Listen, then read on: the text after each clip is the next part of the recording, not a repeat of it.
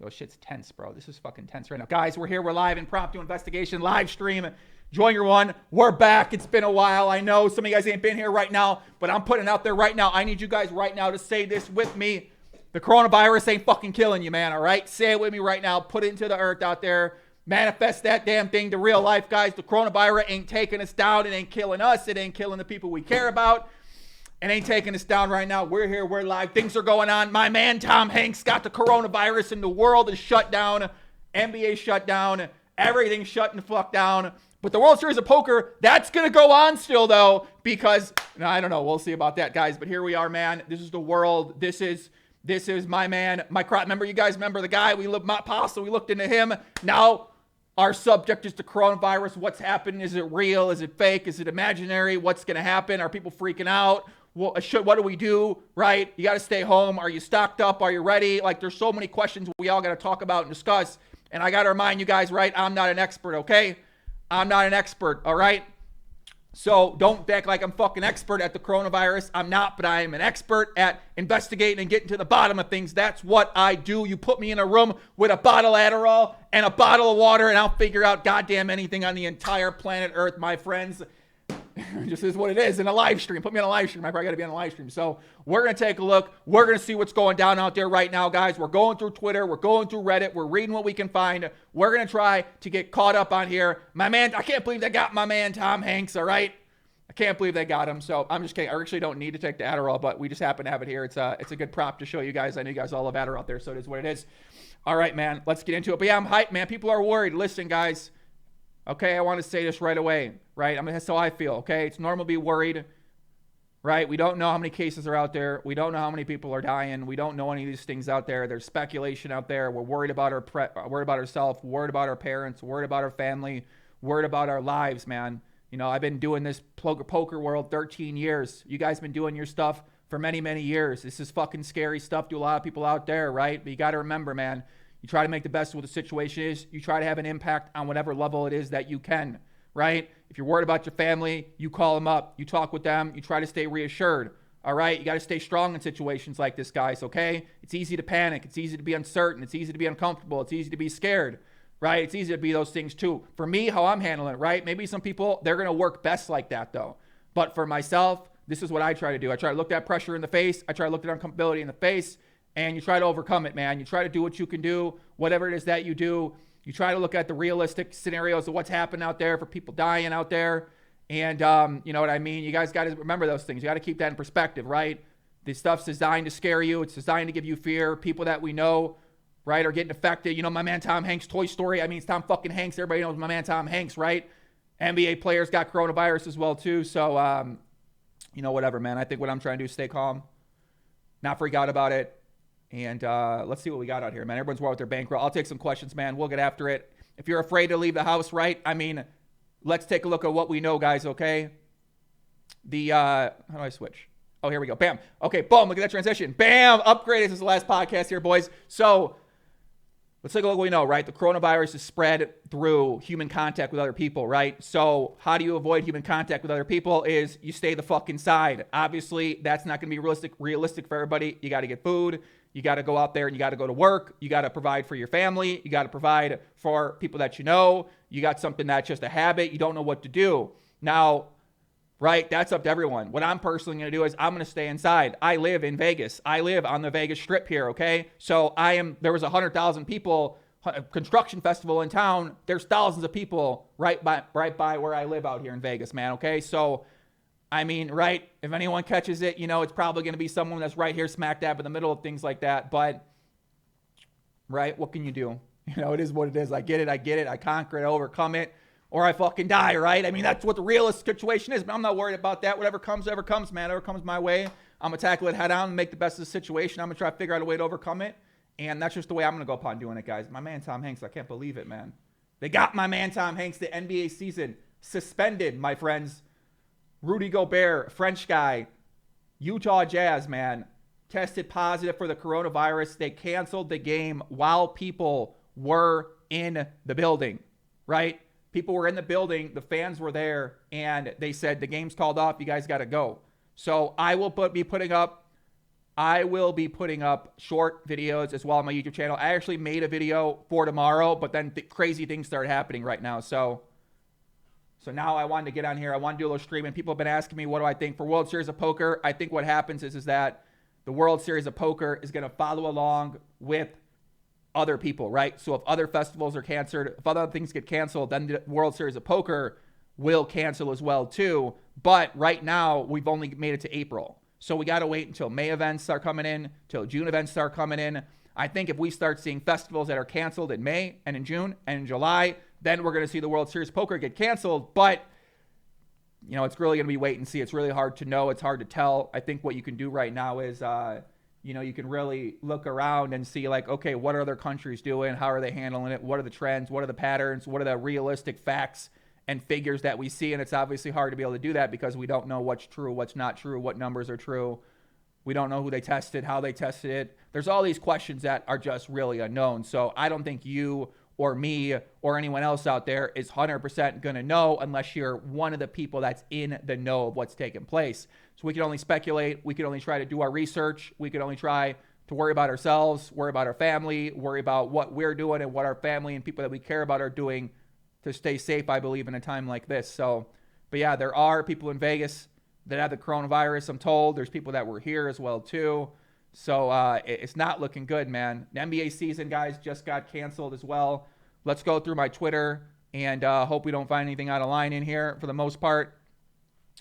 My man Doug Polk's back in the mix here. He got a new video today. Joe Biden's heated. Too bad. Doug, you're a little behind, buddy. I thought Doug was a reactionary kind of guy. Doug's a little far behind right here. And yeah, man. So NBA season got canceled. There's all a bunch of stuff. Daniel Negreanu, poker operators stop, suspend all tournaments and cash games. There isn't a more infectious environment imaginable than a poker table. Shut it all down. And listen, man, right? I think you got to say, probably should happen at this point in time, right? We probably should shut things down just in case. What's the upside versus the downside?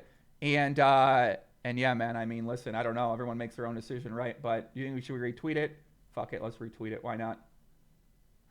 I don't know. I see both sides. No gamble, no future versus doing it right. How many people are, it's just, it's a tough spot. I think at this point in time, you got to follow what other people are doing, because if these billion-dollar companies like the NBA are going to be shutting this down, they obviously have much greater information than we have out there. So, and I think some people sitting out there, they're saying that, what if it's fake? Don't believe the hype. I mean, well, then if it's fake and we don't believe the hype, then no one's going to get it, right? So that has to do with you dealing with fear and you dealing with being scared about things like that, right? So we can know it exists, or you out there, you guys can think it's a fake thing, right? But that's what you're going to believe. And until you see otherwise, until you get it, or until someone you know gets it, that's what you choose to believe. And that's perfectly fine as well, too.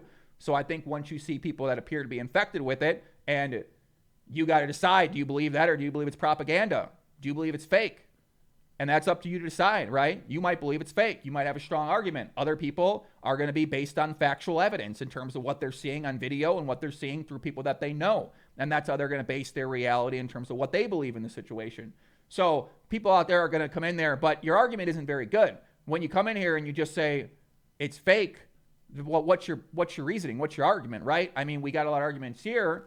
So versus you got no real proof and no evidence about it too. So it's kind of one of those things where you're talking about my man Mike Postle he wasn't getting out of line on the live stream. It's like, you know, I mean, I don't know. I find it hard to believe. I got the evidence in video, right?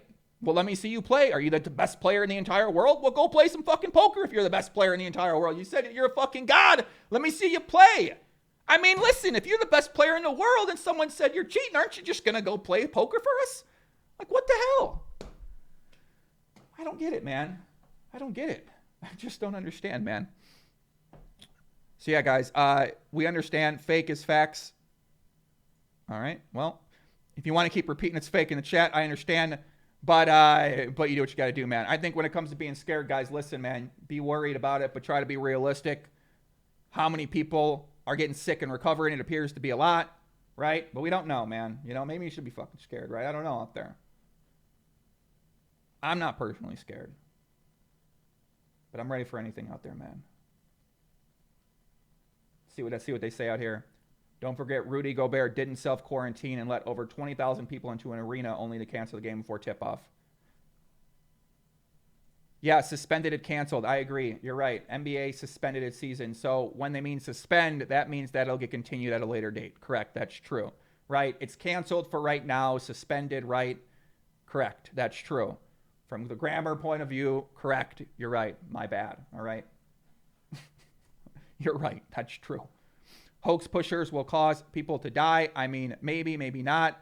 It does seem that way, right? If we're led to believe that anything out there is true, it appears people are passing away in these countries. And if you go through Twitter and you do your research out there, you'll appear to be sources that have said they've gone through it themselves and whatnot. There appear to be reputable people in their own world, like a Doug Polk in the poker world. These guys are reputable people in their own world, in the doctor world or in medical world, whatever, the teaching world and all that kind of stuff like that. So Haralabob said, I can't believe people flew to a poker tournament during this outbreak. If you guys don't know, there was a poker tournament in, there's one in LA, there's one in Sochi, Russia.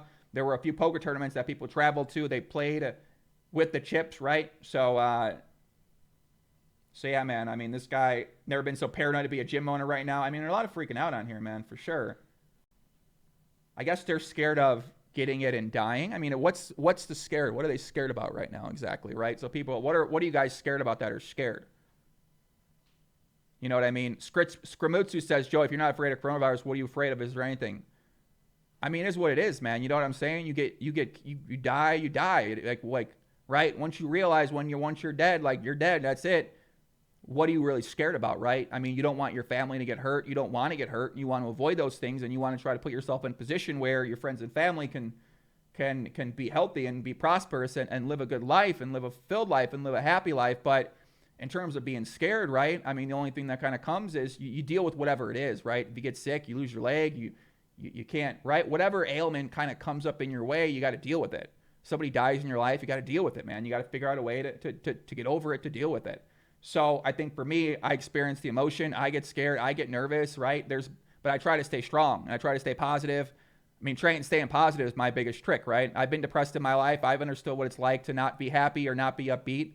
And that's what I try to do, guys, is I just try to say, well, what's the upside here? What's the downside here? What's the reality here? We don't know. The unknown's scary. But to me, I've always tried to go into the unknown head on, man. All right, that's the way I've approached my life. That's the way I live my life. We just try to go in there, man, head on. Whatever challenges come our way, we try to overcome it. We can't overcome it. We do something else. You can't do something else, right? Then you ain't alive no more. So I don't know. That's how I think about it, man. Everyone thinks about things differently. I don't think my way's the right way. My way's the wrong way. That's just the way I see things out there. So I'm certainly not an expert about it too. Joey, find the Rudy Gobert video on Twitter. He rubbed down all the mics before leaving his press conference like an idiot. Is that true? Yeah, I'm not going to do too much conspiracy stuff in here, guys. I've read every coronavirus conspiracy, and I got to say, there's some crazy fucking conspiracies out there. I don't even want to point you to them because they're totally outside of the mainstream narrative that I feel like if I read some of them on my stream, my channel gets shut down maybe. I mean, it's like super, it's really hard to know what these guys are saying. I mean, they talk about biological weapons and stuff like that. I don't even know if that's a real conspiracy at this point. I think a lot of people maybe believe that it was, crafted in the Wuhan lab. It is what it is, right? It is what it is. So let's find this Rudy Gobert video, guys. Let's see what happened here. If you guys have any suggestions for me, if anyone I know wants to join my clip team, let me know. We'll watch clips together in here, and we'll add you to the Telegram group. And if you have any good stuff, then we'll go through that. Okay, guys? I know my man Ben's in the chat. He might want to be a part of the group as well, too. But yeah, if you guys have any... All right, let's find this Ben Baller. Yeah, Tom Hanks and his wife. I mean, people are like, Tom Hanks and his wife, who cares? But I mean, that's the kind of thing you need to have happen in the world for people to like, oh my God, we got to take this fucking seriously. A couple days ago, Rudy Gobert joked about the coronavirus by touching everything on the podium. Now it's suspected that he's being, holy fuck, what the hell? I mean, Jesus.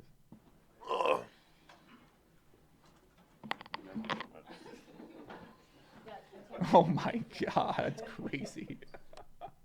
Wow. I mean, yeah. So this is the guy that got the coronavirus guy, Rudy Gobert. He's a basketball player in the Utah Jazz. So just a couple days ago, he joked about the coronavirus, and then he started touching the microphone. So you got to remember, if you're the people that touch the microphones, man, you got to wash your fucking hands. Listen, guys, let's all wash our hands right now. Baby, let's wash our hands right now, okay? Guys, we're going to do a hand wash right now, okay?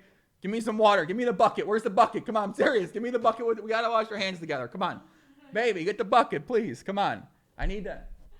How would you wash your hands in the bucket? We got to wash them in the bucket right now. I'm serious. What is this kid doing out here? We need a bucket. Where's the bucket at? I don't have a bucket. We got a bucket. Give me a bucket, man.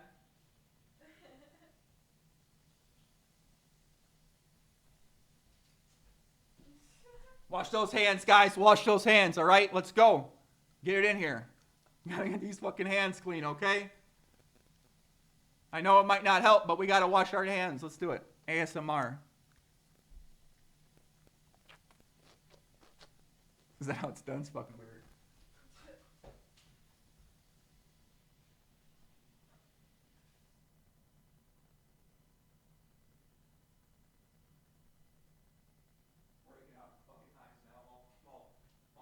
Fired up.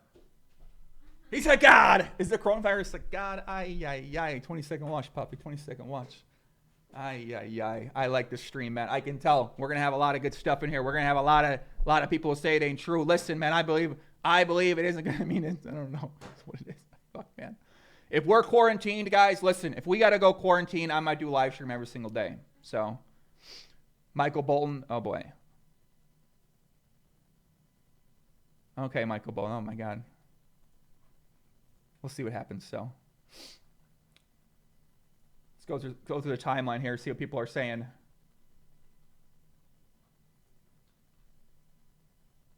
Marco, what the hell? My man Marco Acortos. Is this the coronavirus creator? Who is this fucking guy? My man Marco right here.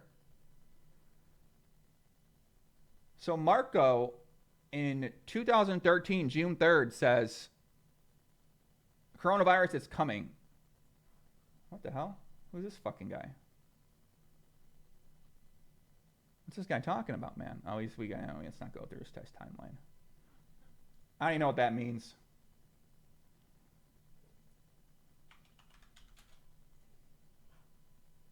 Mike Apostle started this. Yeah. Doug's got a new video. Let's check out what Doug's got to say, guys. Live stream hand washing. Got to wash your hands on the live stream, guys. Listen, everybody wash your hands with me, please. This site has a good number of reporting on the coronavirus.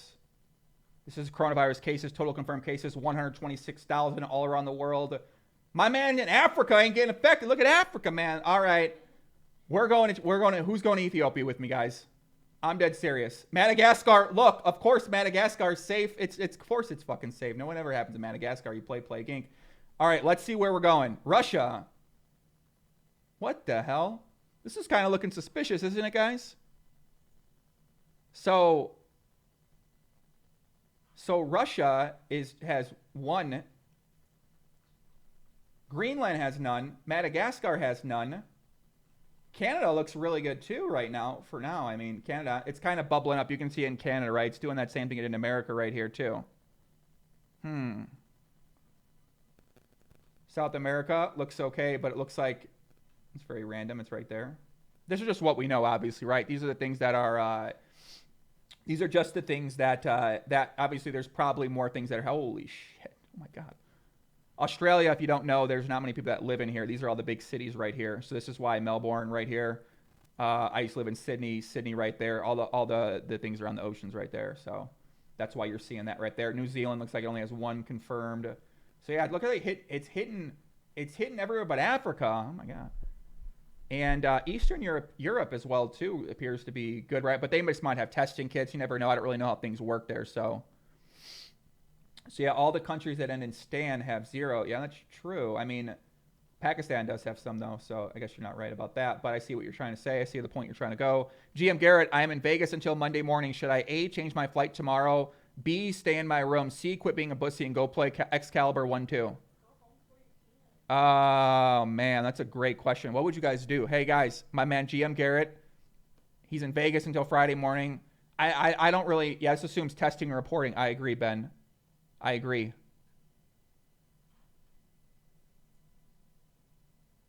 GN says Joey's making investigation about something with himself. Does not have an idea. I don't know what that means, but listen, you don't got to be a genius to fucking read things out there, guys. Come on.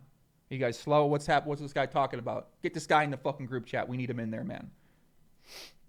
So GM Garrett, would you gamble or would you leave Vegas now? I don't know what I would do. Yesterday, I did go play Pop Manoa at the Aria, 2-5-10. Shout out to the 2-5-10 Pop Manoa game, 5-5-10 Pop Manoa game, actually. Oh, man, I don't know. I don't have a suggestion. I have no input. But, listen, man, no gamble, no future. So that's how I see things, but that's probably not the smart way to do it. Total debts right here, guys, 44,630. It looks like 3,000. This is what's tracked, by the way. I mean, I don't got to keep repeating that, but it says 30 in Washington, D.C., A lot of these are in China, it appears. A couple in California, some are in America right now. Do I think people are overreacting about this? I mean, who's to say? How do you know what's the appropriate reaction or not? Right? Like, who decides what's appropriate, what's not appropriate, right? There's people dying and spreading around the world. There's people dying every day from it. And people say, well, some people die from the flu. Some people die from car accidents. They die from obesity. They die from all these other things like that. So why is that not more serious? And that's a good question as well, too, right?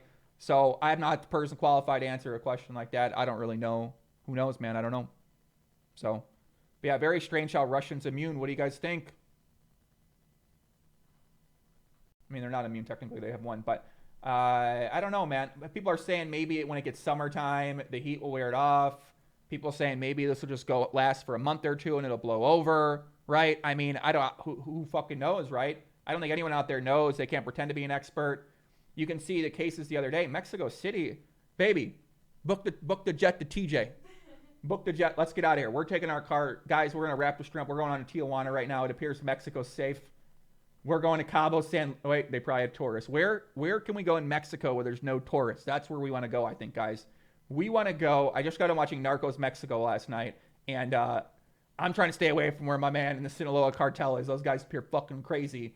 And the Juarez cartel, all the cartels, we gotta fucking stay out of there, man. So, but yeah, it's pretty crazy that the NBA cancels the season, right? Because how are people, right? People are gonna be at home. They're gonna want to be entertained. Luckily, there's an abundance of content on all the streaming platforms out there. There's gonna be things to do. I think the most important things that I would recommend that I'm gonna be trying to do, guys, is I'm gonna be trying to stay healthy while I'm at home. I'm gonna try to drink water. I'm gonna try to eat healthy as I can be in some ways. Or obviously, I'm going to get out of line. I'm going to eat some healthy foods because that's how a lot of people deal with stress.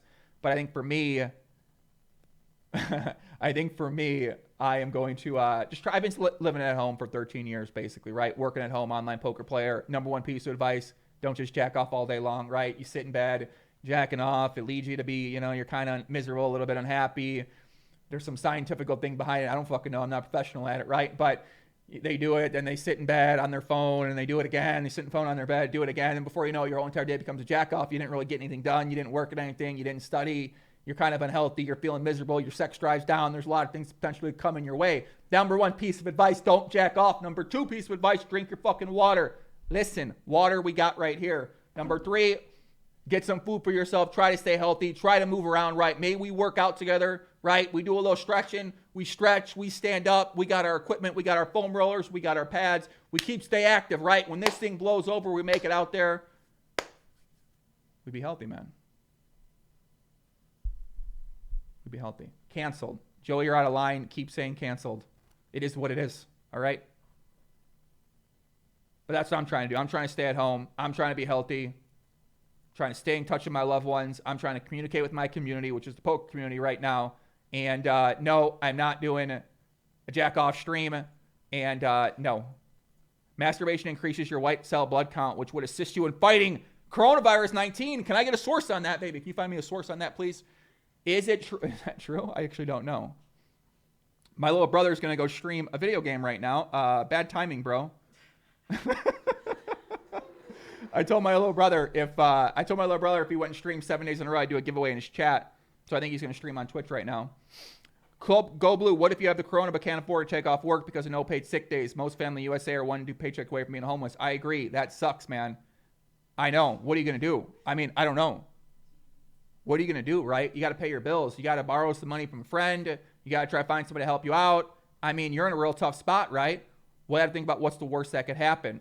Do you get kicked out, or are the landlords gonna what's that called again? What's that word called again? Convict? Evict, right. Are they going to evict you, right? Are they going to kick you out of your house? I mean, I hope not, but they might. I don't really know. You got to choose the I don't fucking know what I would do, man. All I know is I wouldn't leave. I ain't fucking leaving, right? It takes a couple months. They got to put the eviction paperwork in at least. They got to kick me the fuck out. I'm not leaving this fucking place. If they say, oh, you got to go, you got the coronavirus, you can't go to work, can't make money. I'm saying I'm not going anywhere. I'm not fucking leaving. The show goes on. This is my home. They're going to need to bring in the National Guard or a fucking SWAT team because I ain't going nowhere. That's what I'm telling my landlord. That's what I would tell you if you're out there and you're wondering, man. You're home right now. You're sick. You got to pay your bills. Start bumping your fucking chest head in Matthew McConaughey style. Do-do, do-do, do-do-do-do. Just do that, man. They ain't going to mess with you when it comes to that right here. So, but I think some countries are paying them not to go as well, too.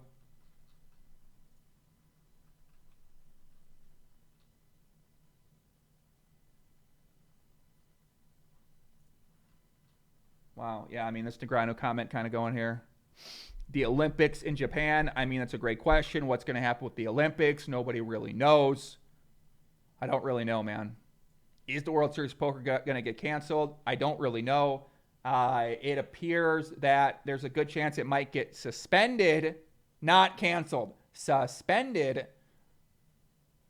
We'll get our words down, don't worry. M. Trivet says this white Twitter is not GTO. You're right, let me change it. I changed it back to white. Let me change it back to black.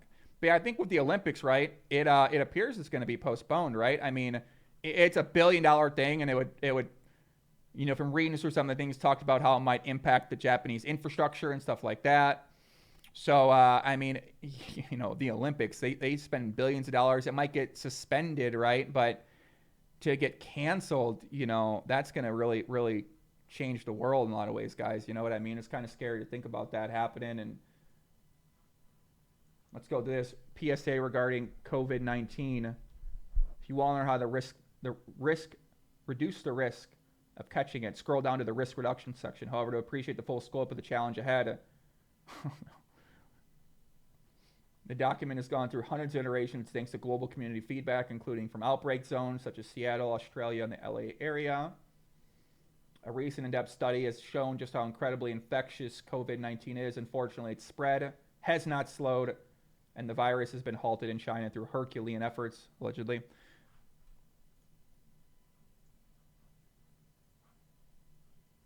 Yeah, I got this link from Dietrich on Twitter. Shout out Dietrich.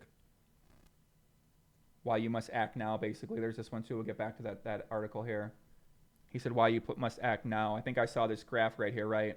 It's basically like a comparison of what South Korea did, what Italy and Iran did. Italy and Iran, they waited to act. South Korea acted earlier in terms of limiting social distance and testing people, and I think taking care of business. I don't exactly know what they did in terms of how they did it, right? You can kind of tell the difference when I talk about poker compared to this, right? This, still learning. Poker, know a lot about. I watch my man Mike Paso on the live stream. I know what's going on. When you watch this, we're learning. It's more of a learning stream, right? We're learning together. We're trying to find out the information out there, right?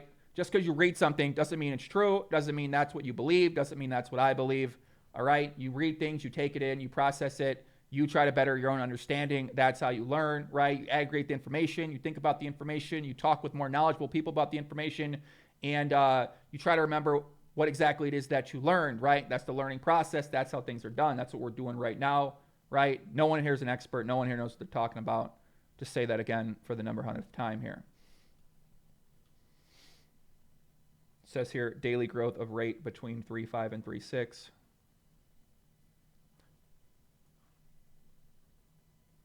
Here's a chart. I mean, there's a lot to look at here, guys. You really got to be careful when you're researching. You want to try to find the best information that you kind of understand. This is a bit deeper. When you don't understand anything that they're talking about, really, you kind of want to find something else, and you want to put this on the back burner until you have a little better understanding. Basically, the gist of this is that you better act now in terms of distancing people from each other, because here's what happened in these other places, and it's backed up by a bunch of statistics and a bunch of numbers. That's basically the gist of what these guys saying here, right? Let's go back to that. Who's going to Ethiopia with me, guys? I'm definitely ready to go to Ethiopia right now, man.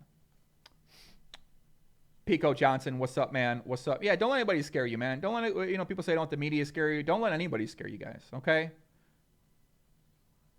Right? What's there to be scared about? What's the worst that can happen? You overcome anything, man. Come on.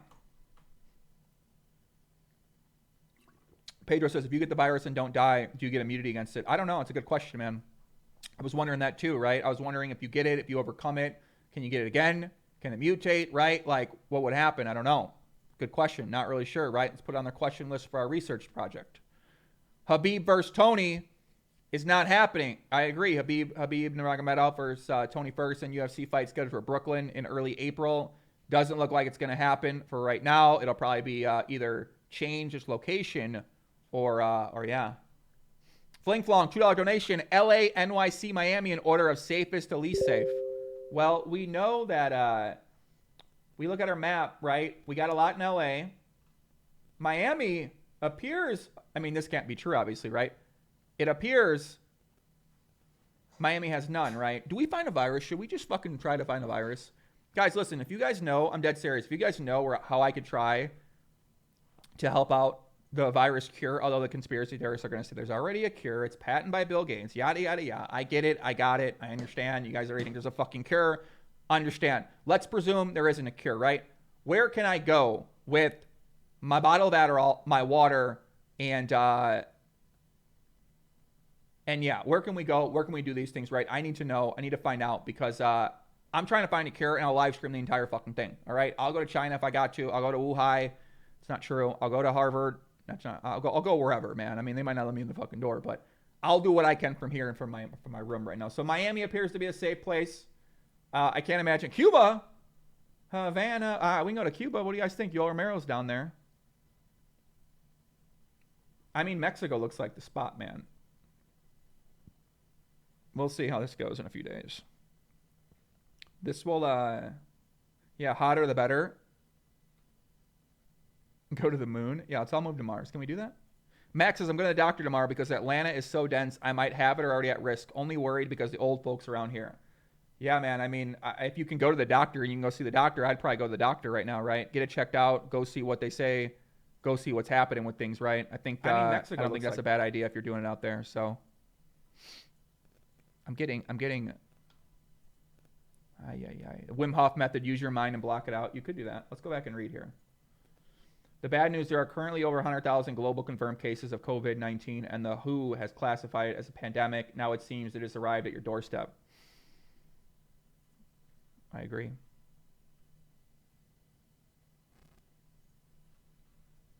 Oh my God, look at this one. There's so much shit out here, guys. Let me focus in here. I'm reading some stuff on Twitter that it's pretty good out there too. What do you guys think? We should stick to Twitter right now. Let's stick to Twitter right now. Twitter stock is down three. Bobby, buy some Twitter stock right now. Go on Robinhood and buy some Twitter stock right now.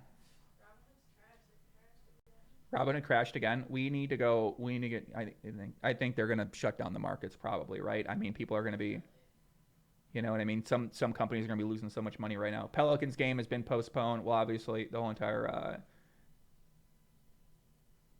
league shut down right now. A lot of poker events are canceled right now, guys. AJ says you got to get out of Vegas. Too many people. I mean, listen, man, it is what it is. I think at this point in time, right? I'm gonna stay inside. I'm quarantining myself inside on the live stream with y'all. And what can you do now, right? I don't know. Could you get out of here? Could you leave?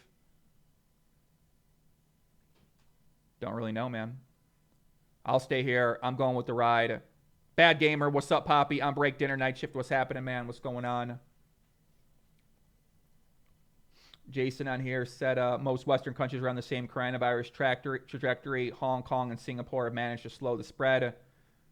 So Hong Kong and Singapore right here, very strict quarantine rules and rigorous contact tracing, rapid school closures and quarantining, strong community response. So we're seeing that right now in the United States, guys. USA right up here, the pink dot right here. I don't know if you can see my cursor or not. Iran, Italy, they're slow to react. South Korea, spread slowed from initial pace, but it's picked up again with an outbreak in Seoul. It's not good. So now I'm imagining we're going full quarantine, right? That's what it looks like, okay? Load up your ACR. Load up your online poker. Not ACR. I'm kidding. I take that back. Do not play an ACR poker. Fuck's sakes. I cannot. I'm joking.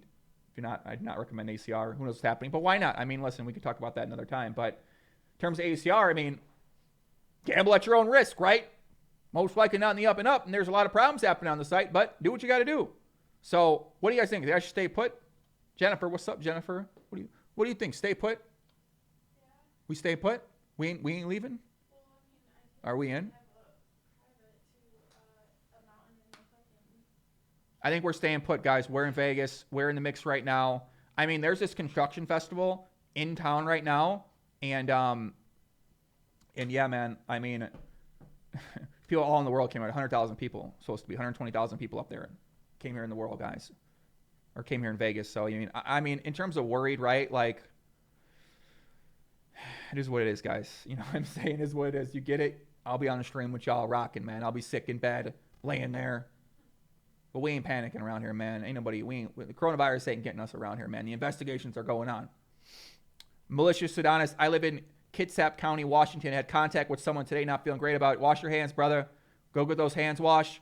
Don't let cough theory optimal. Don't let corona theory optimal. Don't let the coronavirus get to you. CTO will not overcome you right now. Stay strong, guys. Keep those spirits high. Keep the spirits good. All right, find something that makes you happy. Find something that makes you smile. If you can't do anything about it right now, right, what's the sense in worrying in some ways? You know what I mean? Easier said than done. How does that look in practicality? Go put on something that makes you smile, man. Put on something that makes you laugh. Put on a comedian that you like. Watch a video that you like. Take some deep breaths. Try to get focused. Try to get in your mind, okay? We take that deep breath. I'm just doing what I do. So what I do, guys. You guys do whatever you want to do. I'm certainly a little bit psychotic, so you got to understand doing this kind of stuff might get you a little psychotic too. So if you don't want to be psychotic, you might not want to do some of this stuff. So I'm just telling you what I do. It works for me very well. I seem to have a lot of success at the things I set my mind to that I get done. Except Fortnite, I kind of sucked at that. There's some things I struggle with for sure. I don't follow the learning process. It is what it is. I'm just trying to breathe is what it is, man. Yoga. Shout to yoga. Let's go through. TV off, resting in the world in his presence, prayers up. This looks pretty peaceful. Mark Cuban says, on ESPN now, hourly arena workers, and we'll put together a program for them. So basically, some businesses out there are saying that they'll provide money. Listen, Italy, they stopped them from paying mortgages, okay? So I feel like with that, that's going to happen here too. So my summary of Donald Trump, yeah, Corona Optimal Theory, CTO. Corona Theory. Oh, yeah, I fucked up. Coronavirus Theory Optimal. All right? Wash your hands. Do we know what else to do to avoid it? If we got it, we got it at this point, right? Yeah. You just got to stay put. We're staying put. I'm staying inside my house, guys. I'm not going nowhere. Yeah, what would you got to do if you got to go to work tomorrow? What would you guys got to do? If you guys got to work tomorrow and you're in a big town, what are you going to do? I'm very curious. I don't know.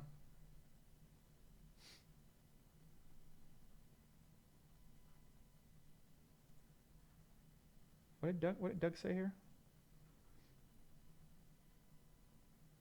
You know, it might have taken me 2 years to get it done, but at least when I did a poker bankroll challenge, I actually stuck it out and completed it. Special shout out to Charlie Fuck Off Carol and Fernando. I'm not paying for the scarves your mom knitted. Hey Burger. Doug really chooses the day of the coronavirus to fucking get to now he's fired up to take a shot. Does he have it? Like, what's happening right now? What is he doing? He quits poker. All of a sudden he wants to do a callback to fucking years ago about this bankroll challenge. Come on, what the hell's going on with my man Doug today, man? Jesus Christ, what's Doug's problem, man? Nelly Mom, watching you stream from my mom's basement. Shout out to mom's basement, guys. Alexander says, I work in retail. I have to go to work. I mean, do you?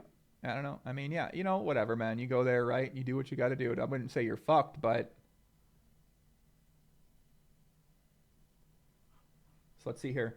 The good news, knowledge is a weapon that defeats these things. It worked in 1918 against the Spanish flu when we essentially stopped the medieval practice of bloodletting. And it worked against many other outbreaks since smallpox, MERS, SARS, Ebola. The WHO's ass tackling of smallpox alone was nothing short of scientific heroism.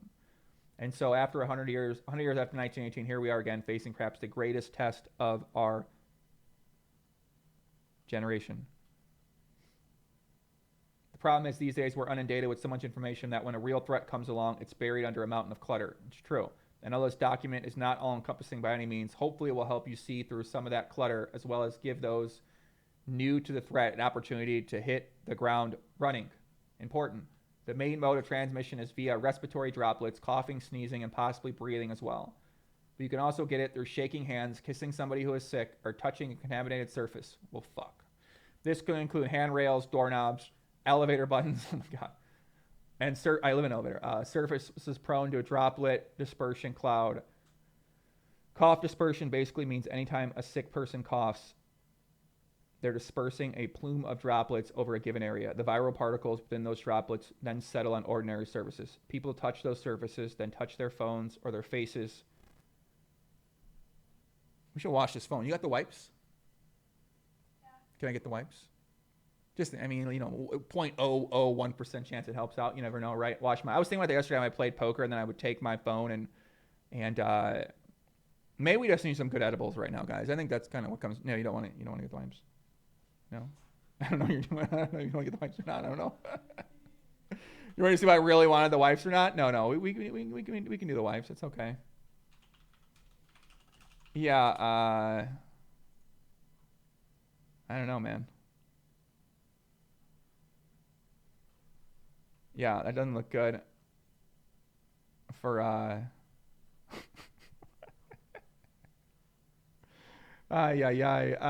mean, I'm getting a little more worried, now as I read through this. I've kind of tried to not read through it because it's really, really hard to read this and be like, holy fuck, like this is worrisome, especially for me. Right? I've just been at the Aria playing poker yesterday. I was at the Aria all day long. I had to cash in some chips. And I wanted to get one last session in. Plus, I'm just ready for it, man, is what it is. Bring it on, motherfucker. Bring it on! Bring it on, baby. I'm going to be fucking... We're just washing her. You never know. Okay, it is what it is. We got to wash the whole place. Scrub it all. Scrub it all. We're all quarantined together, locked down. Okay, the viral particles within those droplets then settle on ordinary surfaces. People touch those surfaces, then touch their phones or their faces, which in turn lead to contact with their eyes, mouth, or nose, inducing infection. Therefore, it is best to keep a 6-foot coughing distance from people and treat everything you touch in public as if it's been contaminated. How many people have really been contaminated in the United States? So the idea would be, so let me make sure I get this right. So the idea would be is that while there's not many people that have it right now, we see the way that it spreads, right? So the more people that come in contact with each other, the greater likelihood it is that it potentially spreads, right? So therefore, the way to avoid the spreading would be to keep people in isolation. What is the downside of isolation? We've already determined that it would have to be to support your living or support yourself or to see the people you care about. But can you go without seeing the people you care about for a period of time if you have to? I believe you can. Now, can you go without paying your bills and buying food? For some people, they can't. That would be an issue. That would be a problem you'd overcome. But for most people, I guess, you got to be able to take off work. I mean, that's a pretty big issue, right? That's a pretty big problem that the United States is going to have to figure out here. So it would seem, right, like you just have to keep people away from other people. And the more other groups of people are getting together, the more likely it is that somebody in that group has it and they'll catch it and they'll spread it on to other people like that too. Then there's the economic damage as well too. Economic damage, the massive recession, depression incoming. Yeah, I mean, when you think about depression, where does depression come from, right? I actually don't know the scientific theoretical reasons why. I just sort of thought about my own reasonings on why I might have been depressed in my life, and by might have, I mean definitely was it's a lot of reasons why I don't really talk about them here. But I think a big reason why is just consuming myself in negativity really allowed me to be depressed. And when you think that your life's going to end and your family's going to die and you're going to die potentially and people you know are going to die, the world's going to change forever, you're going to lose your job, you're going to lose your sense of meaning, you're going to lose your sense of learning and your sense of growth. It's really easy to be negative and feel really down about that. And then when the content you're consuming is all doom and gloom and negative as well too, and you're reading about people dying consistently, it's really easy to think, oh my God, like that's what's going to happen to me. So you have to stay very mentally strong in order to be able to overcome those feelings. And we could debate, well, it's normal to feel that way and feel depressed, and I would agree too. But with depression comes inactivity. With inactivity comes potential unhealthiness, right? And healthy in terms of what we're put into our body and what we're put into our minds and what we're put into our life in terms of our interactions with other people in our life. So that's why people say you got to worry about the depression. And when people lose money, they tend to be depressed. And when the markets are down, people are losing money. When they're not at work, they're not making money. Now, the way you reduce that is when you say, okay, well, then people don't need to spend money. Well, then how would the world work? Now you got a big problem to try to figure out. So some questions you got to answer in there, right? Some things you got to figure out. But bam. I wish I was in the government right now. I could try to help figure this problem out, man. Economic depression. I mean, people probably get actually depressed here too, I'm imagining, right? I actually don't know what they said the Dow Jones. I don't really know what the Dow Jones really is. I haven't studied it that much. And by not much, I mean I haven't studied it at all. So I'm incredibly unfamiliar with anything to do with the financial markets to that degree. So, but I've been studying investing a lot. I've been getting a lot more into that stuff. I'm learning that investing seems to be a combination of research and gambling. And if you're good at researching into companies and researching into how these companies make money, and if you understand the trends that are happening in the entire world, and if you are hooked up with the right people who have the right information in terms of people you can learn from and get better from, it appears that you can make a lot of fucking money in investing. So yeah, man, maybe you run it up in there. Shout out to my man Jonah, hungry man. JP, globalists are trying to tank the economy because they don't want Trump reelected. Listen, I don't know. You guys know more than me when it comes to that kind of thing, right? So, health minister Poppy, no, I'm literally the health minister of nothing, man. So, not peer-reviewed. There now appears to be evidence the virus can spread through breathing as well. My man Michael, all right, a PhD. The fuck knows what that means. Alex Torelli would say he's got a PhD at poker, but we know we probably don't want to listen to fucking my man Torelli when it comes to many things, right? You know, it just is what it is. Shout out to my guy Torelli. We got love for the guy. We appreciate the guy. We appreciate those necklaces he's putting out there for sale, but I don't understand a guy I personally want to take some information from. I don't know why he came to my mind, but basically the point is when I read these titles and things like that, I understand like what that might mean and what that might not mean, right? It might not mean shit. Just because someone's got a title doesn't mean they know what they're talking about. Doesn't mean they can't be wrong. Doesn't mean that they have to be right. So,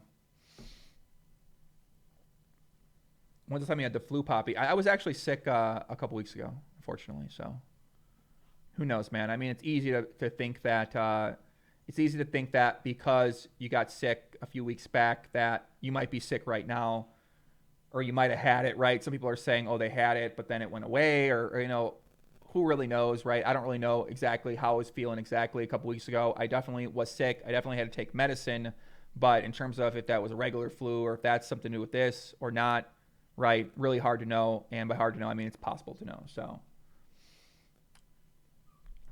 we'll get to the bottom of this. Charlie Caruth. We'll get to the bottom of this.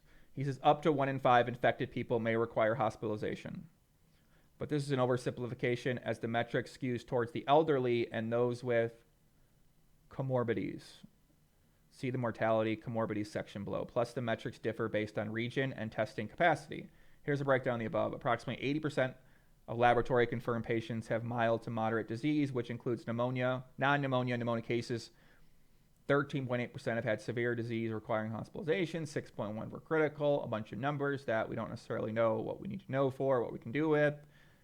Due to the highly infectious nature, the danger is just the mortality rate for the vulnerable, the possibility of overwhelming the health infrastructure, which in turn causes unnecessary fatalities. That's a great fucking point, right? Basically what they're saying there, guys, is that a lot of people are going to go to the hospital. They're going to be sick. They're not going to be sick. And what's going to happen is people who really are sick or get sick with something else or potentially dying, the hospitals are going to be overrun with people that think they're sick or are sick, that those other people are not going to have enough. They're not going to have the resources available to be able to help those other people out, and those other people out are going to potentially die. So I think that's what they're saying from that, is that they'll be impacted by that too. So it's like this snowball effect.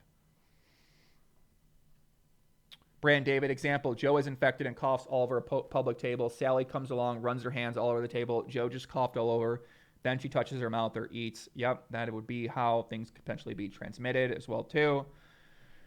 Chad says, Global Poker, shout out Poppy. All these DFS players are out of work. Yeah, the daily fantasy sports players are definitely out of work right now because there is no DFS to gamble on. They might need to go do some sports betting and stuff like that. I would agree.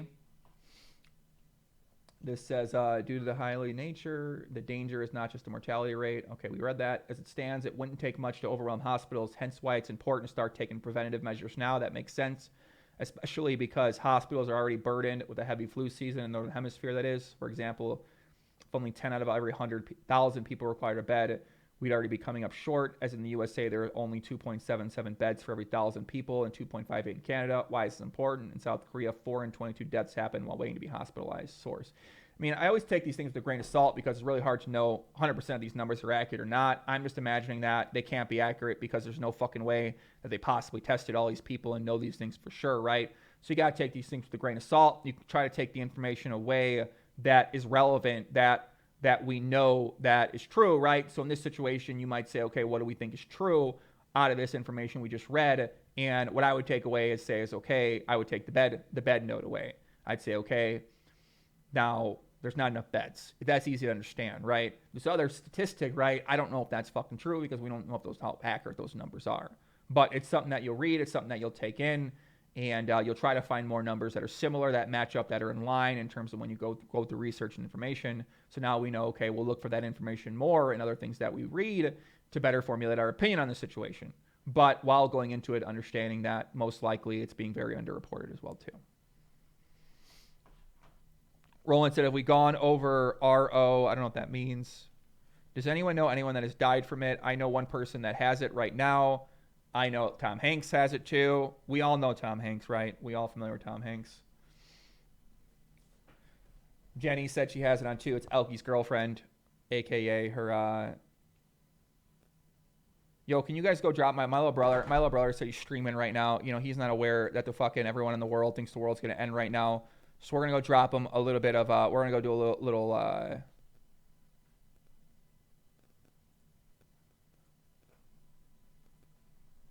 we're going to go watch him real quick. Hopefully he's in line right now. He's only got 2 people watching him. Listen, my little brother's so fucking happy. My little brother's so happy he's only got 2 people watching him right now, man. I don't really know what game he's playing. He's playing Synthetic Legion Rising. I don't know what that is. But yeah, my little brother was so happy. The other day he said 10 people were watching and he was so fired up. So now he just sits there, has a good time. He doesn't know. This is a guy living without care right now, right? The face of a man who's got no fear. A face of a man who does not know that he needs to put the middle of his head in the middle of the box. Put your head in the middle of the box so that your face is the middle, and then talk through your process so that the people who do watch you will have something to be entertained by versus you just sitting there. Even if no one is watching, it still is good practice for you to do. There we go. Keep going. Nope. Zoom it out a little bit. Okay. Okay. Wait. Oh. Dude needs to get a fucking haircut, man. Dude's looking like me when I was a little kid. Ay, ay, ay.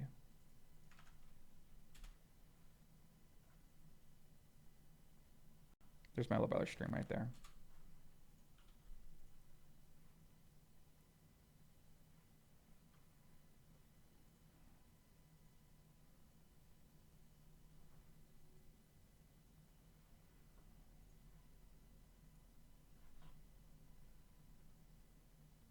All right, he's got a few people in there. That's cool. That's perfect.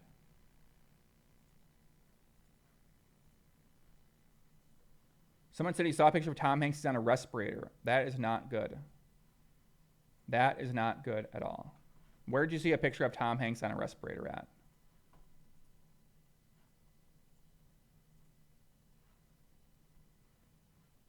I mean, it basically takes one big celebrity for things to go down like that, man. That seems to be what happens here. Once a celebrity goes down, or once a celebrity has it, then the rest of the world starts to panic and stuff like that. So definitely, I can understand why people You know, I mean, I can understand why people would start to panic once a guy like Tom Hanks gets it, or once a guy like, what's that guy, Rudy Gobert gets it, right? Once these famous people start getting it, once people they know start getting it, that's when people are going to start panicking a little bit more. So that definitely makes sense. The NBA season has been suspended. That's correct. Imagine playing any sort of poker tournament right now. What do those comments do?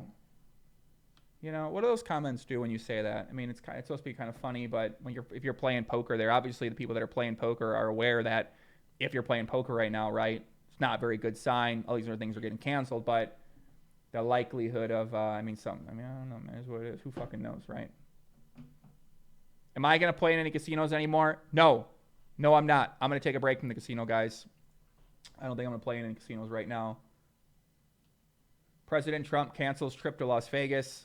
That's not good. James Holzer, I live in the tourism capital with a 5-year-old germ factory. My job is to gamble wads of cash, try to receive bigger wads, and my favorite leisure activity involves playing cards to and from a group of retirees. It's been nice knowing you, everybody. That's not true. Cristiano Ronaldo's teammate in Juventus Football Club has the virus. I heard that as well, too. I feel like first we got to learn about the virus. Let's cure this motherfucker, guys. We got to cure this, man. I mean, you guys got to understand how the media works and how these things work is that once people that they know get it, that's when people start really freaking out. Oh, my friend got it. Oh, this person got it. Tom Hanks got it. Rudy Gobert got it, right? That's how people start to really believe it's true. All these people out there that are like, I'm not going to pay attention to it. Once somebody that they know directly has it, right? That's when they're really going to be like, oh shit, I better get into work right now, right? I got to get into something. I'm going to start panicking. I'm going to start worrying. I'm going to start trying to figure out what it is that I can do in the situation. Stevens, coronavirus is another way for corporations and governments to consolidate power. Wake up. Well, what are you going to do about it, Steve? What's Steve going to do about it? All right, Steve, what are you going to do about it, buddy? You just going to fucking go around and keep saying that to people? Where's your facts and information? You got a hard work ahead of you, buddy, if you're going to try to convince anybody that's your case, right? I mean, I understand what you're talking about. I've researched that a lot, right? But what are you going to do? Go around in YouTube chat to YouTube chat, yelling it out, going against the mainstream narrative and expect people to listen to you when people have been programmed to believe and think a certain type of way? That's your plan, Steve? That's a shitty fucking plan, Steve. I'm going to tell you that right now, buddy. If your goal is to convince people of what you're saying, you are using a shitty fucking approach for it, Steve. You're doing more harm than good. Fucking up people's minds, going in there, throwing that around in the chat without any sort of reasoning or backstory behind it, trying to get people to come to your side, which is what you're trying to do when you come say things like that, Steve. So get back in the lab, reevaluate your fucking strategy, and get back after it, man, and try to convince people what you're going to believe in, all right? Bang your girlfriend like you never banged her before. Fuck the shit out of her while you still can, Steve, okay? Maybe we should all do that. Let's switch to Chatterbait right now. Fuck it, I'm ready. They got my man Tom Hanks, Mr. fucking Toy Story Tom Hanks, man. Trolling me right now. You can't travel to Europe. That sucks. My God. Okay. FanDuel, anyone who rostered players in the NBA PBD games this evening and lost money on the main and 3 main slates will return no loss. That doesn't make sense, but I guess you can do that. It makes you look good. It's a good marketing tactic for them right there. I won't give too much marketing and advertising strategy away here, guys. That's actually, I won't give too much of that away. Vacation 4K. What's up, buddy? What's happening, man? Nice to see you, my friend. Nice to see you. We're all fucking Steve. Steve, where's your girlfriend at, Steve? Come on, Steve. Show her. No, I'm kidding. Don't do that. I'm kidding, Steve. Calm down, buddy. Go enjoy your girlfriend, Steve. Get out of here, man. Quit trying to teach us that the New World Order is taking over, Steve. We're fine with it, buddy. We understand where you're coming from. Us, 2020 is going to be our year. 3 months later, yeah, makes sense. President Trump and the coronavirus. What happened? We're clear. Okay. Okay.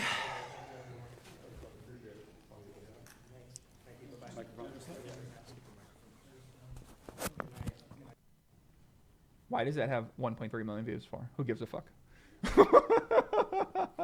What is this? This real money? Okay. Are they making fun of him opening his coat? I mean, for fuck's sakes, these people in these comments are ruthless. Oh my God, he opened up his coat. He opened up his coat. Let's fucking shit on him and let's say the worst things we could possibly about him. Let's see what they say in here. It still stuns me that at times Donald Trump is the president. So this person goes around repeating this on Twitter probably hundreds of times. This guy's purpose in life is to just go around talking about how bad of a president Donald Trump is. That's one way to handle it. Why is he opening his jacket? And why are his aides reaching into it? You see what I'm saying? This is how the narratives are controlled here, guys, right? These people dislike Trump, that now him opening his jacket, whatever it is, let's not get into it. Uh-oh. Mr. Barstool, what is he going to say? All right, emergency press conference time. Big night for Corona. Big night for Corona. Oh, my God. I'm a Corona truther. I've been saying fraud, overreaction, media concoction. We got no fans at the NCAA tournament as of now. I'd be surprised if that tournament even continues the way this thing's going. NBA season suspended, cut short. Rudy Gobert, he rubs some microphones like, oh, I'm not scared of you, Corona. This is content in fucking, this is news, and I'm serious. I'm gonna explain to you what happens here. This is actually crazy, guys. Watch this, right? So how this works is like, everyone's become a news source now. So Dave Portnoy, the way that he builds his brand and builds his business out there, as he talks about what's happening in the sports world, right? He started Barstool Sports. So what he does is he talks about sports, he's been doing it for a long time. Then he hires other people to talk about sports, and they create their own shows. And then in those shows, they bring on athletes and people to talk more about the sports. Thereby, the money all funnels up to my man Dave Portnoy here at the top of the food chain. And then when he comes out and he can say things that he goes and reads through the Twitter timeline, which any of us out there could say, but because Dave Portnoy has the track record of starting this Barstool Sports and building up a following of people that connect with them, that are engaged with them, now people are going to give this more of a listen and pay more attention to it just because of that. And then you end up with 180,000 views with a man who's basically just going through the Twitter timeline and saying what it is, saying what he reads, saying what we know 100% to be true, and you can't really get too out of line with that. And then he adds some commentary, he adds his own flair, and then he puts his own thing to it. So I do. Something I do. 2 seconds later, bang, Corona. Came after Tommy Hanks, took down an icon, big. I said all this. Guy survived on an island for like, what's that movie, Shipwrecked? I never can Castaway. remember. Shipwrecked. They got my Wilson. Tom Hanks, he got him. And Rita. The rapper kid, probably fine. What rapper kid? Big night for Corona. Everyone's coming to me being like, hey, Prez, you going to admit that you fucking lost this round, that Corona is putting a whooping on you? No, I'm not. No, I'm not. Not yet, I'm not. Because here's what I said. Here's what I said about Corona. Yeah, it can spread. It goes fast, contagious. But unless there's a uniform policy, I don't know. What are these cans? Big East tournament, yeah, it won't go, but there's still going to be bars, clubs, restaurants, people mixing, matching, Subway, New York City, people.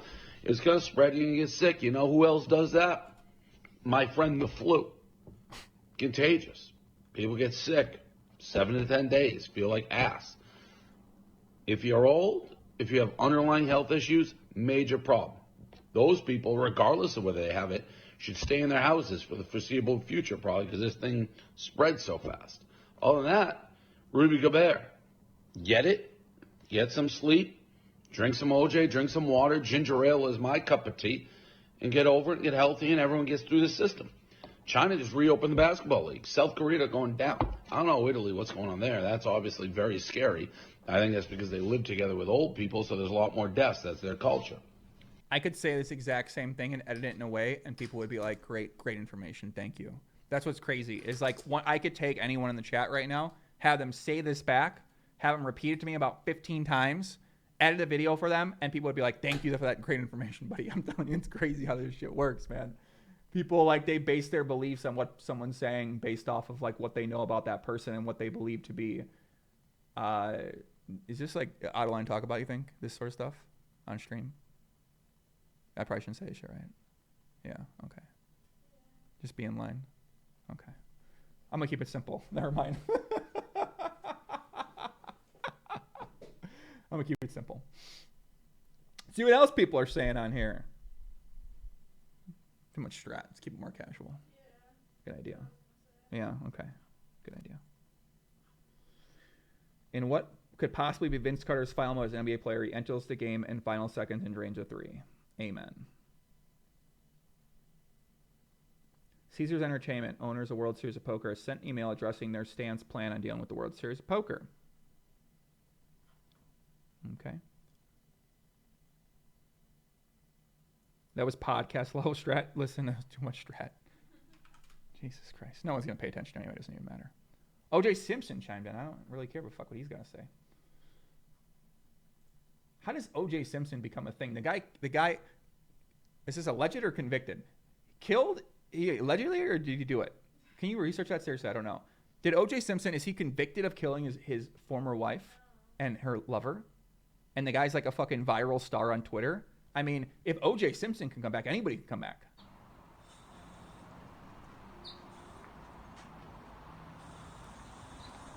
Dad, what are you doing? Well, you know, they're canceling all these crowds at games, and they tell people not to shake hands and to disinfect surfaces. Well, this is what I won at the golf course today. So, what? How do I know how many hands have touched this money? I'm just saying. Take care. How is O.J. Simpson a Twitter influencer? 370,000 views for O.J. fucking Simpson. He got off? He didn't do it? O.J. Simpson? I mean, what the fuck is happening here? O.J. Simpson? I mean, fuck it, why not? I mean, I don't know, man. What the hell? I gotta do some research on this. I don't even know anything about this guy. All right, let's go read through here again on our study. A surgeon working. You see, I get distracted sometimes from the study, guys. Trying to make it an interesting stream. I would just normally study this all the way through and read it all the way through. He went to prison for robbery. That's true. He was found guilty in civil court of damages. I see. Makes sense. Joey Red Nose. Do I got corona? Am I getting red? No? Am I good? I'm drinking this like Brandon David, Joe, email. I want to jump on a call and talk about the virus with you. I don't know. How about I just read through this right now, and then we figure out any guests joining me up on the stream here. Let's see what this guy says. Someone said this guy's got a cure. The first photo I see is him flossing. Life is good when you have someone kind and wonderful to share it with. Hell yeah, man. Let's see what we're working with here first. This is the guy we're going to read, my man Eugene, here with his nice girlfriend. I like these outfits. Nice little logoed shirt with khaki pants. You guys know we're big into fashion breakdowns around here. I really like a hat like that. Anytime a girl pull up in a hat like that, you know you're going to be in for a good time. She's going to be a classy lady, a little sundress right there. White shoes. You can tell the shoes are comfortable. You can tell they're traveling a little bit. White socks. I like to go black sock personal kind of guy, but it kind of lets you know the guy's just a simple kind of guy, but he's more focused on his doctorate abilities. I understand that. Black socks here with the white shoes, like what I'm seeing so far. Here we got a selfie on a beach. We're getting in the weeds here, aren't we? Look at this guy. Guy knows how to stunt. Little Bahamas. It looks like Atlantis right here. Or I don't fucking know where that is. It looks like Atlantis. I'm not a Bahamas pro. All right, let's get after it here. Tom Hanks and Rita Wilson have the coronavirus and travel to Europe is banned for 30 days. That means it's not just Asian people, but white people too, which in Eurocentric America means everyone. We're all in this together because viruses don't care about your race or ethnicity. Of course, the guy's Asian, right? It makes sense. An Asian guy's probably going to say that. He's going to get more clout coming from an Asian guy versus a white guy saying everyone should be nice to Asian people. It makes sense. You guys need the Asian guy to say it. I understand. Theoretically, you should know that, but it is what it is. While the Jared Kushner story could very well be true, I stopped paying attention to stories that just name a bunch of unnamed sources. This isn't high school or middle school gossip. I expect more when higher things are at stake, like our lives during the coronavirus pandemic. I agree. So Habib is canceled too? Oh my God. I know the coronavirus pandemic is scary, but I'm scared too. I'm scared for my parents who are in the vulnerable age group. But panic is not going to solve anything. It just makes things worse. Our best hope is caring for and helping each other as a family and as a nation. How do people know that's the best way to do it? How do people know? What do they base that off of? Is that proven? Is this proven? The best hope is caring for and helping each other as a family and as a nation. Is that proven to be true? Right, I don't know. Is that proven to be true? It theoretically makes sense. Eugene, I'm looking up the guy, J-Bat. I got it. I got you, man. Thank you very much. The treatment for the coronavirus is very straightforward. Used CRISPR-Cas9 to genetically modified yeast to produce angiotensin converting enzyme 2. Yeast multiplies exponentially. Share this yeast with labs around the world and produce ACE2 in huge vats like making insulin. I've been saying this since December of last year when the coronavirus emerged, yet Big Pharma is wasting time testing HIV drugs. Remdesivir for Ebola and anti-malarials for the coronavirus, like throwing random kitchen sink ingredients to patients like they're guinea pigs. How does this guy know that? Who the fuck is this guy? And how, I mean, right? What am I basing? What is this guy's bio? Founder and CEO of Cool Quit. We fight tobacco addiction with free access to doctors through telemedicine and free medications delivered to our patients' home. That sounds like a pretty noble fucking cause, buddy. I like that. So how do we know that's true?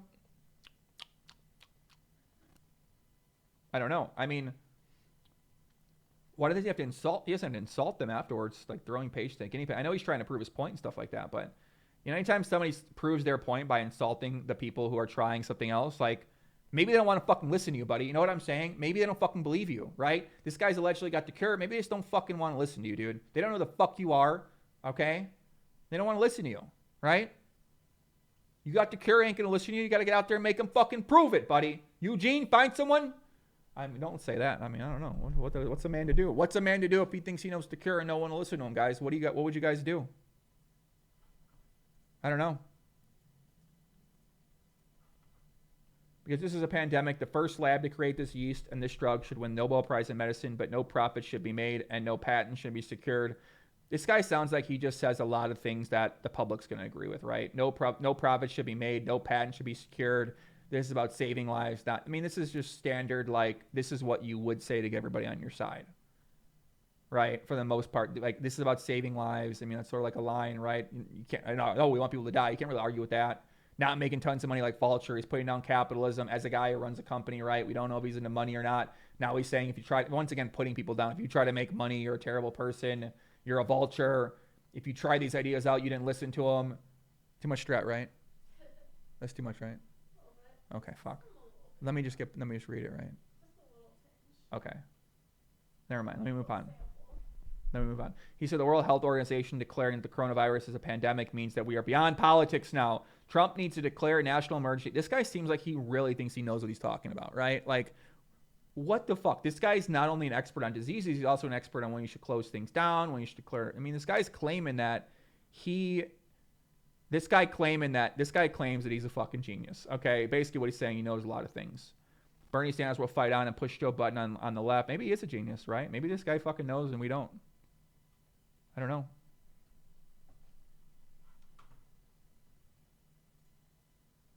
What do you guys think? Maybe he is, right? Maybe this guy's like the fucking Doug Polk. Maybe this guy's like the Doug Polk of whatever world he's in. I don't really know. But does Doug Polk know everything about poker? Maybe, I don't know. Oh, that's the okay. That's what you want me to read. All right, well, we like that guy. The guy seems kind of like an asshole, but whatever, he's passionate, so it is what it is. Update, excellent quick read. This is a novel virus, which means the immune system has never been exposed to it, and therefore everyone is susceptible. There is no vaccine, nor do authorities expect one for some time. Well, my man Eugene knows what it is. Apparently, we got to hit him up. Like, what do you do in that situation? So let's say Eugene, right, has this cure. He knows what it is, right? He's 100% convinced that's the way to cure people, right? How does he get that information in front of the powers that be that can create the cure in order for them to listen to him? That would be my question. So what does he got to do? How does he find the right person? How do you convince someone? Do you just have to make it up and then give it to someone? Like, that the guy might die. Like, you see what I'm saying? He's in a pretty tough spot. How do you get anybody to believe anything that you're saying? And how do you find the right people, right? How do you do that? Tough question, man. Tough question. Right. I don't know.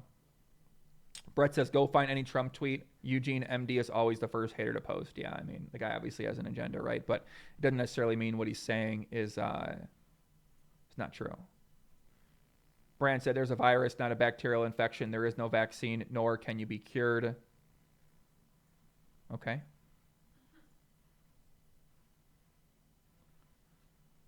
Looks like there's a ban of travel from Europe. The entry of most foreign nationals who have been in certain European countries at any point during the 14 past days prior to the schedule. So people from Europe can't travel to America right now? Oh my God, that's crazy. So wait a sec. So if you're stuck in... So if you're stuck in Europe right now, you can't come back? That's fucking nuts, man. I guess you can fly to Canada to come here. Yeah, I mean, sure. But maybe they're going to ask you where you're at before you got here. If you were in there, they're not going to let you in. You know what I mean? It's crazy. Is it safe to go to a gym? I don't know. I wouldn't go to a gym. It applies to foreign nationals, not U.S. residents. So U.S. residents can come into the country, but foreign nationals can't for right now. So if you're non-American, you can't come in the United States right now. Isn't that what Trump's plan was? He wanted to close the borders off to people in other countries. And Trump's been telling everyone it's going to be fine. And the people who may have sold their stocks about a week or two ago, the people that might have sold their stocks about a week or two ago are going to make a lot of money from this. Huh. Interesting.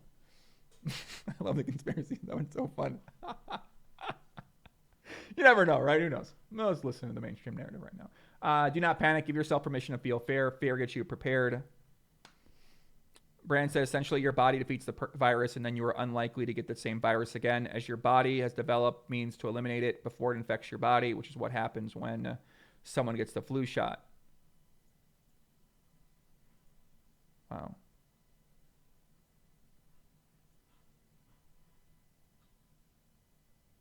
Pretty crazy, man.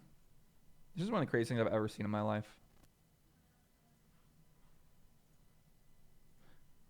But it makes sense, right? You got to close down the borders for safety. You want to keep people out potentially too. Well, why would you let Americans back in then? You got to. If you're going to close, why would you let the Americans back in? Yeah, you can't afford it, so you got to come back, right? Makes sense, yeah. Makes sense.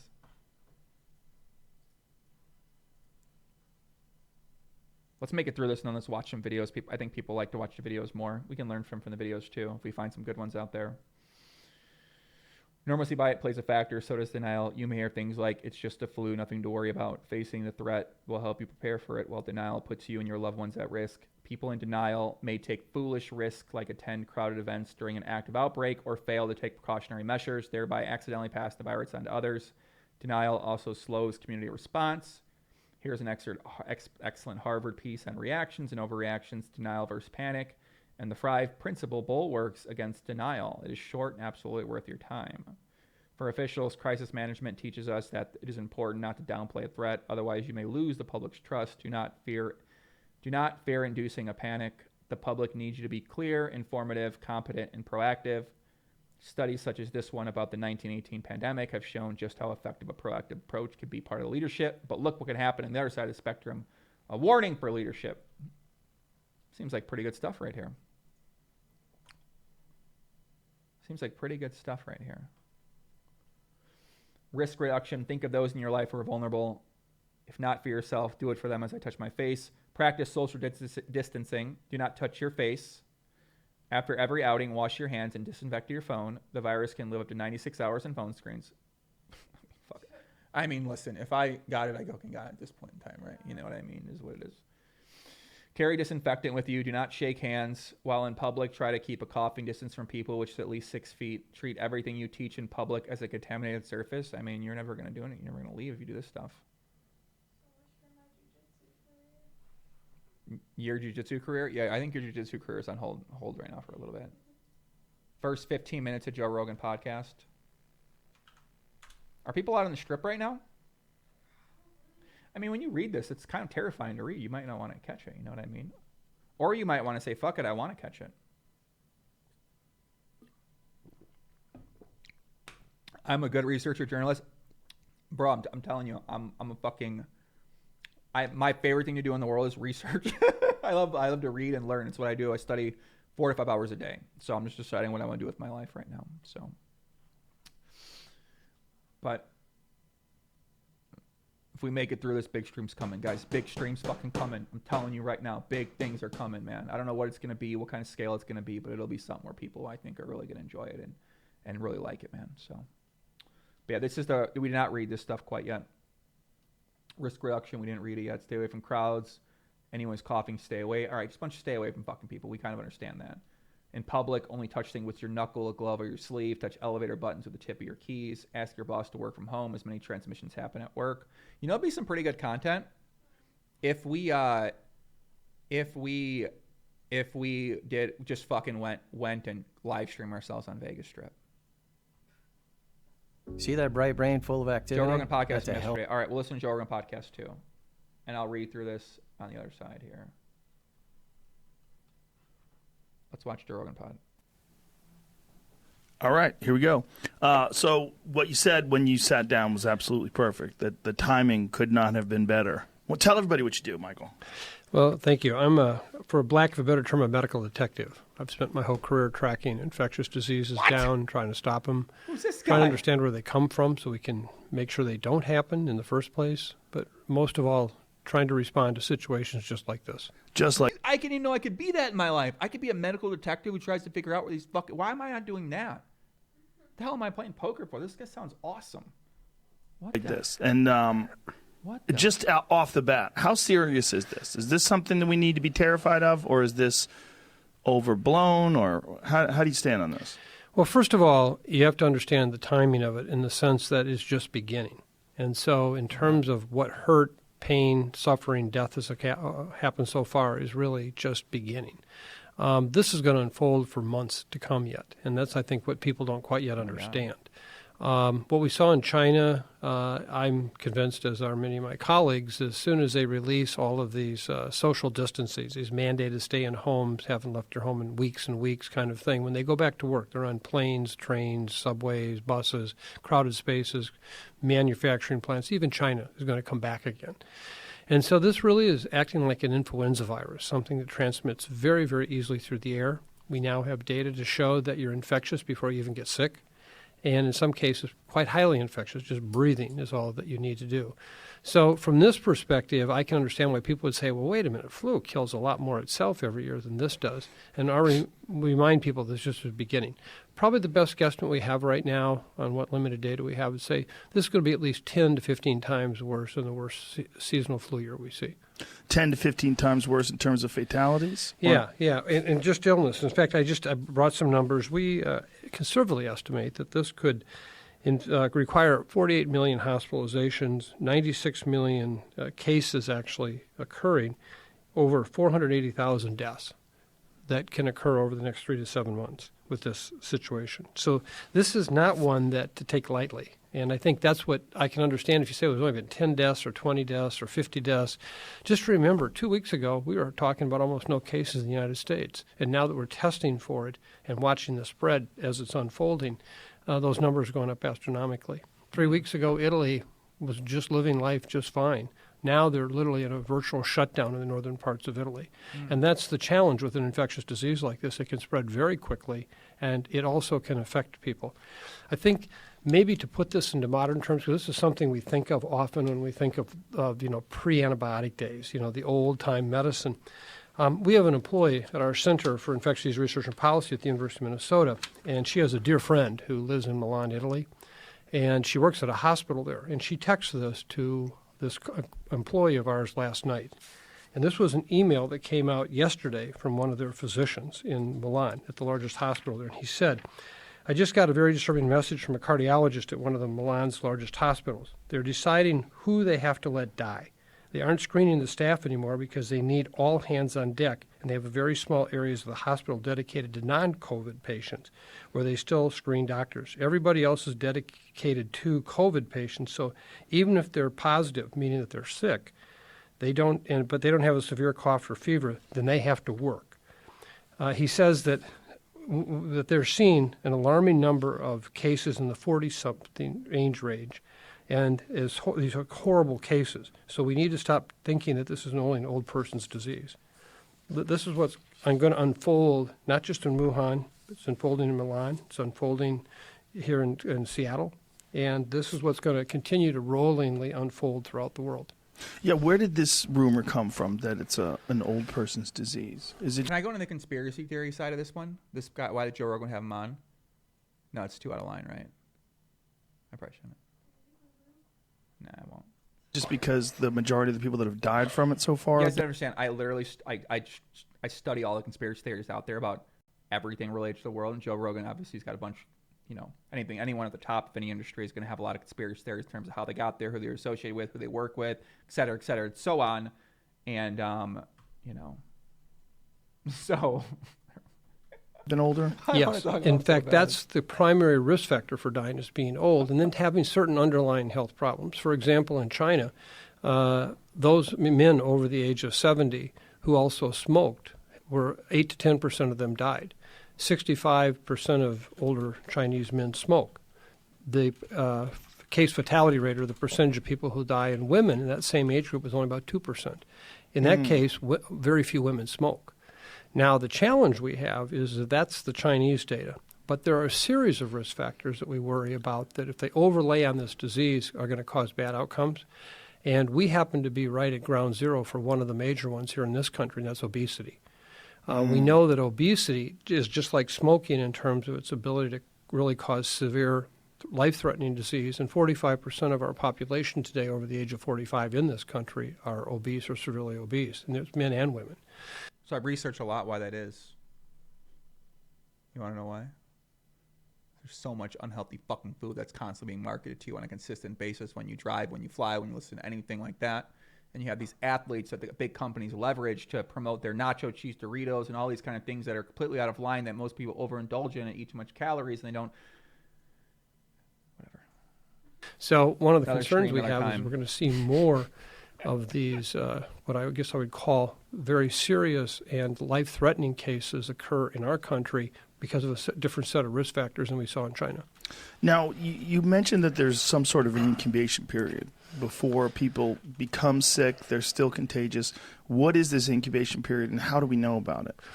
When we call something an incubation period, we're talking about from the time you and I got exposed, meaning I was in a room breathing the air that somebody else who was infected with the virus was expelling out, I breathed it in. How long from that time period till the time period that you get sick? And what is that? That's what we call the incubation period. So that's when case numbers can double or triple in every so many days. In this case, it's about 4 days. So, and we actually have data there from people who were exposed one time or one time only. And we know when they were exposed, where they were exposed, and how soon do they get sick afterwards. So the chauffeur in the car where an individual was sick or showing symptoms, then the chauffeur gets it 4 days later.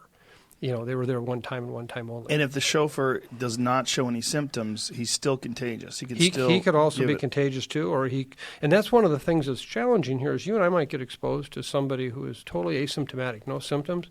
That virus would appear, well, that's not a very strong virus. But in fact, when it infects us, it could kill us. So we've seen cases of fatal disease that were exposed to people that had minor symptoms themselves.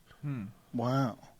And this is what's unfolding here, and this is where I think is such an important. And I said why the timing is so. Basically, what he's saying is, guys, is just because somebody has it lightly, right? Like you might have a minor case of it, right? You might transfer to somebody else, and then that person would die, even though you were perfectly fine, and you might have only coughed or anything like that too. I believe that's what he's trying to say. So important because, Joel, we really have got to get information out to the public. There is so much misinformation right now. And, we're going to be in this for a while. This is not going to happen overnight. And I worry, I keep telling people we're handling this like it's a corona blizzard, 2 or 3 days, we're back to normal. This is a coronavirus winter. And we're going to have the next 3 months or more, 6 months or more that are going to be like this. And, so far this thing has been unfolding exactly as we predicted it. We and our center put out a piece on January 20th and said this is going to spread worldwide. At the time, people said, no, it's just China. We put out a piece the first week of February and said this is going to pop probably the last week of February, first week of March. Because what happens is it has what's called an R0, or a doubling time of these every 4 days. So it increases doubling every 4 days. So if you go from 2 to 4 to 8 to 16, it takes a while to build up. But when you start going from 500 to 1,000 to 2,000 to 4,000, that's what we're seeing happen in places like Italy, We're beginning to see it in some ways up in Seattle. It's what happened in China. And, when people are confronted with that, suddenly this low-risk phenomena that everybody talks about isn't so low anymore. And that's what we need to prepare people for. Now, what can be done? Like, what can the average person do? I see people walking around with masks on, wearing gloves. Is that nonsense? Largely, yes. Yeah. First of all, let's step back. The primary mechanism for transmission is just the respiratory route. It's just breathing. In studies in Germany, which just have been published literally in the last 24 hours, they actually followed a group of people who had been exposed to somebody in an automobile manufacturing plant. And then they had 9 people that, with this exposure, he said, if you have any symptoms at all, contact us. We want to follow up. And they all agreed.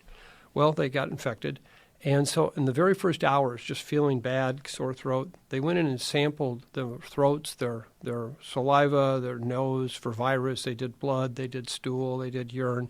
And they found that at that very moment, when they first got sick, they had incredibly high levels of virus, sometimes 10,000 times that we saw with SARS, in their throats, meaning they were infectious at that point already, and they hadn't even had symptoms yet of really any nature. They weren't coughing yet. Wow. And that's where we're concerned, because that's the kind of transmission. It's, I always have said, trying to stop influenza virus transmission like trying to stop the wind.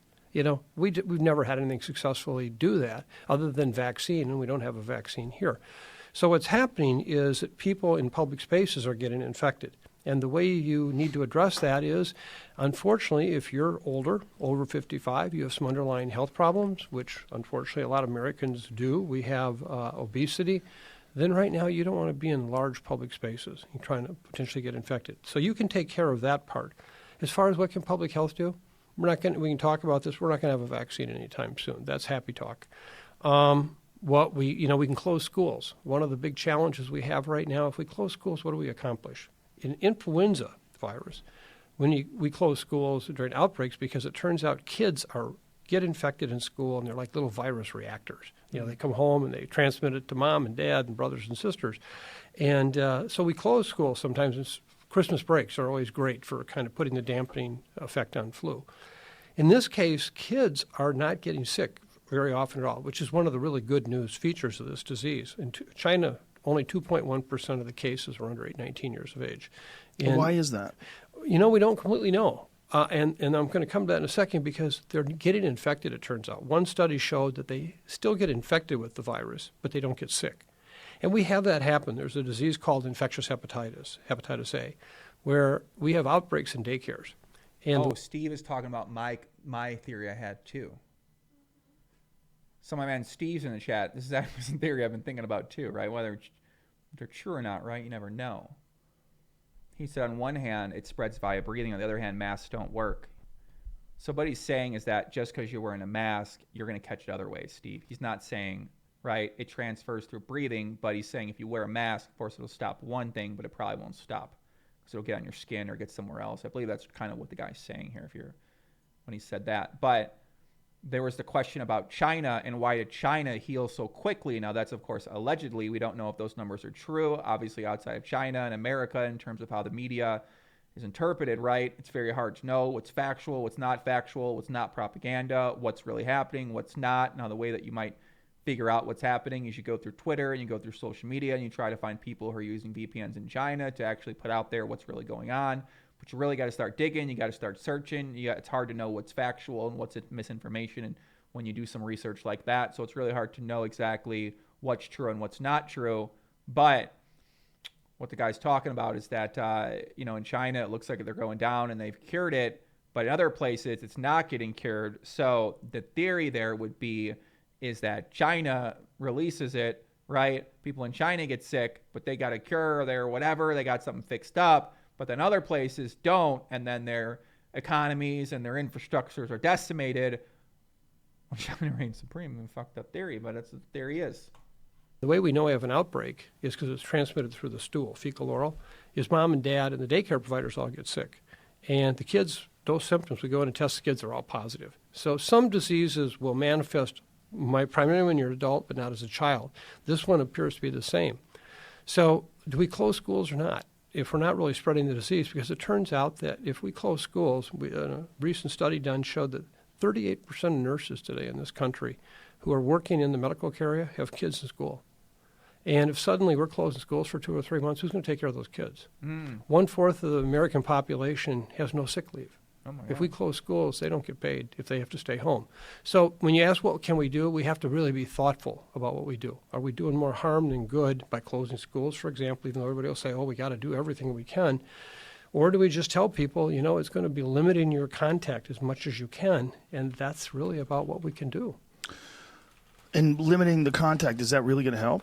It does, because it's like putting rods in a reaction. If you don't have as much close contact, you can not transmit as much. If I'm sitting in a room with 100 people and we're kind of sharing air, the transmission's remarkable. Right here off the coast of California, you've got your cruise ship. Cruise ships are notorious for recirculating air inside the inner cabins. We've had a number of outbreaks. That's why they're having these outbreaks on cruise ships? And then you leave them on there. I think the cruelest human experiment we've done in a long time with humans is leave them on these ships. Get them off right away. Should they get them off right absolutely. away? And what should they do with them? Well, they can put them in quarantines of some kind if they want and follow up on them. But you're guaranteed they're all going to keep getting infected day after day. It seems like we're not really prepared for something like this, although the CDC's been telling us for a long time that we should be.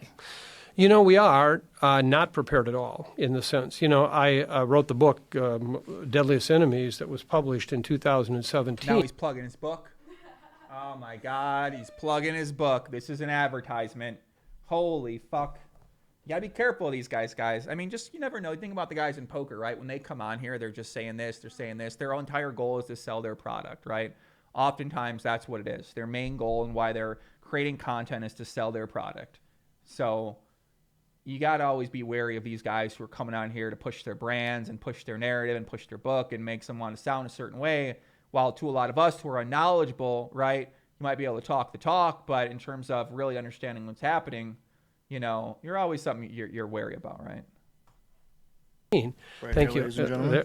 Thank you. Go get it. No. Read it. Yeah. And Panic. in chapter 13, the title of the chapter was SARS and MERS, a harbinger of things to come. We predicted this. Shout out, and Jeff. then I What up, wrote a Jeff? chapter on there what a flu pandemic would look like if it emerged in China. And if you read it, it's exactly what's happened. The supply chains went down. China locked down the country. It spread to other countries. People all pointed fingers.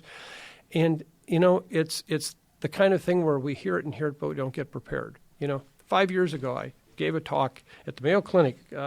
First time I talked about this, I talked many times afterwards, and I showed a slide of Puerto Rico, a picture of Puerto Rico, and then I showed the map, and then I showed a picture of a building in Puerto Rico, a nondescript building, and I said, this is our next big disaster.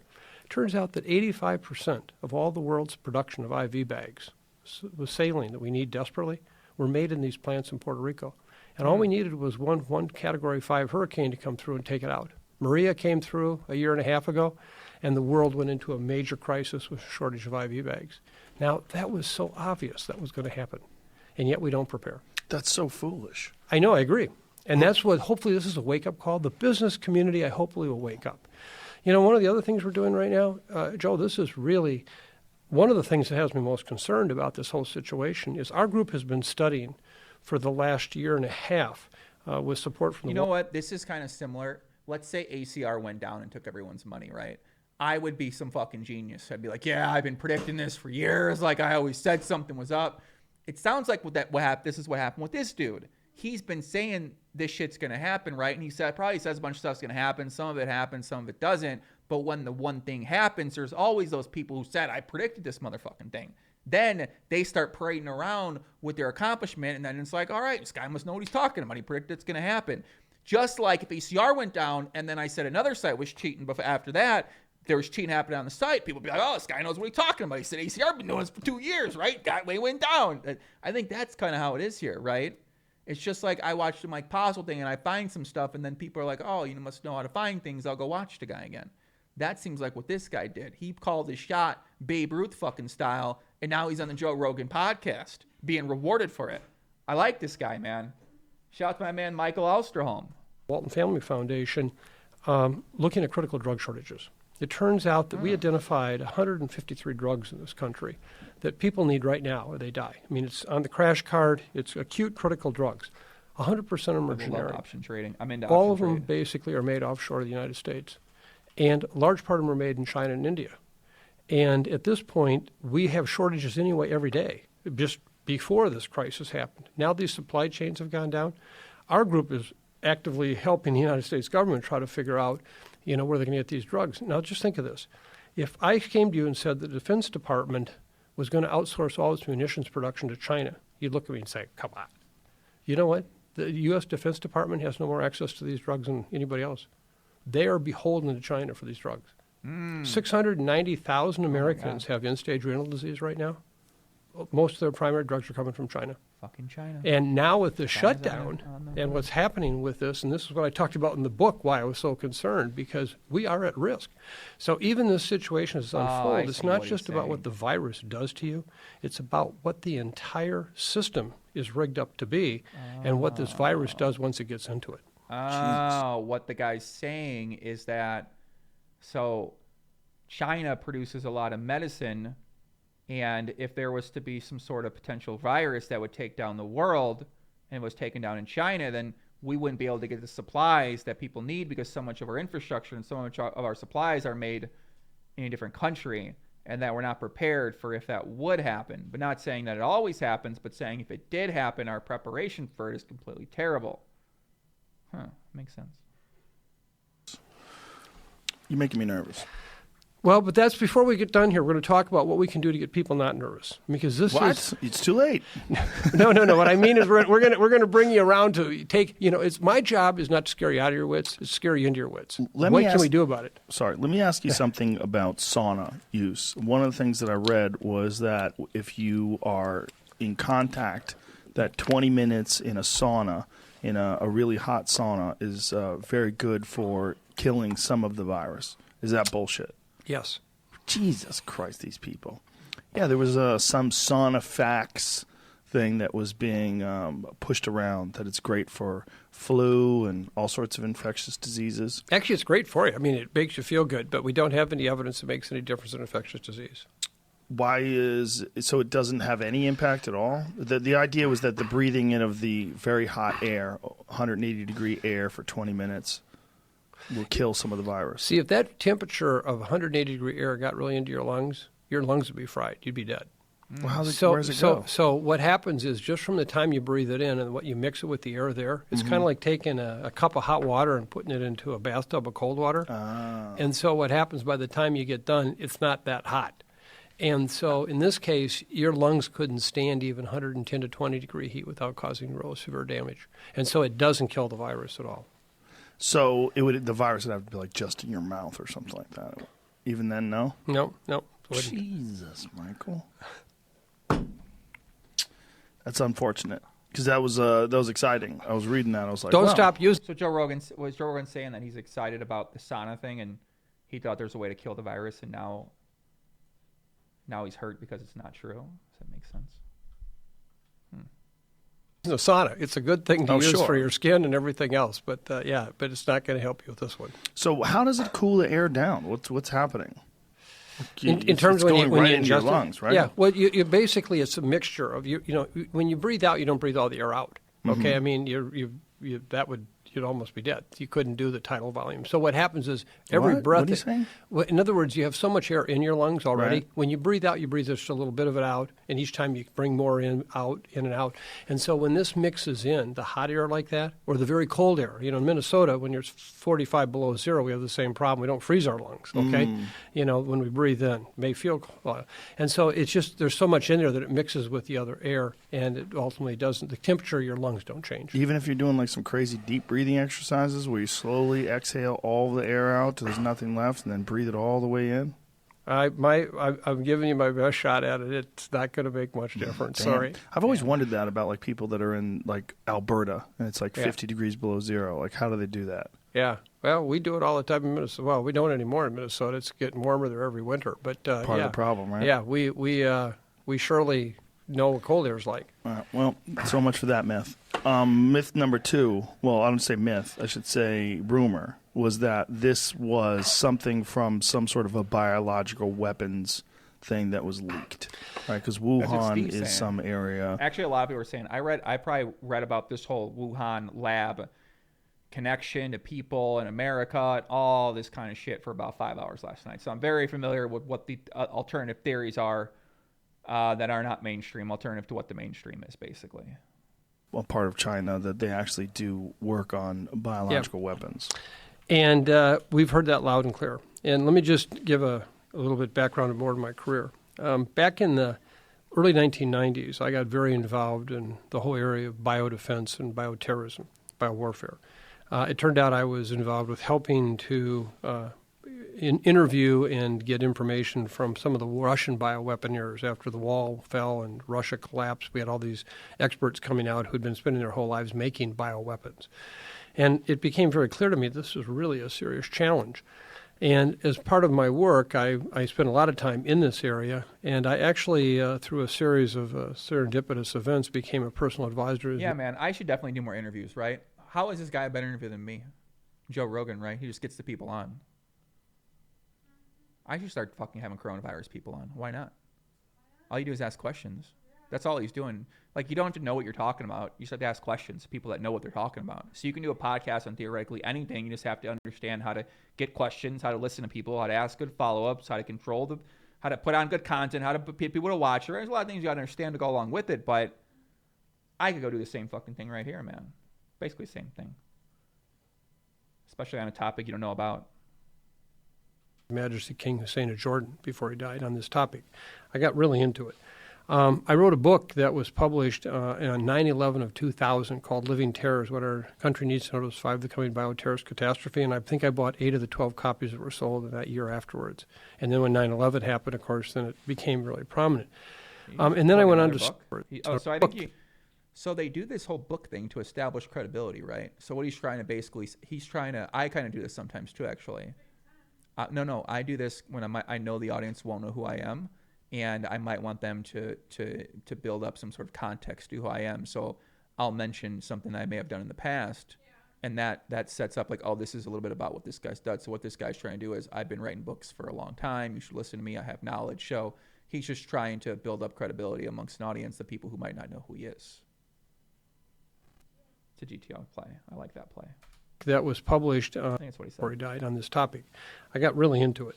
I wrote a book that was published on 9/11 of 2000 called Living Terrors, What Our Country Needs to Notice 5, the Coming Bioterrorist Catastrophe, and I think I bought 8 of the 12 copies that were sold in that year afterwards. And then when 9/11 happened, of course, then it became really prominent.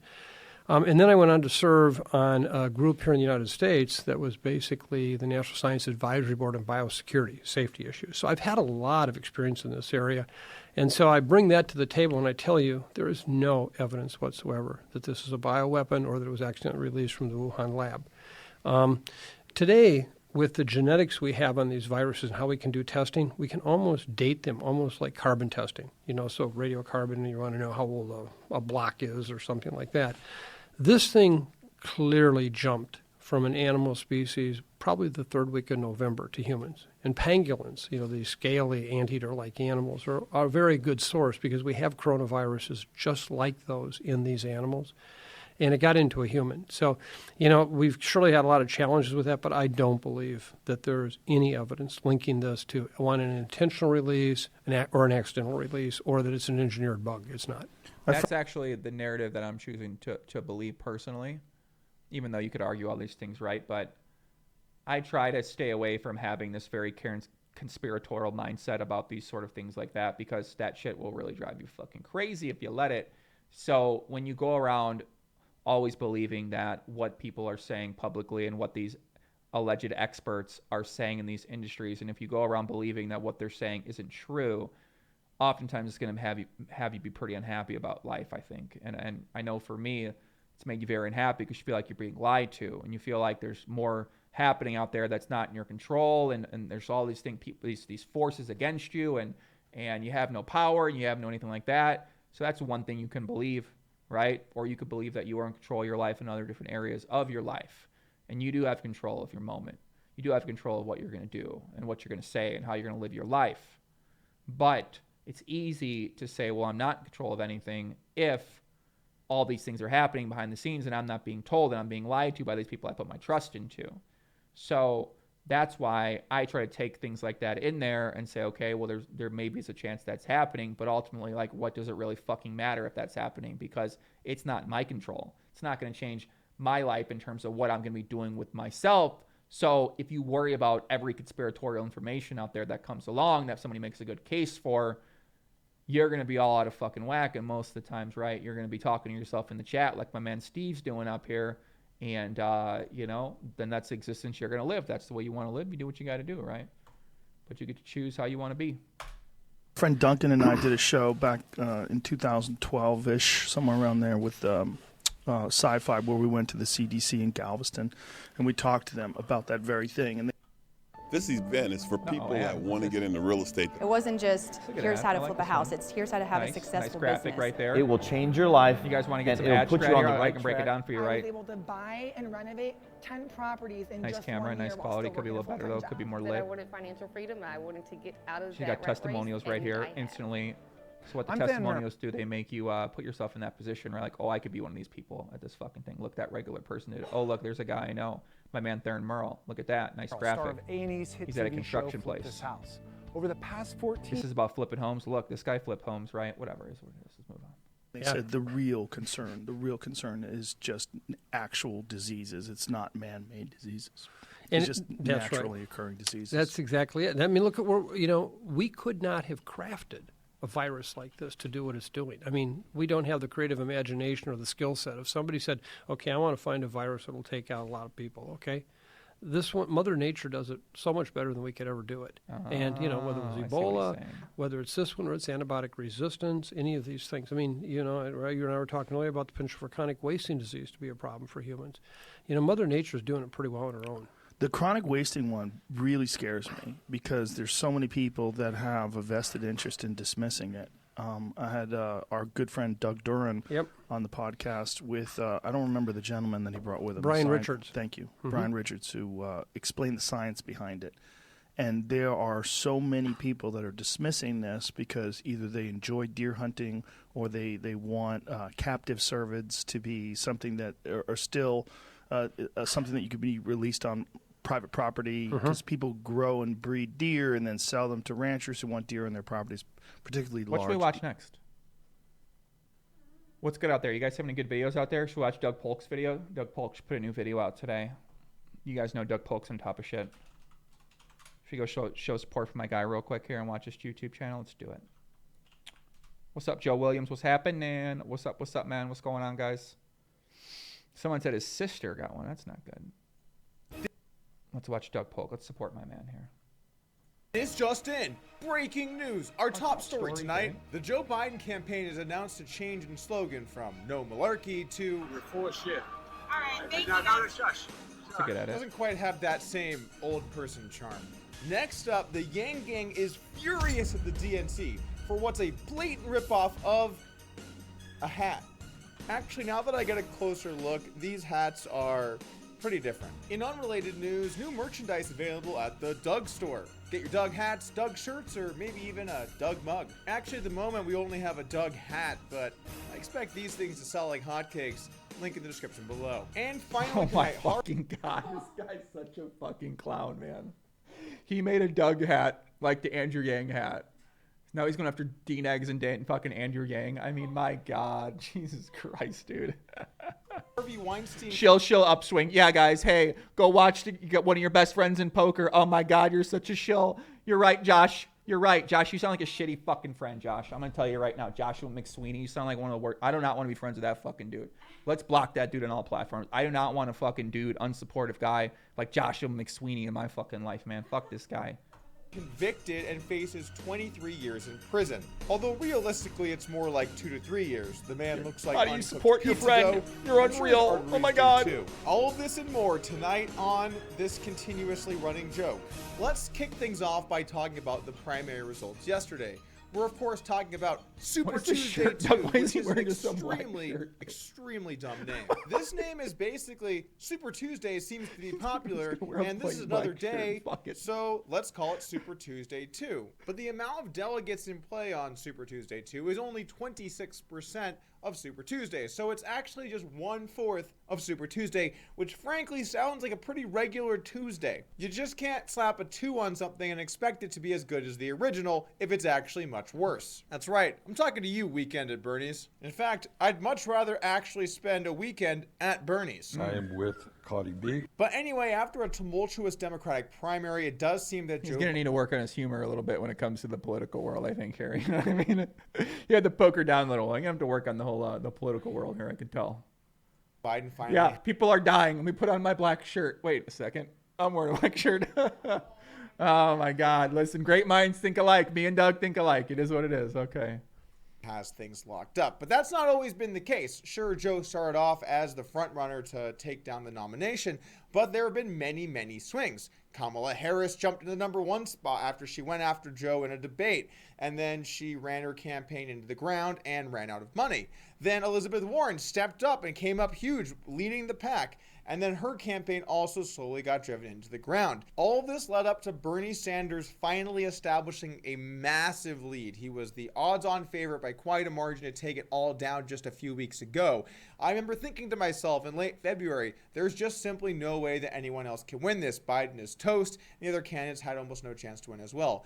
And then it seemed so quickly to turn around, and it really started with South Carolina. Wait, can they use this without getting copyright?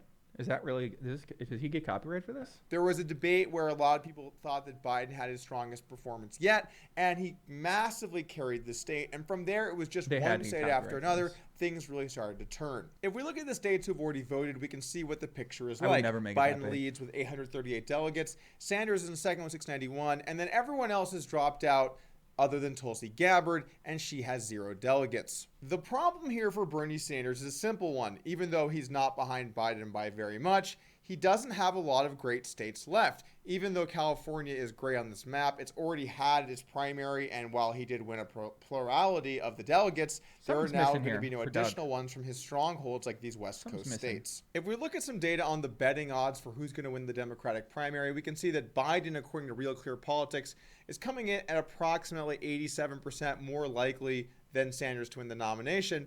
But what's especially interesting about this graph is look how much it swung.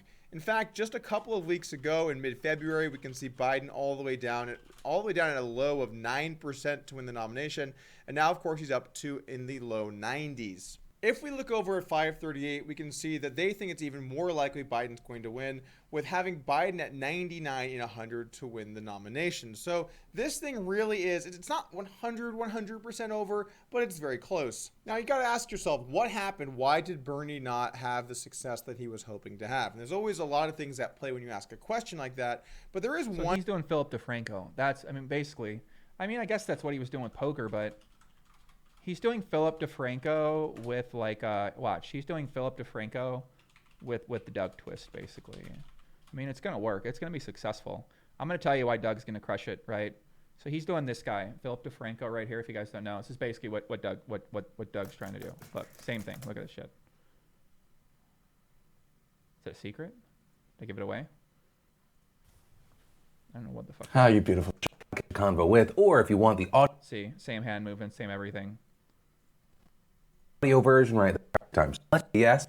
Oh, video? You want the video version? Doing? Wow, I know so much. You guys don't understand. I study this all day long. So watch. I can explain to you why people make their videos, how they make it, and I can explain to you exactly why and what the purpose of all these things are. It's pretty sick. We won't get into it though. Oh, that's really smart. Oh my God, this guy's a genius. Put this idea down, babe. The sidebar beginning with timestamps. Put that down. That's a fucking genius idea right there. He had to come in. See how he had to come in? Watch them all move. Watch all the graphics move right away, guys. So he puts this guy because he's trying to promote him, right? So basically what he's trying to do, he has some sort of financial affiliation, I'm sure, with this guy. And he puts him at the beginning, so you're going to ask yourself who this guy is, and you're going to go to his page, right? It's linked in here. He's on the podcast, so I guess maybe that's part of their plan. I'd have to research the relationship more. That one's good. That one's good. So these graphics, they move, they catch your attention, get you to hit the like button without you having to say it. Then it goes right into the new transition, the sidebar right here as well too. Very nicely done. Comes in here, moving. I probably would do this differently. I would do this part different right here. .com. Not easily find updates. Also adding, we're donating advertising inventory. Million YouTube 1.7. So what I will say, I think I said a similar thing about Ninja regarding esports and streaming. If that's all there it is. He's basically saying the same thing, but thing, this guy's done news for so much longer. So you can see where Doug could improve, right? If he was going to do this, right, he'd improve in a couple different ways, right? This guy's got more graphics. He uses a little bit more animation on his transitions. he uses just probably like about 3 more hours of production on his video, unless you know how to do it. But I'd say he's using about 3 hours of production on his video right here to make it look like that. No one cares about fucking video production. One thing that stuck out to me a little bit. Looking at some exit polling out of Missouri, we can see essentially the age demographic of who voted in the primaries. And what we can see is that turnout for young people actually dropped substantially from 2016. Young people don't go out and vote that often anyway, but 16% down to 12% is a significant decrease in the total amount of people voting. And that's still such a paltry number of people voting at all that even though Bernie is very popular with that demographic, if they don't go out and vote, it doesn't matter. Why did that happen? I have to imagine that it looks something like this. We are winning over the young people in this country. I can't vote online? Yeah, fuck it. But we can't have a talk about Joe Biden becoming the presumptive nominee without having a talk about some of these classic Joe Biden moments. And I'm sure we've all seen a few of them by now. But today there was yet another Biden moment that broke that people have been talking about. And it's of course this one with this union worker. I'd like you to explain how you plan to not only keep us working, but how you intend on getting the union vote when there is a large portion of the union workers that are gun enthusiasts, and you are actively trying to diminish your Second Amendment right and take away our guns. You're full of shit. All right, thank Now, you. shush. Whoa. Shush. I love this guy's reaction because that's the reaction that everyone else is having at home as well. I support the Second Amendment. The Second Amendment, just like right now, if you yell fire, that's not free speech. And from the very beginning, I have a shotgun, I have a 20 gauge, a 12 gauge, my son's hunt. Oh God, this is embarrassing. No, Joe, your son's not Hunt. He's Hunter. Take the AR. So wait a the second. AR. The concept of this video is Doug is going to make fun of another video, right? So the guy like has a slip up with his grammar, and then Doug just makes fun of the slip up, like we're perfect or something. Is that what's happening? I guess that's comedy, right? That's what comedies do, right? Makes sense. Okay, I don't know. Yeah. Okay. 14's the one. Okay, this is not okay. Hold on, all right? Hey, let's You get went tell over me here that to there's a lot of guys. You're wanted. I'm not worried. Hold on. Give me a break, man. Don't be such a worry bag. A couple things to take away from this clip. First off, there's no doubt about it, Joe Biden has moments where he certainly seems to lose his way. He's trying to make this conversation about comparing the Second Amendment to the First Amendment and referencing how you have freedom of speech. It doesn't mean you can use that speech in certain ways that hurt other people. That's what he was trying to say, but he got a little bit lost along the way. It is hard when you see someone fumble around like that trying to talk. But it's also important to remember that when people are going to do a lot of live video stream type content or they're interviewing people out in the wild, you're going to have moments where you mess up. For Joe Biden, that happens a lot more than for other people. That's something that we have to be aware of. But there have been many people along the way that have been nominated and even elected president who were not exactly the best speakers. An economy based on wind. I never understood wind. You know, I know windmills very much. I've studied it better than anybody. I know it's very expensive. You know what uranium is, right? It's a thing called nuclear weapons and other things. Like lots of things are done with uranium, including some bad things. Nobody talks about that. The more important aspect of this is I believe Joe is correct in what he's trying to say, which is he is not trying to take everyone's guns away. He's just for fairly strict controls on them. If you look at his voting record, he has an F from the NRA, and on more than one occasion, he's made some strong stances against guns. But at no point, at least as far as I can find, has he come out and said, I don't think anyone should be able to have a gun. And if you guys can find something that shows otherwise, please let me know in the comments below. I don't want people to think that I'm purposefully editing out other parts of Joe in this debacle. He also called them AR-14s. He also yelled at the guy more. It was a fairly heated exchange, but I just don't have much more on the topic I want to dive into. One last note in this topic, which I find to be pretty important but got brushed aside, is his campaign manager or whoever it is on the next to him. You guys, hey, can I explain to you how Doug gets famous for this? He just does it every day. That's it. That's it. I'm dead serious right now, guys. The way Doug gets famous for being news is just does this every day. And what's going to happen is he's going to make a few good videos, and those are the things you need. As long as you make a few good videos, as long as you market yourself the right way, then you're going to succeed if you're consistent and have a good strategy, and you understand how to use analytics, and you understand how to use marketing on other platforms, and understand how to have your audience help you grow for you. So Doug chooses to do news. I got news for you guys. Doug's going to be One of the news guys. I mean, that sounds terrible. Why would you want to be one of the news guys? Mainstream news? Well, I guess I'm one of the poker news guys. It ain't that bad. Why would you want to be a mainstream news guy? You're arguing with people you must have no control at that scale. Huh? Well, he does like real world. He likes the mainstream, yeah. I think that's what's going to happen, man. That's crazy, yeah. Tries to move on, and he shushes them to go into the spiel. Well, maybe next time you might want to listen to your campaign manager, because that's kind of their job, to manage the campaign. On a different note, I came across this tweet from Doug Kim talking about the domain name BernieSander.com. And no, that's not me mispronouncing Bernie Sanders. That was the domain that was bought by someone to redirect to Joe Biden's campaign. Even though it's not the nicest thing to do, I don't think there's anything inherently wrong with buying domain names that are similar but a bit different from popular ones to get traffic that might fall off. And that's why when you do make a business or you do build a business, you should buy similar domain names or buy names that are familiar to the ones that might become popular. It's basically a long-term play to protect yourself, and smart people do that preemptively. The problem with this one in particular was that if you were on mobile, it just immediately went to a donate page. So if you put in BernieSander.com and you were on your phone and you might donate $5, it would have gone to Joe Biden. The top thing about stories like this is because we don't know who exactly owns the domain or what their goals were, we can't say for sure it was Joe Biden. But it's definitely good this got pointed out, and now the domain doesn't link to anything, so it's safe for everybody. And finally tonight, Harvey Weinstein has been convicted of sexual abuse. The defense said anything over 5 years would kill the man. The judge took that into consideration and gave him 23. 1 year for each chin. No, but seriously, Harvey Weinstein's lawyers are saying that this sentence is severe, especially after how little time Epstein spent in prison. I think that what makes this story so jarring is just how long it went on for and just how many women were affected. It actually reminds me a little bit of the Bill Cosby story, where it took years, decades for women to see justice happen for the crimes against them, and the number of women is much more than you would have imagined. So next time that we see someone come forward with their story about something that happened, let's not decide based on the woman or the person that they're accusing if they're right or wrong. Let's hear what they have to say, let the courts do their job, and try not to make everything political. Thanks for joining me here today, guys. We're going to be posting Monday to Friday, so if you like the videos, make sure to subscribe to the channel, and I'll see you guys again tomorrow. God, I'm so happy Doug's doing YouTube again. I'm so happy. They get in the lab. Doug and Thomas do a lot more behind-the-scenes research on stuff like that. Should we buy a hat? Or do you think we won't get it shipped to us? 100 milligram gummy about an hour ago just hit me. Amen. 100 milligrams seems like a lot. I'm pretty sure we take like 10 milligrams. See what the comments, if anybody likes what he's saying.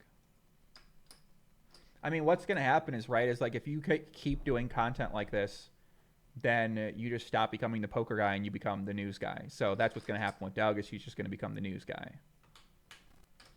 This just in, breaking news, our top story tonight, with the entire country of Italy on lockdown. And these videos aren't necessarily, but yeah, that was Speed Raider says that was the worst thing. He said that was the worst thing ever from being a fan of his poker videos. Now, that's because you're not as interested in the topic in this kind of stuff. But if you're someone in the news world, this is what the news world is paying attention to.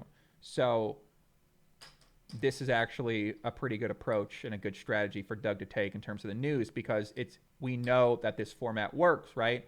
Look at my man Philip DeFranco. He gets 400,000 views on his video. He's got 6 million subscribers. Doug is literally doing the same thing that this guy's doing. It's the same exact thing, right? It's just about building your audience up first, researching it, learning how to do it, learning how to make good YouTube videos, learning how to go over this kind of stuff. And yeah, man, just taking advantage of opportunities when it comes up. But it's it's not, the views are low because he just put it up, and it's on his new YouTube channel, which you guys can go subscribe to if you'd like to. Bro Tito subscribed on YouTube. Thank you, Bro Tito. Thank you. Yes, this is Doug's regular YouTube channel. He's not going to do poker anymore. He's doing Some people mainstream. are going to extreme measures to escape the quarantine. Basically, Doug's doing that. He doesn't care about poker hands anymore. He doesn't want to talk about poker hands anymore. He doesn't want to talk about poker news anymore. He sees no future in growth in poker anymore for himself, so he has no interest in talking about it.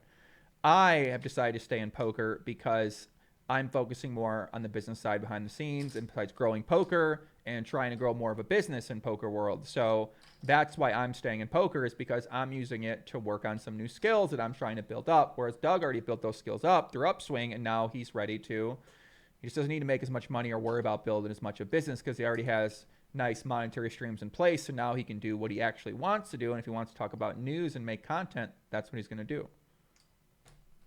Makes sense, right? But yeah, Poker Doug is definitely not anymore, right?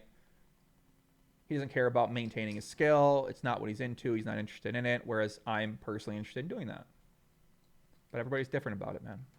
Next up, Italy applauds soccer fans for not showing up to games. Hey guys, I'm always happy to do my part. In other news, Ben Carson announces a 72-hour plan for tomorrow's cruise ship docking. It doesn't take a brain surgeon to do that math. Also, clergy in DC are suspected of having spread the coronavirus to over 500 people who attended church. You know, it reminds me of what my dad always told me. Lighting's a little Don't off. let priests touch you. And finally tonight, a new dating app for men with small penises. Not that I would need something like that. I have a girlfriend. All of this and more tonight on whatever we're calling this show. Right as I was wrapping up my video yesterday, the Italy situation broke, so I wanted to lead with that today because this is a serious move the Italians have made. According to the latest numbers out of Italy, we're looking at just over 10,000 confirmed cases, with over 600 deaths, including 170 just today, and 1,000 people who've recovered from the virus. Now, again, you have to take these numbers with a grain of salt because these are only confirmed cases. So you might see that and think, oh wow, 6% of people die from the coronavirus. That's simply not the case. This is only of the people that have confirmed cases. When people die, they almost always know that it was the coronavirus. And when you have the coronavirus, you might not know it. If you have mild symptoms, you might just think it's a normal flu. So because of this, it's hard to really accurately track that number. And what this leads me to believe is that Italy's testing has not been up to par. However, it could also be because their healthcare system has really not done a good job of taking care of people. And this has really rapidly escalated over the last several weeks. Here we can see the number of cases and deaths in Italy over time. And as you can see, only just a couple of weeks ago, in fact, 2.5 weeks ago or so, we saw only 20 cases in Italy, yet that has spiraled all the way up to its current situation of being So basically what Doug's doing here is he's going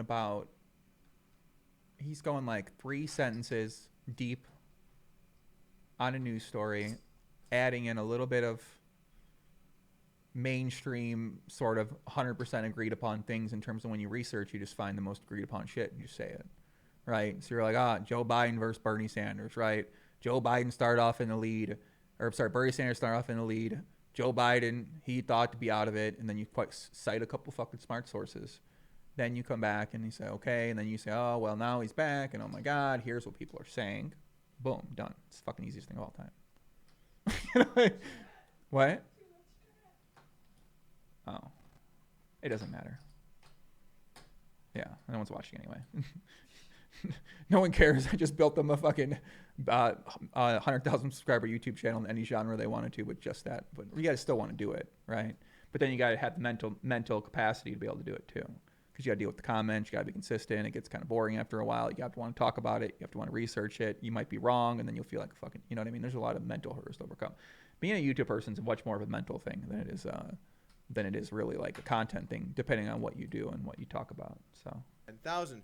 So you can see this thing ramps up pretty aggressively, and that's because it is a virus. This is what I do, guys. What I do is I decode businesses, and my main areas of focus right now are really big companies like Amazon and YouTube channels. So what I do is I go through YouTube channels and I decode why they're successful. I look at all their strategies and all their other platforms to see what their strategies are on other platforms, see if they're as good as they are on YouTube. And I just study. and it is fairly contagious. It might not seem like a big deal when there are only 20 cases, but it could be because of lack of testing, or it could be that those 20 people have gone out and been around or touched tons of people, and then it can spread very quickly. The good news for Italy is that for the first day in some time, there's been a sharp drop-off in the total number of cases. However, deaths actually had their worst day ever today, and that makes sense because people need to reach critical condition before they're going to die, and so you're going to see this lagging effect where while cases might drop, deaths increases, but then it will eventually follow cases because less people are going to be in critical condition. Regionally speaking, the northeast part of Italy has by far and away the most cases, but it has spread. The northwest has a decent chunk of them as well, and in South Italy, they start to see some cases pop up too. So this probably went into the decision to quarantine the entire country rather than just these northeastern provinces. The effects of this surge in cases have been felt in many different parts of Italian life, such as in the prison system. Prisoners rioted and used this sort of as a moment to fight against the overcrowding in prisons, where this iconic photo was taken. Prisoners feel that if this does hit critical mass, they're so closely quartered with other people and there's so little space in these prisons that they're almost certainly going to be hit the hardest of many groups. And that actually is true if there's overcrowding in these prisons. However, I do think this was more of a moment that they took to try and stand up for the overcrowding, rather than maybe specifically fears of the coronavirus hurting them themselves, but you really never know. In one of the largest riots, 6 inmates broke into the prison infirmary and overdosed on methadone. In some areas, prisoners had even escaped. In the area Foggia, and I apologize already for my butchering of that Italian word, over at least 50 escaped inmates made it out. I can't watch this anymore. But it is what it is. I'm not personally interested in this kind of stuff. Plus, it was already yesterday's kind of news, so I've kind of already went through that. All right, what do we got to see here, guys?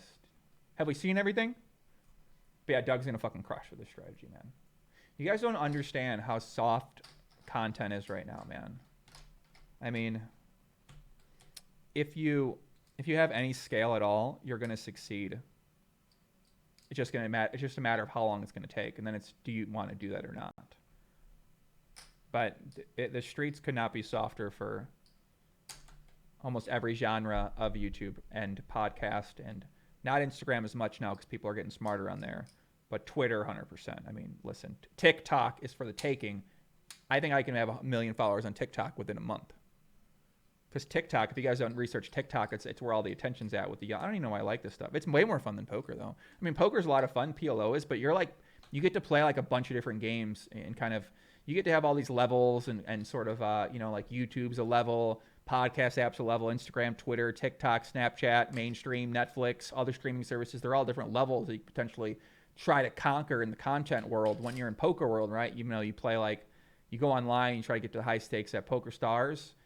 But, there's really, I guess there are things you could do in the poker world too. It's just your ceiling's a little bit different in terms of the monetary value you can make, and your potential fulfillment level on the world's different as well too when you play poker versus doing some other things like that. So yeah. Look at the Fred Hoiberg stuff, Nebraska stuff. Let me look at that. Hold on a second. I'll watch that later. I'm going to study that guy. NBA has suspended. What are we looking at here?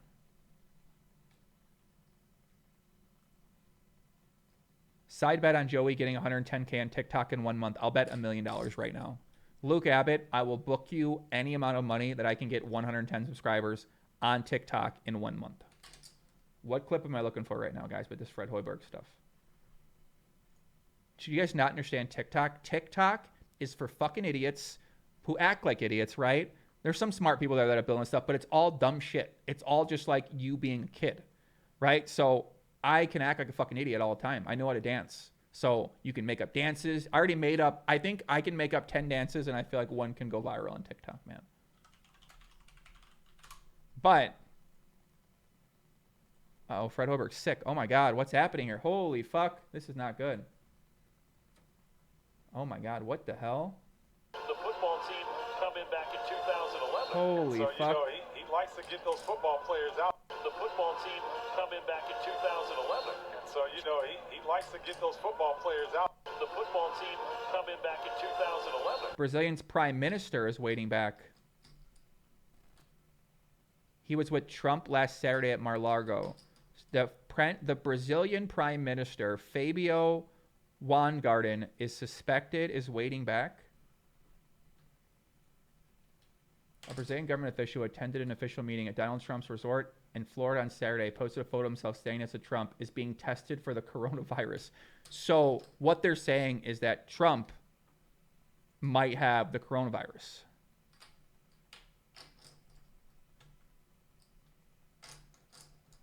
What the hell? Am I trying to be Gary Vee? Definitely. No. Gary Vee's more of a teacher. I'm not really going the teacher route. I don't like to teach. Gary Vee loves to teach. I don't like to teach on a public scale, I guess. I don't want to give away all my strategy like Gary Vee does. Gary Vee's fucking crazy. So this guy might have the coronavirus. Okay. Wow. He's being tested. He's suspected to have it. He was just with Trump. Wow. Can you imagine that? I mean, I can't even comprehend that. If Trump got the coronavirus, can you comprehend? It's like...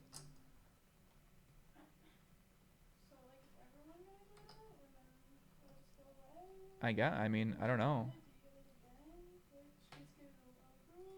I mean, that's what she's asking me if you should just get it over with. I mean, fuck, man.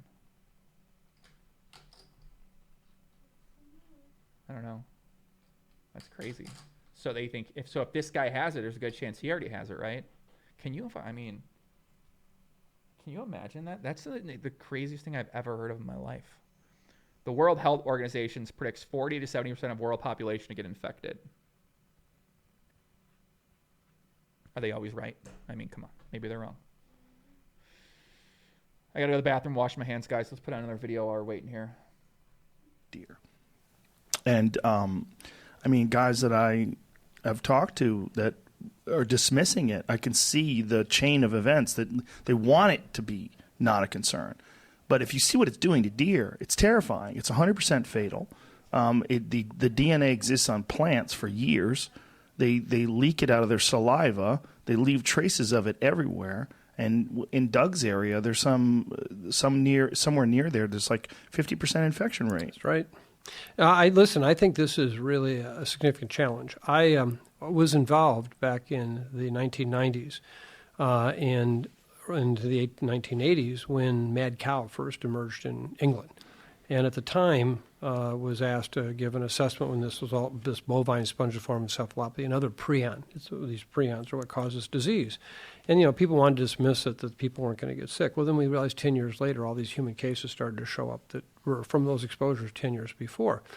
And it took a while before those prions obviously changed in the cattle to get to the point where they'd infect humans. Well, the same thing is happening with deer. If you look back on the deer population that were infected 30 years ago, and you look at it today, the prions are constantly changing. They're mutating. They're new strains.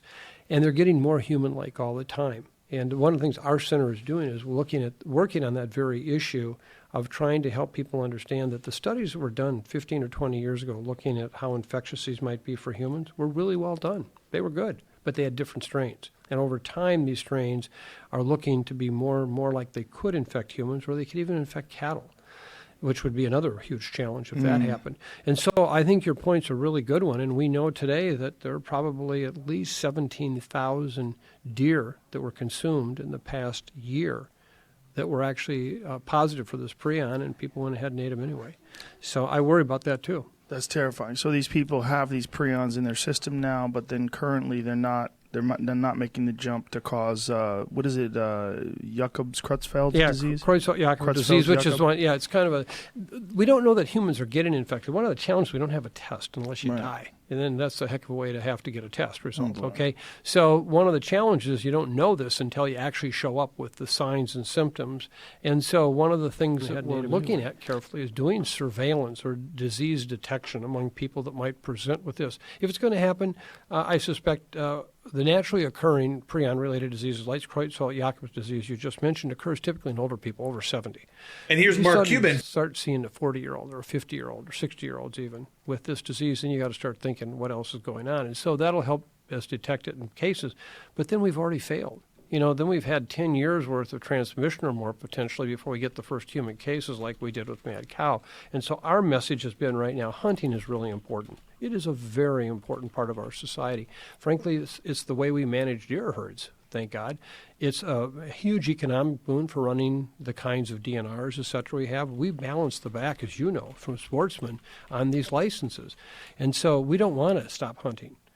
But we've got to make sure that people aren't getting infected. And one of the things that our group at the University of Minnesota is working on is tests now that are almost like point of detection tests. So if you shoot an animal, could you know very quickly that it's positive or not? And then you'd know not to process that animal or eat it. And that's what we need to get at. Well, not only that, the prions, what's terrifying is how invulnerable they are. How ridiculously vigorous they are when you can boil them at 1,000-degree temperature for hours and hours and they're fine. That's right. When they're sanitizing medical equipment that they've used on mad cow patients, or whether it's cows or humans with these prions, they've been able to do. This guy said South Korea. Breaking news: South Korea is significantly reducing lethality of coronavirus by prescribing a chloroquine diphosphate salt plus zinc treatment combo to block COVID-19 viral enzyme at 500 milligrams per day of chlorine plus zinc for 10 days.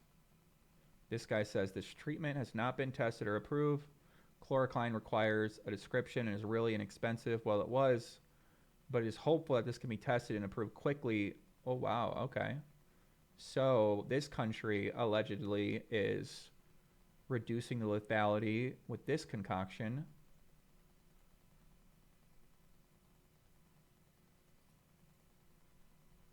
Chloroquine diphosphate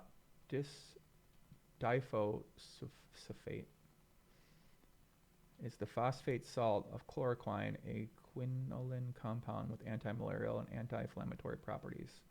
Chloroquine is the most widely used drug against malaria, except for those cases caused by chloroquine-resistant Plasmodium falciparum. Interesting. Okay. What is this used for? A class of drugs called antimalarials and ambicides. It is used to prevent and treat malaria. It's also used to treat, I don't know what the hell that means. Amoebiasis? Amyobiasis, parasite transmitted by contaminated water or food, a parasitic infection of the colon with the amoeba and entomoeba. I don't know the fuck to say that at all.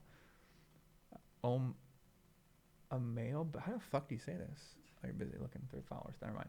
Get the fuck out of here. It's most common in tropical areas with untreated water. It spreads through drinking or eating uncooked food, such as fruit that may have been washed in contaminated local water. That sounds fucking terrifying. If symptoms occur, they may be mild and include cramping and diarrhea, bloody stools, fever. Oh my God, okay. It must be expensive there, this medicine then, huh? Wow. Okay. So you mix chloroquine diphosphate salt and zinc treatment. What does that mean? Zinc treatment, zinc. You just take zinc, that's it? You just take this? How popular is this stuff?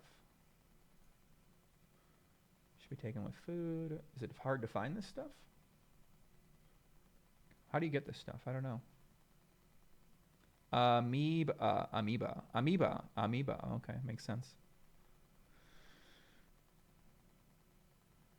Yeah, I agree, TJ, with you. Okay, so this guy says if you take that, baby, where do we get some of the salt from? Can we buy some of this? Can you buy this? You're supposed to take it. This is what this guy's saying. Whatever, we're not going to take it. We got to make sure. How do you order this? Just in case, hypothetically. From Santa Cruz, I think we're fucked. You leave from Santa Cruz Biotechnology. I don't think we can get this at all. Damn it. That's unfortunate. Okay, doesn't look like we can actually get the chloroquine. Okay, so this guy knows something here.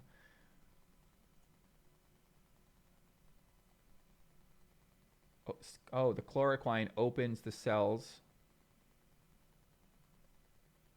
Huh, interesting. I don't fucking know.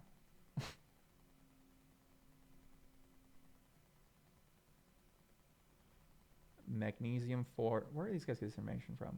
So you got to be careful, guys, when you read through this stuff. You never know where these people are getting from. So you want to try to do your best research possible on all these different topics, man. Many take it now for immune disorder and lupus. Interesting. Okay, Fuzzy B. Interesting, Fuzz B. See, I like learning with you guys. You guys just fill in some blanks sometimes in the learning process here. It's fun. Chloroquine has not been approved as treatment for COVID-19. Yeah, my little brother had ligma, actually. It's pretty sad. Yeah. Do it 3 times. So try to sterilize these things. Like the sterilization process, you wear what is the temperature that they do it for? Well, they do it both temperature and pressure, but it's in the hundreds of degrees and it's under high pressure. And I've actually been involved with several cases where these very equipment you're talking about were accidentally used on somebody who had Creutzfeldt-Jakob disease. They had to landfill it. They couldn't even sterilize it. Yeah, that's what's insane. Like, you can't kill these things. It's pretty hard. That's why, we want to make sure that if you're eating deer. Did we figure enough out here? I think we learned a lot. Do we need to learn anything else? Not really, right? What else is there to know? We know things are getting shut down. Right? We know that we probably should distance ourselves. The NBA shut down, right? What else? Our NBA suspended itself, right? Poker tournaments are suspended. Okay. Right? What else is there? What else matter? My man Tom Hanks, right? What do we really need to know right now? We need to know we should be prepared at home for the shit. Right? And we need to know that if you don't want to leave, you got to have food. So we should probably either get more food right now, get the supplies you need right now. You ordered some food already? Okay. What impact do you think you'll have on the Twitch community? Is it horrible for me to think this? Not really. I mean, I think it'll be better because there'll be more people on Twitch. There's going to be more people at home having to consume more content. So in theory, if you're a content creator, this is a pretty good time for you, for better or worse. Will the World Series of Poker get canceled? I don't know. Who knows? I don't think so. I don't think it will. I mean, it looks like it's going to get suspended according to my man right here. It's going to go on for a while, so I imagine it does get suspended or pushed back. But yeah. I don't know, man. We'll see. Minister of Health from Iran got it on live TV. Did he really? Is that true? Do you guys have any good links? Get storable food, lots of it. Let's get some storable food. Should I go on the strip? Well, I gotta go walk down the street, right? I don't know. Can I go to Walgreens, get some food or something? Right, but if I ain't gonna leave, so I shouldn't go. Fuck, man. You guys know I live in Vegas, so yeah. I live in Vegas by all the casinos. Oh, everyone's in town. I'm pretty much. I can't go outside, right? We got it. We're quarantining ourselves. We are quarantining ourselves.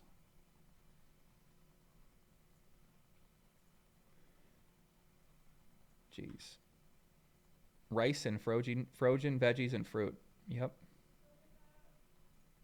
میخواستم به اطلاعتون برسونم که منم کرونایی شدم. Iran's deputy health minister has tested positive for the coronavirus as the country struggles with one of the worst outbreaks outside of China. So this guy's in quarantine right now.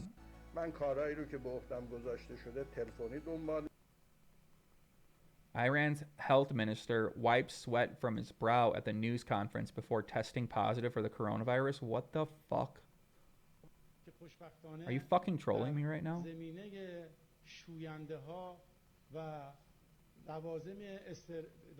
Isn't this what the Fred Hoiberg guy looked like?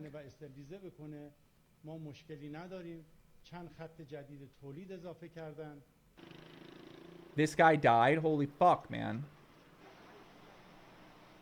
میخواستم به اطلاعتون برسونم که منم کرونایی شدم. من از دیروز تب داشتم. تست اولیه‌ام آخر شب مثبت شد. How do you not die? I mean, what the fuck, man? Let's maybe figure that one. What if you get it? What are you supposed to do? But the guy died. He quarantined himself. I don't know. He's an old guy. I don't fucking know. He's from Iran. حتما ظرف چند هفته آینده در مقابله با این ویروس پیروز خواهیم شد. مراقب خودتون باشید. How do you not get it? You know what I mean? How do you not get it? He didn't die. Okay. Look at him. He's sweating. Oh my God. What the hell? This is fucking weird. Who does that? This seems really fucking staged. Are you guys trolling me right now? The guy, you're telling me this guy got up on stage. I got. Shouldn't go there, right? Let's not go there. Okay. Let's not go there. It is what it is. I mean, come on, guys, really? سمت که بنابر مسببه دیروز دولت در این زمینه مسئولیت گرفت.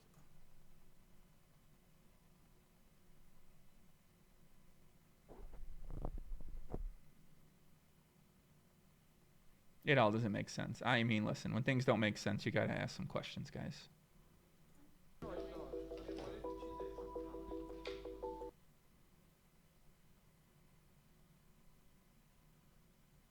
He didn't think this was a little fucking weird that he's wiping his own sweat during the speech. I mean, that's crazy. The guy's coughing here. Oh my God. Wasn't there another world leader that wasn't there another world leader that was sick on camera too or something like that? Or all the world leaders have it? I guess all the world leaders have it, huh? Jesus Christ, man. It's fucking crazy. Why very few in Russia? Please explain that. I agree. Update on Fred Hoiberg. He was diagnosed with influenza A, a common cold. He has since been released and returned to the team hospital. Okay. No fans at March Madness. Well, you got to figure they're going to cancel March Madness, right? Or they'll suspend it. I don't know. What are they going to do? Why would they cancel the NBA and they don't cancel March Madness altogether? Right. What's going to happen with sports shutdown now? People are going to go watch other things, right? Esports, podcast, content, Netflix, Hulu, all those kind of things like that. It's just going to go. They're going to have to go watch a lot of other things. So if you want to be a positive person about this, you might look for a little opportunity for yourself out there in those worlds if you do content, which I'm sure we don't have many people that watch this, so I doubt it. But Tom Hanks has always been in conspiracies of being in the elite or whatever it is. That's true. Dang, we got a researcher out there, my man Trip Hop. He knows his Illuminati and what do they call it? Celebrity theories, right? He knows about it all, right? Trip Hop's on Oprah. Trip Hop knows about Oprah. Come on. Yeah, Pornhub's going to go up. Chatterbait's going to go up for sure. An NBA player test positive. 2 NBA teams are in quarantine right now. I saw that. That's true. That's true. What's the GTO approach to getting a haircut? Buzz cut ourselves. Yeah, man. Fuck it. One on all sides. Just get a one on all sides, man. Do you guys think, so I made a coronavirus video for tomorrow. It's pretty basic, but it does have a couple good teaching points in there, and it's more of a way to potentially reinsure people in the poker community itself, and where I discuss a little bit of about what might happen for the future of poker. Do you guys think I should put it out or not? What do you think? I don't know what a good title would be, because a lot of people are making coronavirus videos now, so you might say, well, why do you have to make a coronavirus video? But there's not many people in poker that are talking about it. And hopefully, maybe if it helps one person feel better about the situation, understand how to be in isolation a little better, I could probably put it up there. But it does have it does, Roland. It does. It definitely does. I'm an expert at staying home. So a lot of you guys out there are going to be staying home, and I've been staying home for about the past 13 years. So I'm an expert at how to mentally think about staying at home. And by an expert, I mean that I'm pretty good. And by I'm pretty good, I mean that I have experience staying home a lot.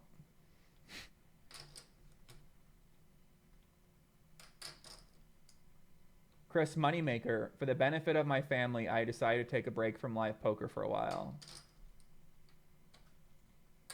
You know what? Are we going on break for a while? We're going on break for a while too. I will not be playing live poker again for the foreseeable future. And I suggest to others that they consider the risk before also doing so. I love to gamble as much as the next person, but what a generic thing to say.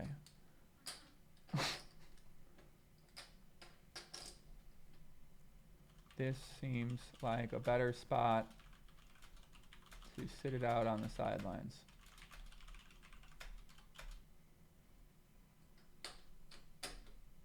Or bet on sports. Oh, wait. Too soon? Okay, I won't do that one. Too soon. Social distancing. Sorry, Kirill.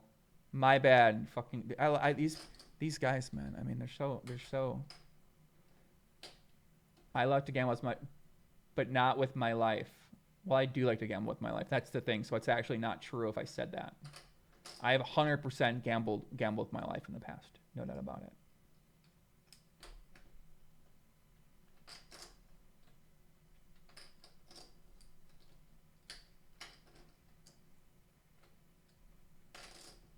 What do you think? We like this one? We like this one? What do you think? Yeah. Justin, you bitches can live in fear. I ain't nobody's scared. I'm not scared. I'll go right now, Justin. Heads up for rolls at the fucking Sahara right now. Let's go. Oh, use, play, run at once poker. It's a good idea. I suggest. Nah, too long. Whatever. We're not going to shill anything here.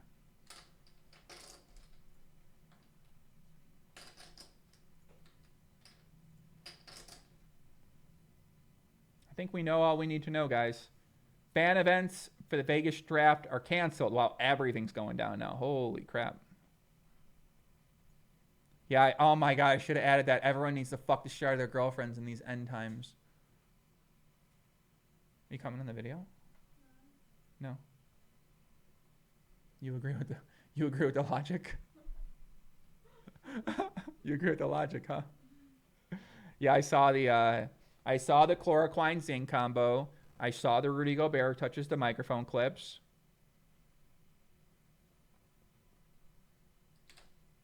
Blood pressure med, loricitin, possibly linked to severe coronavirus symptoms. Not yet verified, but being studied.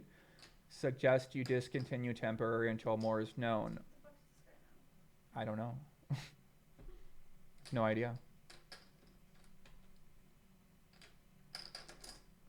Any tips on how to volunteer? Good question. As a WSOP dealer, I'm screwed. Yeah, you are pretty screwed, buddy. I mean, it's probably not going to happen, so. The best thing you can do during this period of uncertainty about COVID-19, regardless of your age or health, is to engage in social distancing, cancel public gatherings, avoid close proximity to others, and stay at home as much as possible. Does that mean that you should avoid your girlfriend? No. Or your boyfriend? Well, if we quarantine together, we'll be fine, so I'll stop leaving the house too. Okay, so now we're quarantined. Are we officially in quarantine now?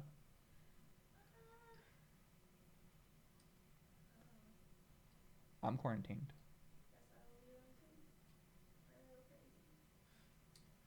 I gotta be around you. Oh my god, it sounds. You are a nut job. Oh my god.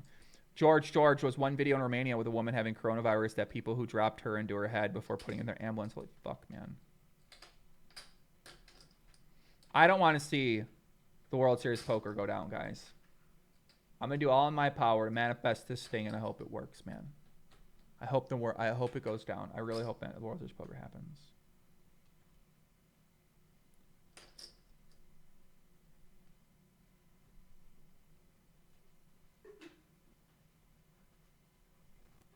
Immediate shortage of chloroquine everywhere. I think this guy was just on Brandon Adams' podcast yesterday.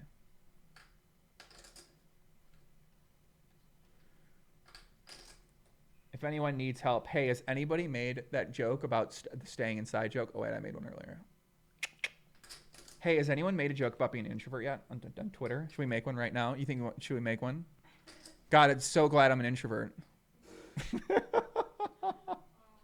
Hey, can I hire an introvert to come teach me how to fucking how to stay inside in a time like this? I'm really struggling as a massive extrovert. That's why I'm live streaming to people. No? Okay.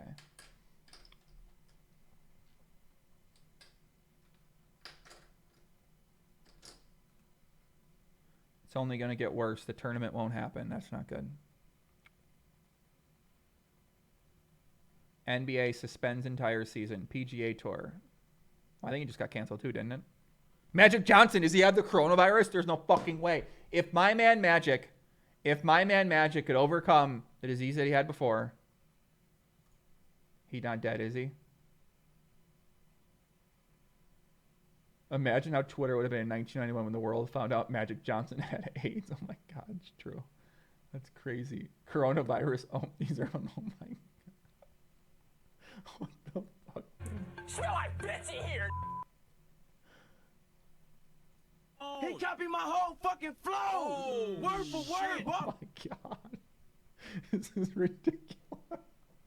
Twitter's fucking crazy. These people are nuts, man. Devin Booker found out the NBA season was suspended while live streaming on Twitch. This is great. No way. It's announced? Let me see. Booker's like, shit. My chat saying it's suspended. The season is over. Yeah, Sham bomb. What the fuck, bro? Bro. Bro. That guy's in the NBA while he was apparently live streaming. Shout out to my little brother in the chat, 2200 Cool, a.k.a. Big Stock, a.k.a. Yardstick, a.k.a. Stallion, a.k.a. Kloss, a.k.a. Handy, a.k.a. my little brother. That's true. So everyone says, everyone needs to calm down, people said. So what do you guys think? What do you guys think they need to calm down exactly? So what do you guys think people are overreacting to when you say people need to calm down? Do you think that talking about it is being calm? Because you guys don't seem calm the way you speak about it. You seem almost overly uncalm the opposite way. You seem uncalm about how adamant you are about people being calm, right? So what exactly are these guys triggered about? What's the other side here exactly? I'm confused. You know what I mean? Gabriel Junio, what's up, Poppy? What's happening? What's happening? What's happening? What's up? What's up? What's up, guys? Who's out here, man? Marty Moose, Hoopner, Poker Pro, Eric. Well, first, Cuba Steve, I'm traveling, so a little bit anxious about closures. Sucks big time. Yeah, I agree. Yeah, I don't know. I mean, would you travel? If I had a trip planned right now, I would not travel. So, I don't know. I'm calmly thinking about it. I just get animated when I talk about it, but I think there are a lot of people who are panicking for sure. Justin says shutting down the entire world economy will hurt way more than the virus itself. I mean, how do you know that? What are you basing that off of, right? All U.S. government employees are told to stay home. Will still be paid. This is like happening really fast. Holy shit. Does that really happen?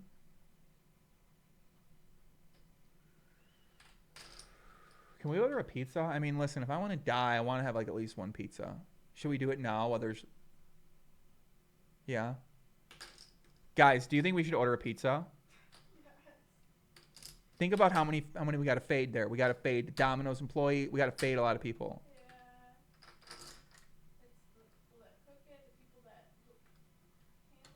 Yeah. Can it get on pizza? Fuck.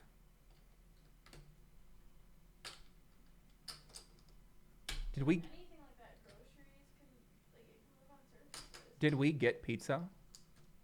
Did we? I think we should get pizza. Okay. Bro, if we're going down, I mean, I'll eat pizza. For sure. there was no one in Cosmo last night. I was at Cosmo during the day yesterday. Can we make our own pizza right now? I don't think they have it. Lovely. See what replies we get here. Joey's going to be in the lab. Fuck yes, I am.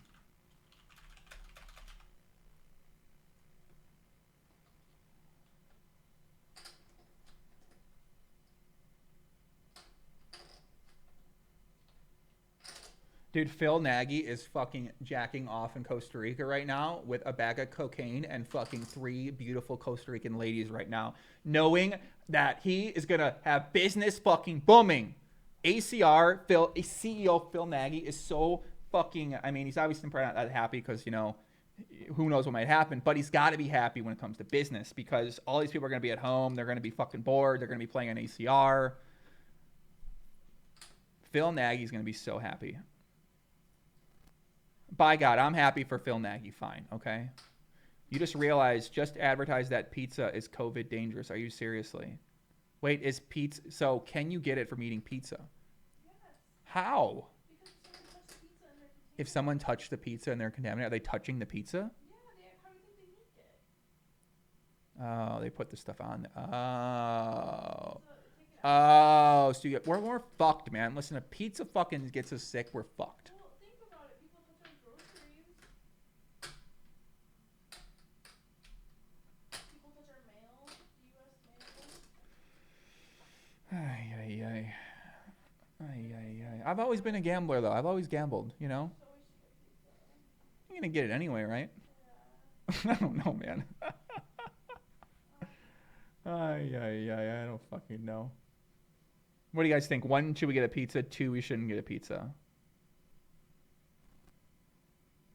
What do you guys think about this? How can it be legal for the free money poker app sites to make players pay real money for play chips that can't be redeemed for anything real, but not real money online? That's a lot to read and a lot to take in, but they're basically a poker tournament's a giveaway. So we put in $10 and we're giving away a certain prize at the end depending on how many people are in it.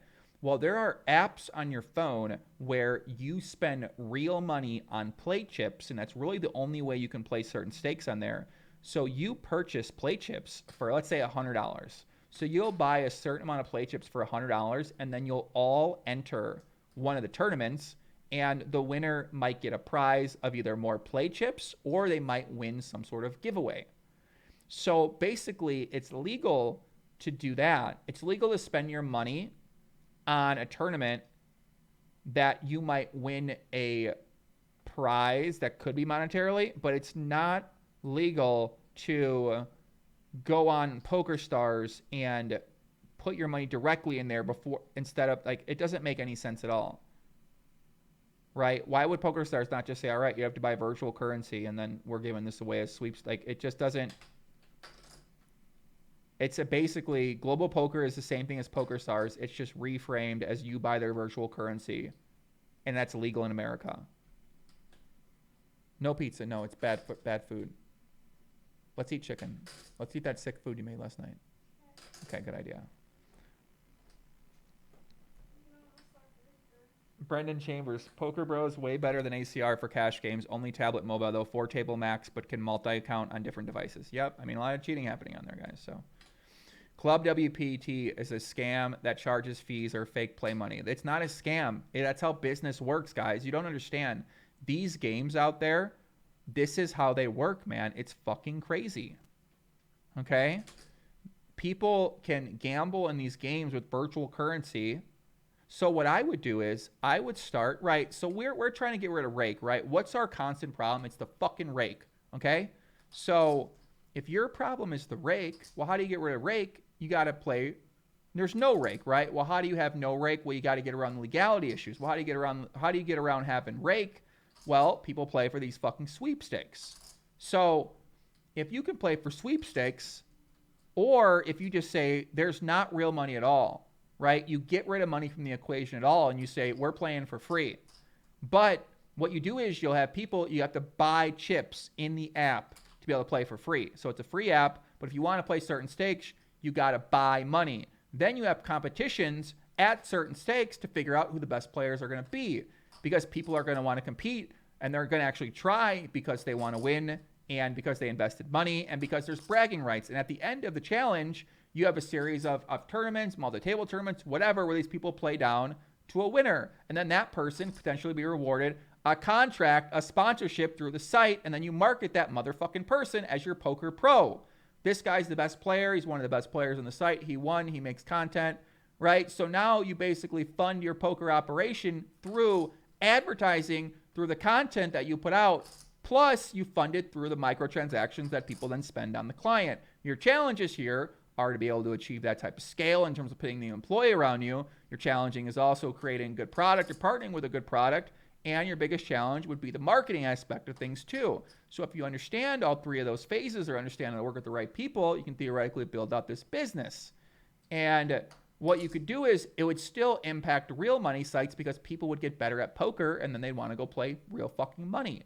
So theoretically, a wide stream, very popular free money game that attracted a large user base because they could play along with them would be something that could have success, right? But I mean, I could do this for fucking days with companies. So, right, just because it could have success doesn't mean that there wouldn't be problems along the way. So, ba-bam.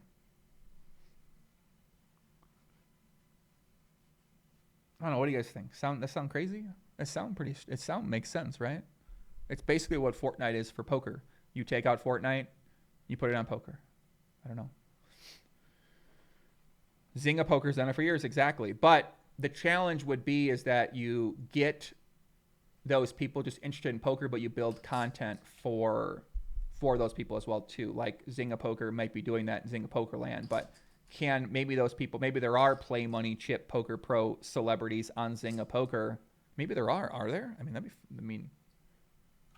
But if you can find a way to merge the two together between poker and between Play Money and real money, I don't know. Could be an idea. Who fucking knows? So Zynga Poker, literally. So I just described Zynga Poker. Okay. Well, that means we know it works. What this guy say? Play this guy. Metatron. All right. Let me find this guy. I'm in home in quarantine in LA. Oh my god. Hey, number ones. So I finally decided to make this video. Okay. I decided to make this video to let you know why I stopped the production on my channel.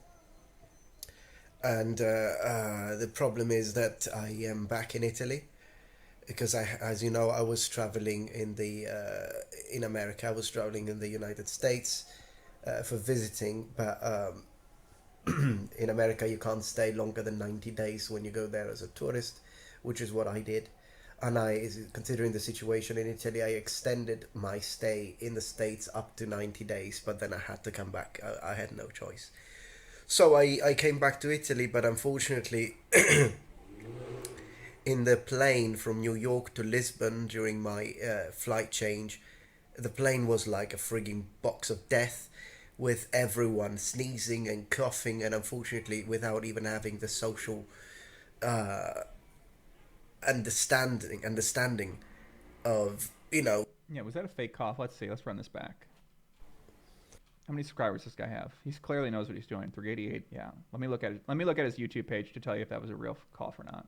And I'm not saying the guy doesn't have fucking coronavirus, but these guys are professionals. Let me see what his strategy is real quick, just to tell you.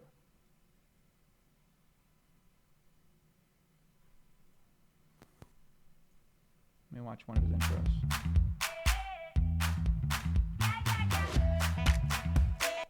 Hey number ones, welcome back to my channel. This is the Metatron speaking, and persistence. Okay. Hey number ones, so I finally decided to make this video. Okay. And a napkin or on your elbow People were just sneezing and coughing in the air. So that was like I took as many precautions as I could, but I fell sick. I did not go to, as you know, I live in the south of Italy. I don't live in the north, so I don't live in an area where there is a hot spot or a red area, but still. And of course, as I came back to Italy, I didn't go through Milan. I went through Rome and then came back to where I am now in Sicily. But I have a flu. Now, do I have the coronavirus? I don't know. But I'm under quarantine as per the title. So the first day I started having the first... so when I arrived, I had nothing. I was asymptomatic, but I was a little worried because of the plane. The following day, I started having this really... this fever. And the fever has stuck with me for 5 days. It just doesn't go away. I've been taking medicines and I've been calling every possible number. Of course, I got a cough and everything. I've been calling every number, the medical authorities, contacted my medical doctor, and I followed their directions. I asked for them to send me the tampon so we could see if I've got coronavirus or not, but they just won't send it. And the reason being that in Italy now they send you the tampon basically only if you have respiratory complications, like respiratory failure.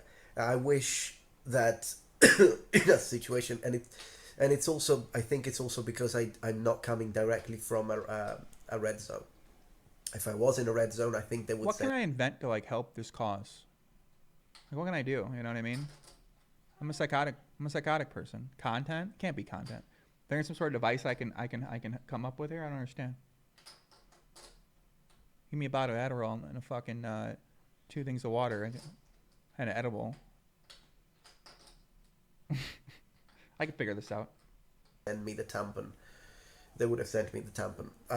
I still wish they would send it, but for now I have to comply. You know, the only thing I can do is I just keep taking meds, and I'll just I'll see if the situation improves. But unfortunately, the content production on my channel has altered. And I just felt I needed to let you know. I didn't want you to think that I was just abandoning you or anything. I have a lot of projects in mind and a lot of new things to show you, but for now everything is blocked because unfortunately I'm under quarantine. So anyways, both me and my doctor believe that in this case it's more probable that it's a normal flu, a bad one at that, but just a normal flu rather than corona. Also because yesterday I started feeling better. The first 2 days I felt quite awful, but yesterday I was feeling better. Today I do feel better. So there is that. And if the situation continues to improve, then great. If the situation gets worse, then he will agree.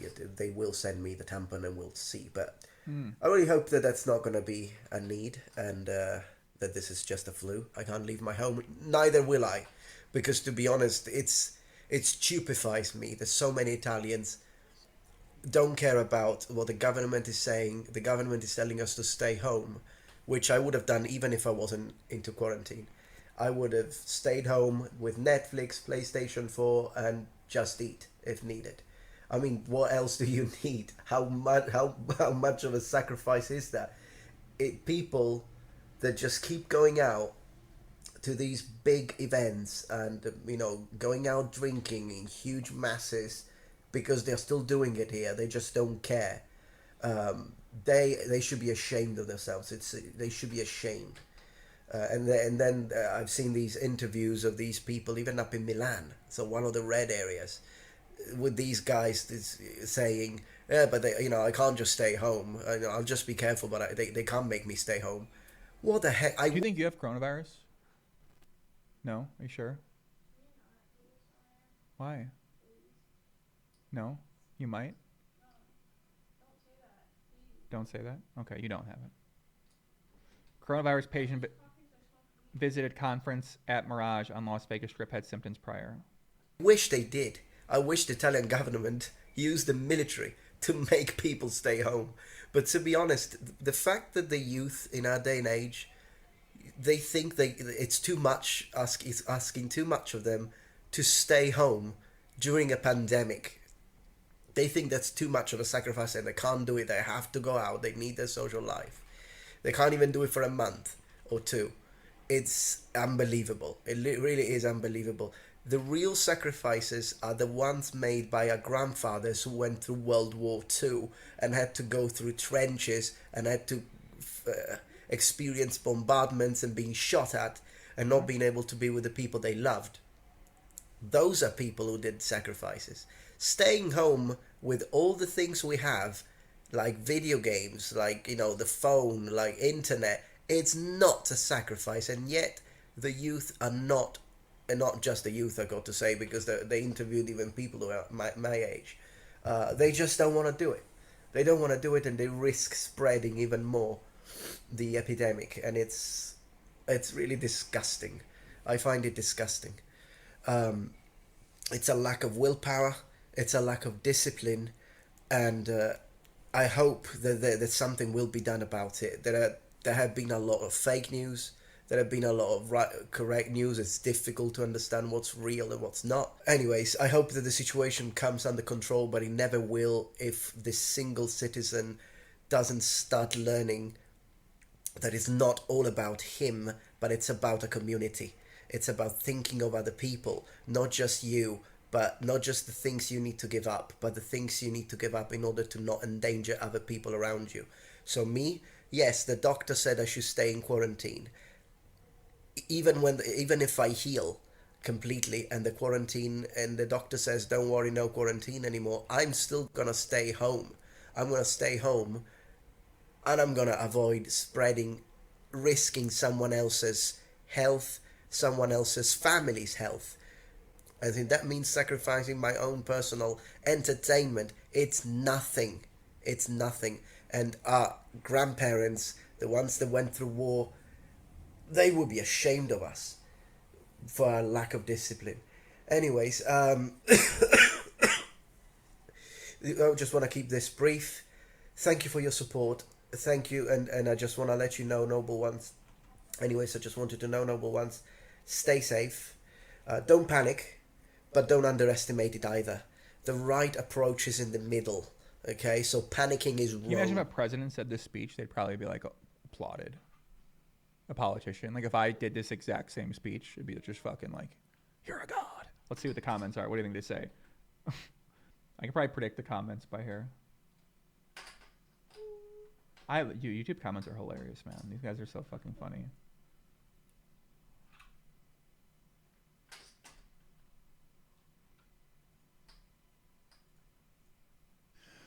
You know, in talking to when some of the things were coming up that we might not play games, and this was yesterday, I reached out to the folks at the arena and our folks at the Mavs to find out, you know, what it would cost to financially support people who aren't going to be able to come to work. You know, they get paid by the hour, and this was their source of income. And so we'll do some things there. We may ask them to go do some volunteer work in exchange, but, you know, we've already started the process of having a program in place. And I don't have any details to give, but it's certainly something that's important to me. You know, in talking to... Okay, that's Mark Cuban. He's the owner of the Dallas Mavericks. We're not going to go down any crazy conspiracy theory. It's not really crazy, but should we come to next week to play poker? The Tarsk asks. I don't know, man. Case. I wouldn't. I'm not going to go play poker, but so this guy's basically breaking down. This YouTube channel seems pretty nice. See here that the total recovered is 16 times that of the total deaths. And we can see here that the active cases are once again starting to come back up again. That's because of the activity outside of China. In terms of today, March 10th, we can see that there's a number of cases in multiple countries all over the world. And of course, the news from yesterday is that Italy has decided to extend its lockdown to not just the north of Italy, but to all of Italy. In terms of yesterday, in Spain, the number of cases have essentially doubled. with 557 new cases, and that seems to be a new hotspot. Uh-oh.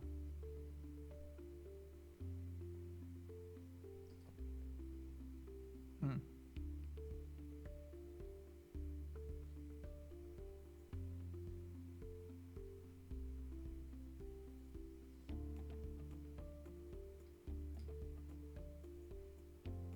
I can tell you, as of yesterday, I was able to get a lab test out of a commercial test company that I needed to have done in a patient in the emergency room. So I'm hoping that that is going to increase dramatically here in the next week or so.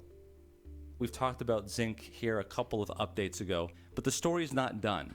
It's kind of an exciting story that gives me some cautious optimism in terms of COVID-19.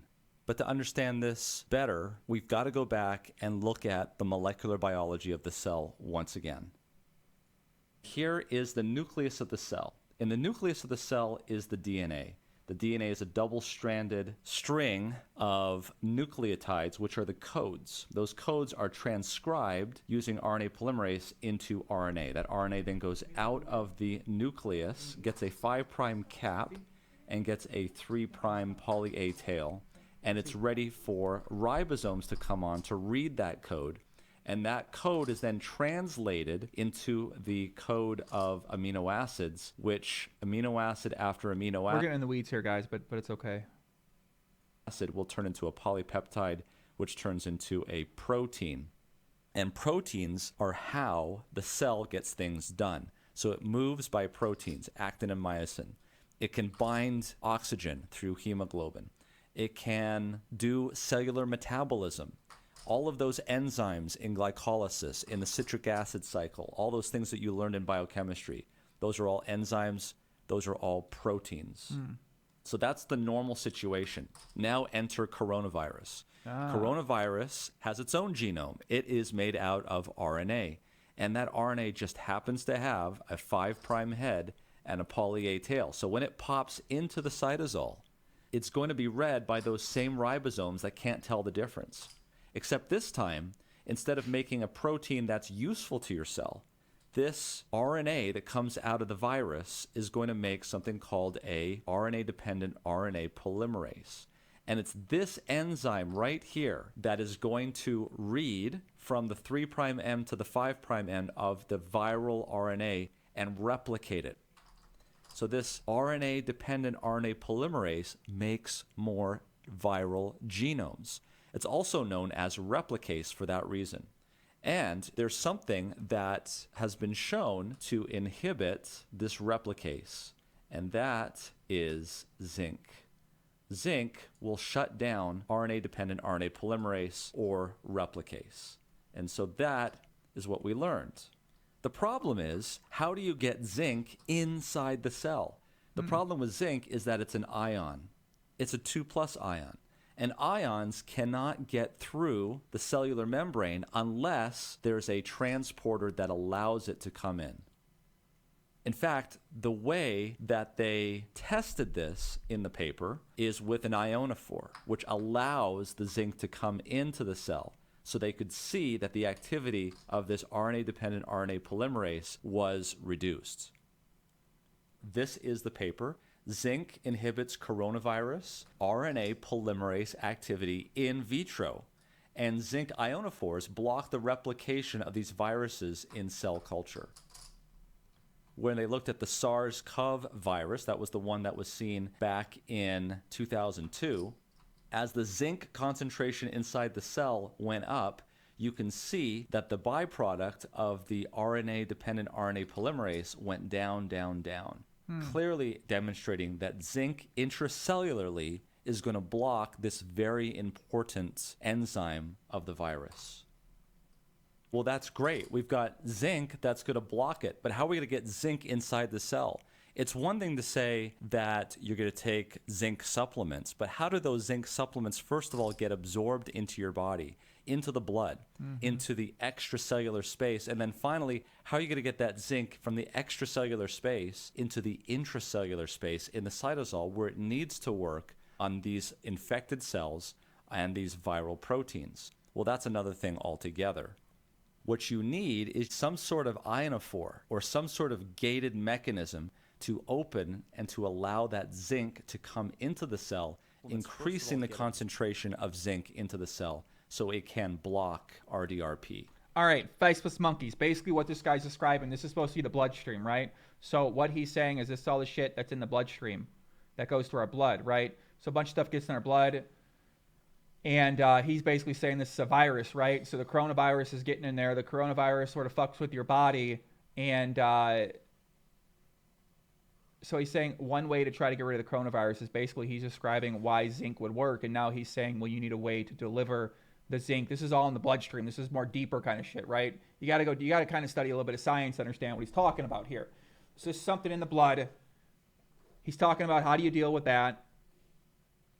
And the point he's getting to is he's basically just explaining to you the treatment, which is supposed to be this chloroquine and zinc treatment. You don't really need to know how it works. There's really nothing that you need to know about this at all, right? This is sort of like really the more you know. But I'm trying to find a cure to the coronavirus personally, so I'm looking at fucking everything, okay? So if people are telling me this might be a cure for the coronavirus, I'm going to try to figure out how we get this thing, right? I'm trying to do what I can do, man.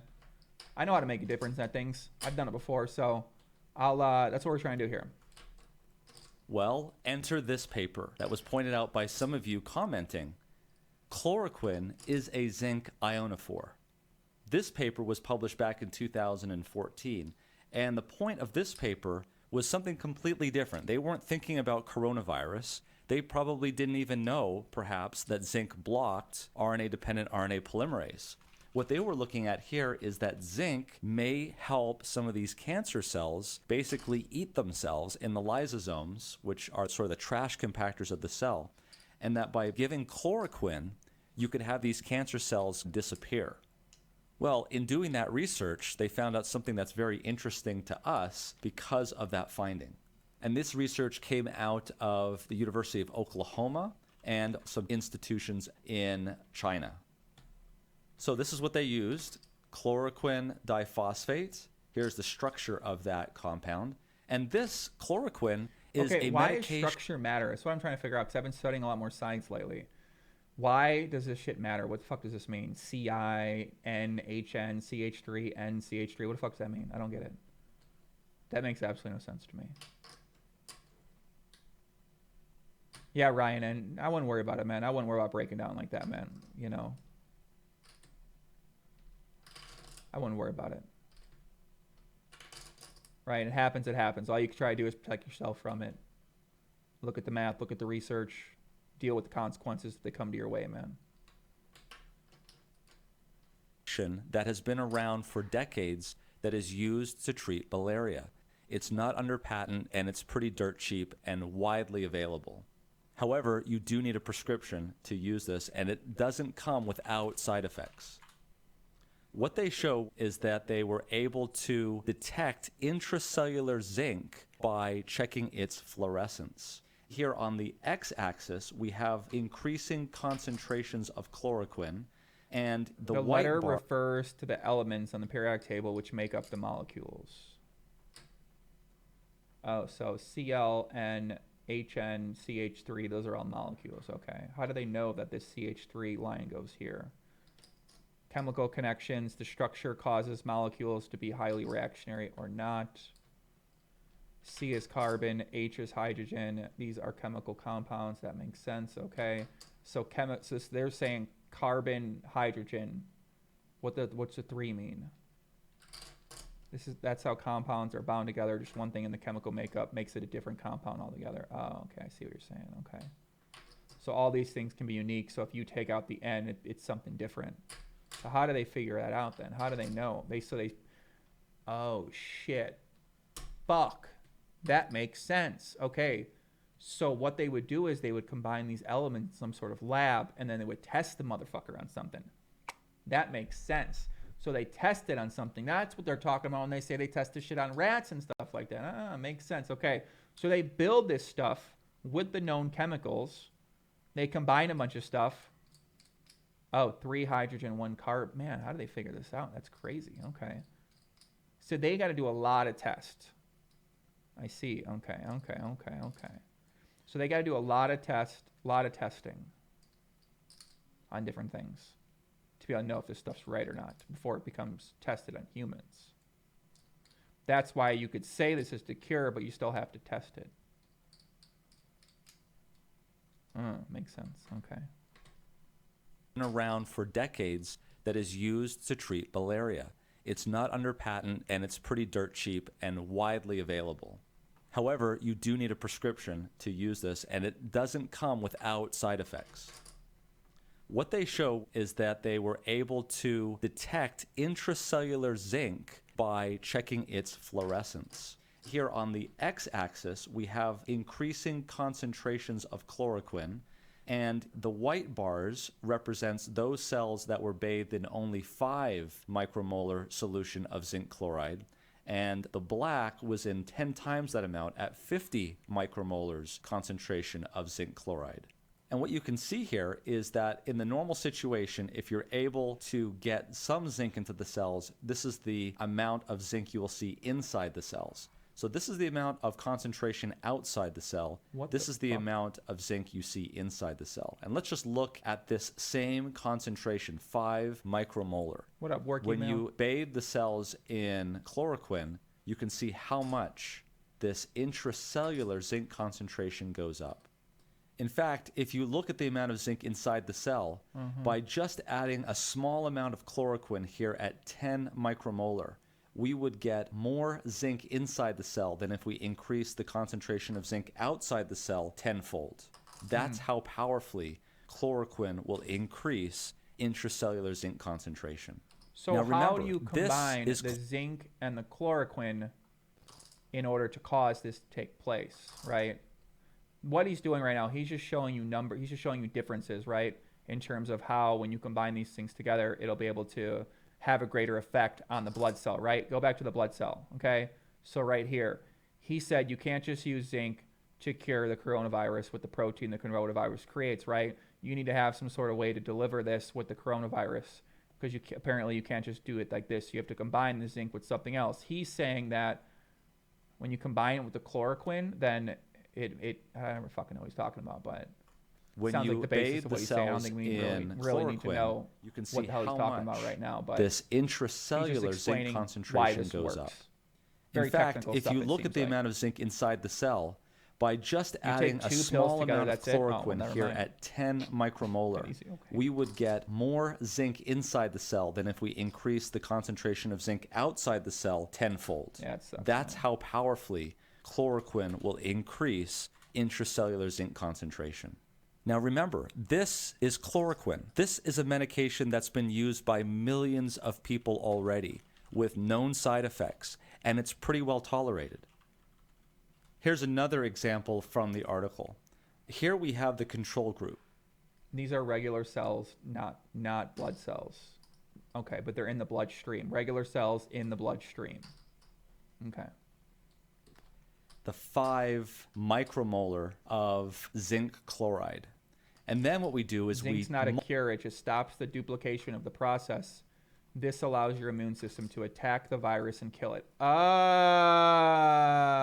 That makes sense. Oh, shit. Okay, that makes more sense. Okay. So what they're saying is that you take the zinc.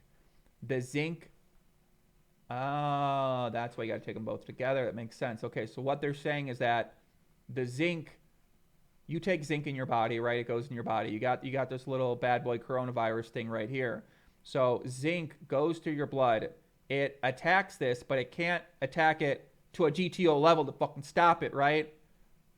Or it's not enough. No, that's not what you're saying. It stops the duplication of the virus. So this stops it from duplicating. And then the other one comes in and kills it? The chloroquine? The zinc can stop the virus from relocating. So why? Bro, I should be... Imagine if I would just fucking study with these guys all the time. This is amazing. Why am I doing this shit by myself all the time? Oh my God. Well, I give away too many ideas, but... too much crap. So why can the chloroquine only... He's going to tell me. Okay, he's definitely going to fucking tell me. Never mind. into the cell, which is what you're trying to do when you take a zinc lozenge, essentially. And you can see there's hardly any effect. It's minimal. And that's because zinc is an ion. It's a positively charged ion. And positively charged ions will not get into the cell unless there is a gate that allows it to go in. And there is gates that allow it to come in. That's how it's very tightly regulated. But chloroquine activates those gates. And so you can see this is at 50 micromoles. Zinc will only go in the cell with the chloroquine. None of them kill it. It just stops it from reproducing. Your immune system kills it. That makes sense. You see what he's saying? Remember when we studied the inflammation shit? Right? About the immune system? So your immune system attacks it and repairs your body naturally. Right? But for whatever reason, it doesn't know how to do that right now. So it can't kill the coronavirus, whatever. What's this thing called again? What's it called again? When they do, what's the ball called? What's this called? Blood? What's this called?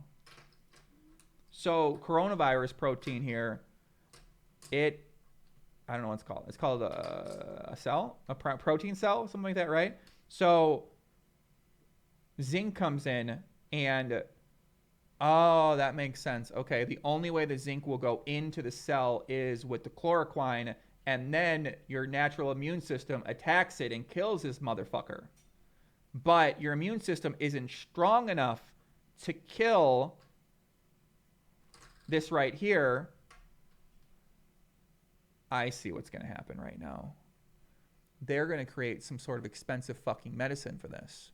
They're going to say, oh, this isn't approved because it's too simple. Or they're going to put chloroquine and zinc together and sell it as something else and say they made up an own fucking cure, and then they're going to charge you a bunch of money for it. That's the conspiracy theory side of things, though. The zinc contains it so your body can kill it. The chloroquine is the pathway the zinc uses to enter the cell, therefore not allowing the body to duplicate the RNA of the virus. Without the zinc, the virus tricks your body into duplicating it. Well, this tricky fucking virus, how'd the virus learn how to do that? How'd the virus learn how to do that? What a sick virus. They made this fucker like that, didn't they? The zinc chlorine stops the virus from reproducing itself. The more virus created by your body, the worse the infection and the harder for the immune system to get rid of the more. How do we know that? Viral RNA and replicate it. How do we know this is true? So, which is what you're trying to do when you take a zinc lozenge, essentially. And you can see there's hardly any effect. It's minimal. And that's because zinc is an ion. It's a positively charged ion. And positively charged ions will not get into the cell unless there is a gate that allows it to go in. Oh, it needs a fucking and there is gate. gates. This motherfucker's like a dog that can't jump the fence. He needs the owner to open up the fence. So it's like if we're trying to open up a door, the dog would need us to open up the fucking door. That's what he's saying this is like. You don't get it. He says that the zinc needs to enter a gate. Chloroquine is the gate. So the house is the protein. The house is the protein. The chloroquine is myself, and the dog is zinc trying to get inside the house. You know what I mean? No? Whatever. That allow it to come in. That's how it's very tightly regulated. But chloroquine activates those gates. And so you can see this is at 50 micromoles of zinc chloride. We can go back to the 5 micromoles here, but just adding 300 micromoles of chloroquine lights this thing up like a Christmas tree. And you can see here, if we go to 50, again, it lights up even more. But the biggest effect is not the jump in the zinc concentration. It's opening those gates that allows you to get the zinc into the cell. And presumably when that zinc gets into the cell, it's going to block that viral enzyme. Presumably. Oh. And in the discussion, we've got the conclusion of the matter. The conclusion that chloroquine is a zinc ionophore is based on the detection of significantly elevated... So we don't know this is true then. This is the hypothesis. Then they got to test it to know. Makes sense. Okay. Intracellular zinc levels when both zinc and chloroquine were added to the cell culture medium. So the question is this being used? And to that, I turn to Korea Biomedical Review. Physicians work out treatment guidelines for coronavirus. Notice that this is published here on the 13th of February when they were starting to see an uptick in their cases in Korea.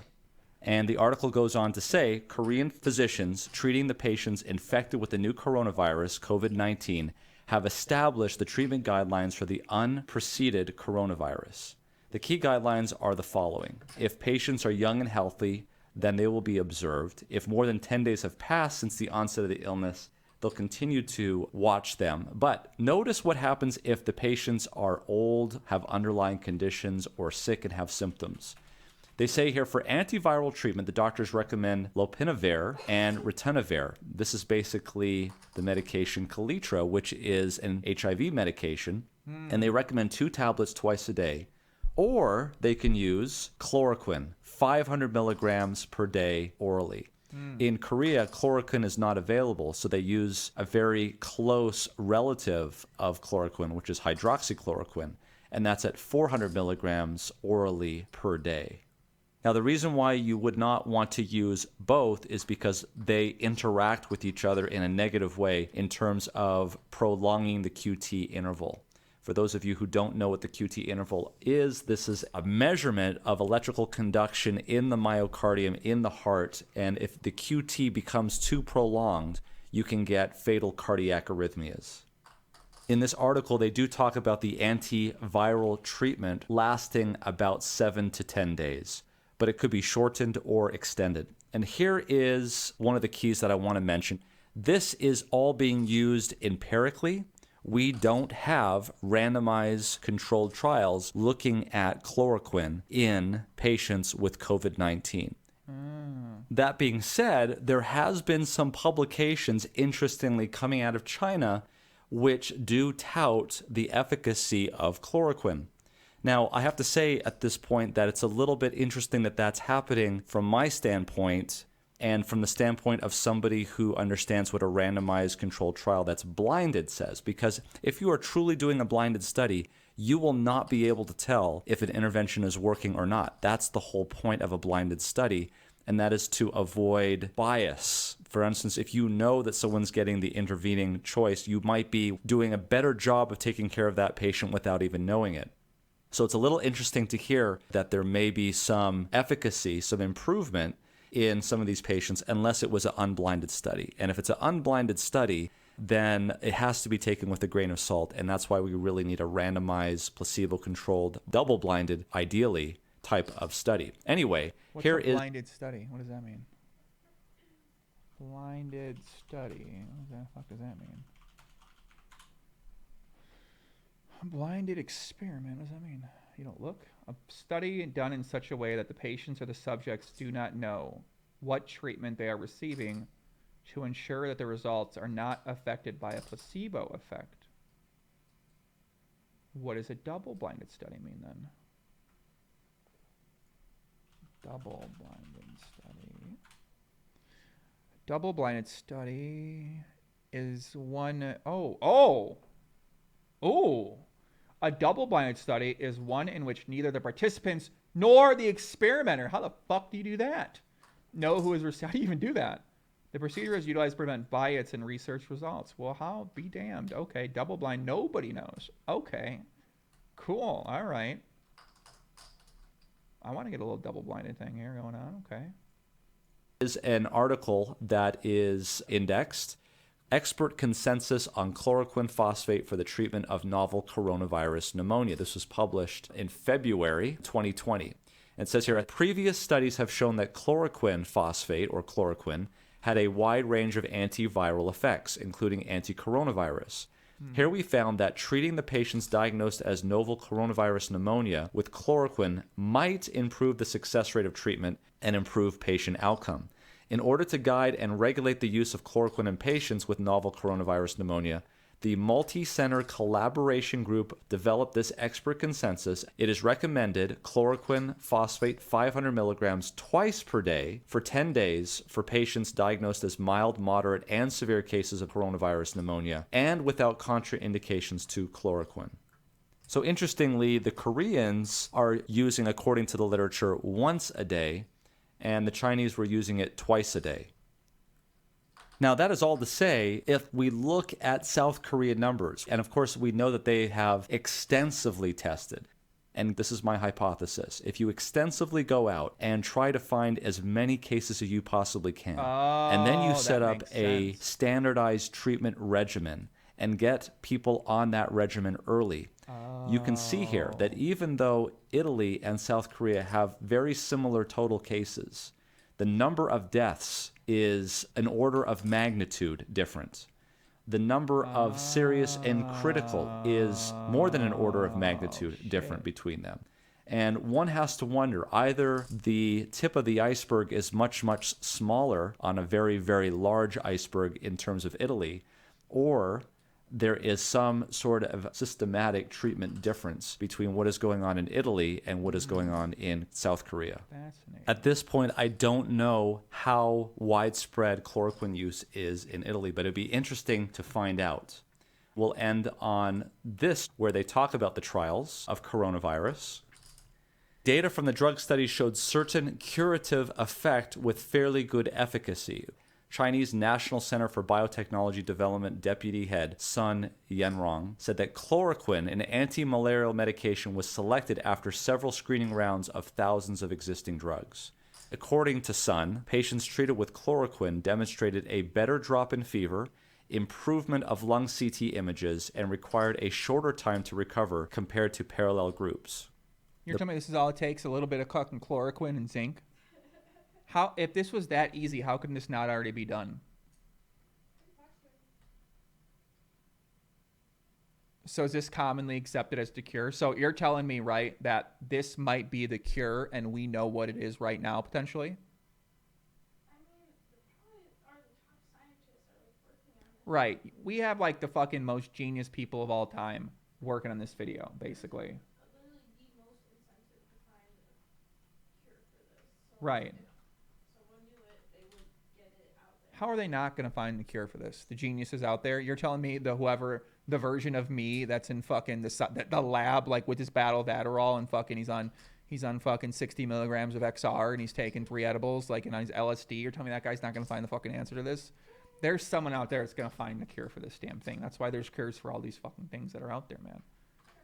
So wait, why do they say cancer has no cure? That's a conspiracy theory in itself, right? They said it's not. Well, I don't know. Don't they say it's not good for business to solve cancer, right? It's bad for business. So will it be bad for business to cure the coronavirus? Oh, so right now there's too much damage, so they gotta do it. Illuminati, do do do do do do do do. The percentage of patients with negative viral nucleic acid tests was also higher with the anti-malarial drug. Chloroquine. Defeat says not a cure. Immune response is to cure. Zinc just gives your immune response a chance. Okay. Oh, so that's why they say if you have a strong immune system, whereas older people have a weaker immune system, therefore that's why they would die from the coronavirus. That makes sense. Okay. That makes sense. That makes a lot of sense. It's not China saying that it's out manufacturing sectors saying most critical meds are made in China, not in the USA, or politicians allow this to happen when they made millions of dollars. Yeah, someone's making a lot of money off this.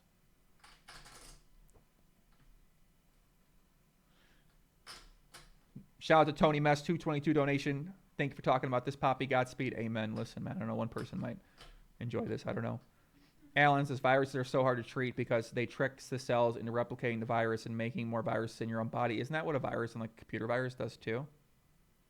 So even if you find a cure, the vaccine needs 1 year to be created. Why is that? Has so far showed no obvious serious adverse reactions. How can I make this virus right now? What do you got to do? We got to get some of the chloroquine. We got to get some zinc. We got to put it together. How do we do that? Where do we get the chloroquine from? How do we do it? Why not? You can't. Why can't we get some chloroquine? Is that hard to get? How do I make it? Where do I go? We got to get some fucking Tom Hanks. How do we buy it? I want to buy some. Shout out to Speed Reader. Thank you, Speed Reader. I'm glad one person enjoying it. 21 cents. That's a Gabantine.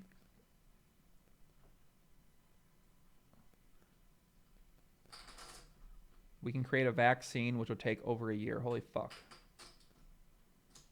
Has to be tested on animals and then humans. Wow. So basically, you might take this and get fucked. I see what you're saying. Okay.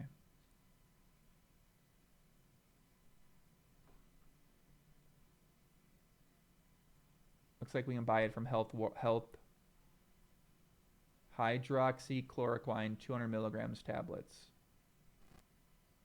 Do we fire now or what? What do you think? Just in case. Might as well get some, right? Is this the same thing? This says hydroxychloroquine, though. It says it's the same thing as the other chloroquine.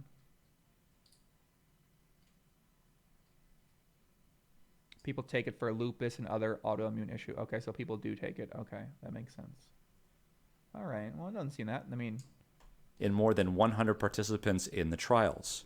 They said it's not the cure. Oh, so basically, this gives your body a chance to fight it, but there's probably something that gets rid of it as well, too, right? That would be what the next level would be, right? Is that now they might have a chance where they can put you in position for your body to fight it, but potentially there's something that you can make or combine that will get rid of it altogether.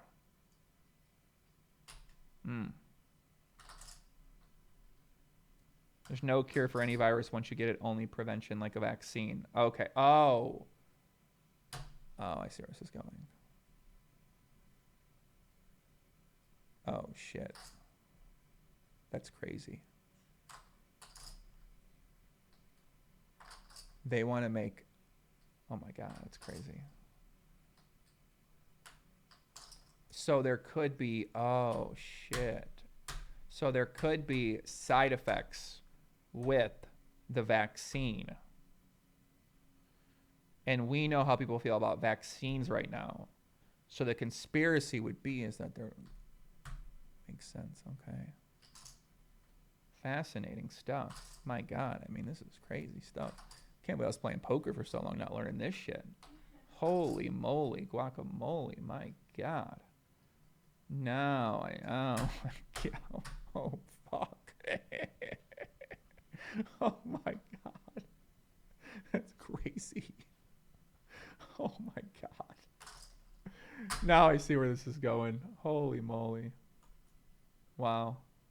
So getting back to our idea here of what's going on in molecular, we've got zinc here that needs to shut down RNA-dependent RNA polymerase. And what we're saying here is that chloroquine is going to somehow open up this ion gate and allow the zinc to come in to block and shut down viral replication. Alan says, likely never be a cure. The vaccine they create, like the flu shot vaccine, to help your immune system make antibodies that fight it. Okay. That makes sense. Okay, that makes sense. Okay. So what you're saying is that... Okay. So what you're saying is that you can't really get rid of the flu, but you can take the vaccine, and the vaccine helps you create more antibodies in your blood system that can fight off the virus. So the thought would be is that they can create a vaccine for this that would do the exact same thing that happened for the flu. So in the meantime, there's going to be a lot of people that die from this, no matter what. Because as my man on Joe Rogan said, that even when people go back out, right, like...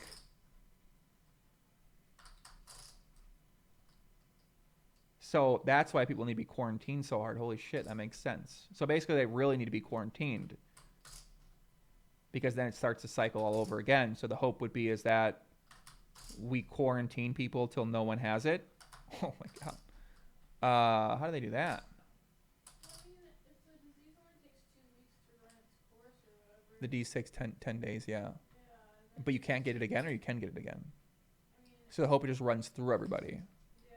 And then just takes out some guys?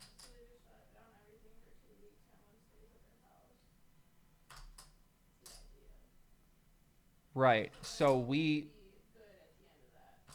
right, the virus can easily mutate and become stronger. They already did in some countries. Interesting. Okay. Basically, a virus is a werewolf. Vaccines give your body silver bullets ahead of time. How do we make a vaccine then? How do we do that? So they know. They know. Robert Palmer, I know what the red pills are. I just choose not to necessarily believe that side of things. You know what I mean? If you drive that side of things, you're gonna drive yourself a little fucking crazy. So, you know what I'm saying, brother? You know what I'm saying? I wouldn't be making. Well, I mean, maybe I would, maybe I wouldn't. But I've definitely studied a lot of what you're talking about. So we quarantine so that the health system doesn't get completely overwhelmed right now. Interesting. Robert Palmer, we basically listened to a guy on there who we don't know, right? We don't know. It doesn't even matter if I'm right or wrong, right? It doesn't matter if this stuff is right. It doesn't matter if this guy could be lying. This isn't how it works out, right? And we're all just studying this and it's not even true. It's always a chance. Vaccines are usually like dead versions of the virus, so your body can look at a non-dangerous version of it. Oh, shit. Okay. In order to make a vaccine, you weaken or use a dead version of the virus. Interesting stuff. Man, I could be a scientist 100%. Do you think I should fucking fire at trying to get involved? Someone's going to figure this out, though, right? So it's like a competition. It's a competition to figure out who makes the cure, and whoever makes the cure first, it gets money, right? They monetize it. That makes sense. Okay. China is the test bed for potentially rapid spreading viruses. What does that mean?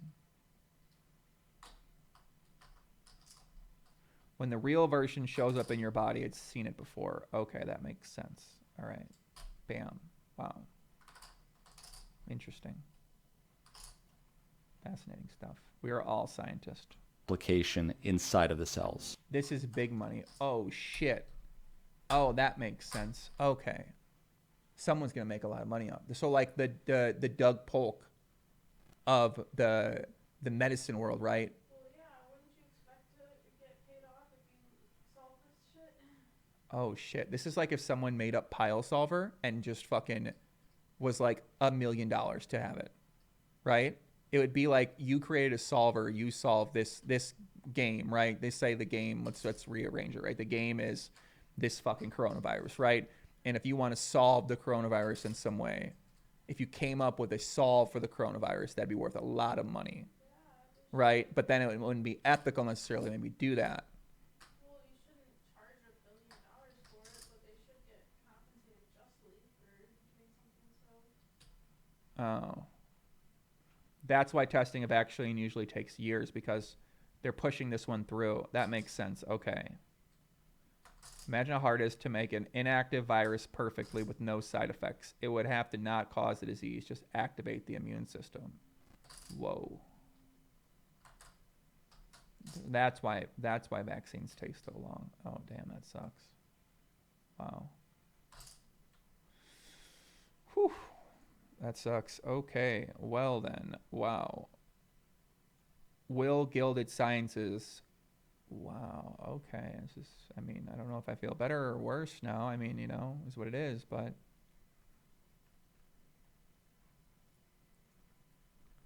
You can turbo it through on test subjects and skip the leading up steps. Oh, so that's why they got to pay real people to test them. Oh, so we need people to volunteer, or you got to pay them to get the coronavirus. Wow.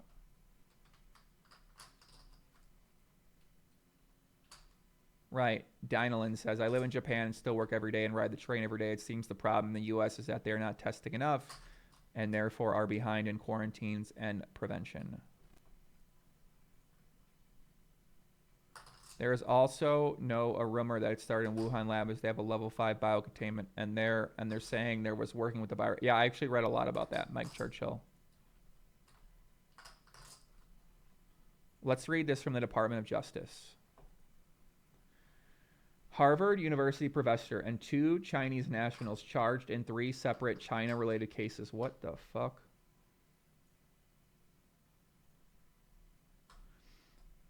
Dr. Charles Lieber, chair of the Department of Chemistry and Chemical Biology at Harvard University, was arrested this morning and charged by criminal complaint with one count of making a materially false, fictitious, and fraudulent statement. Yang Yingzi Yi, a 29 Chinese national, was charged in an indictment today with one case of visa fraud, making false statements. Another guy was charged. What did they do? Charles Lieber, who has served as the principal investigator of the Lieber Research Group at Harvard University, specialized in the area of nanoscience and received more than $15 million in grant fundings from the Department of Defense. These grants require disclosure of significant foreign financial conflicts of interest, including financial support from foreign governments or foreign entities. Unbeknownst to Harvard University, Lieber became a strategic scientist at Wuhan University of fucking Technology in China and was a contractual participant in China's Thousand Talents plans from in or about 2012 to 2017. This is one of the most prominent Chinese talent recruitment plans. Whoa, shit. Wow. These talent programs seek to lure Chinese overseas talent and foreign experts to bring their knowledge and experience to China and reward individuals for stealing proprietary information.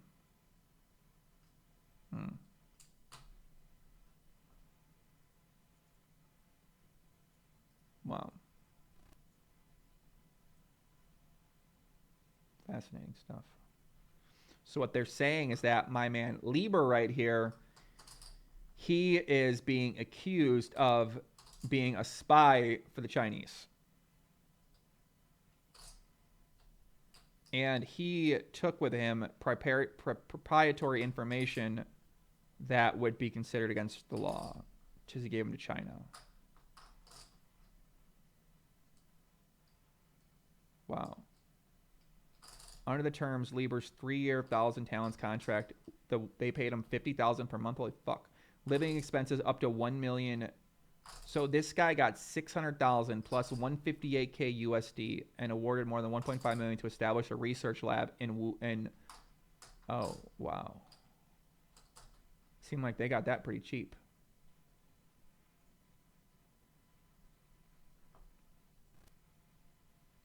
Wow.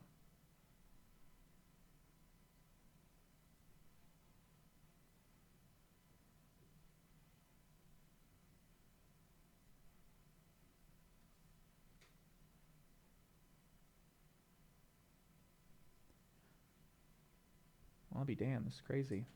Doyle Brunson didn't die. The next person who says that gets an automatic timeout. All right? Please stop spreading these things in the fucking chat. Seriously, guys. What the fuck are you thinking? So this guy, in return, Lieber was obligated to work for the Wu-Tang not less than 9 months a year by declaring international cooperation projects, cultivating young teachers and PhD students, organizing international conferences, applying for patents, and publishing articles in the name of the Wu-Tang. The complaint alleges that in 1819, Lieber lied about his involvement. On or about April 28, 2018, during an interview with investigators, Lieber stated that he was never asked to participate. Well, that seems like a pretty fucking dumb thing to do, right? But he wasn't sure how China categorized him. In February 2018, NIH inquired of Harvard whether Lieber had failed to disclose his then suspected. So what does this have to do? So are they saying this guy was helped build the lab? What exactly is the allegation here?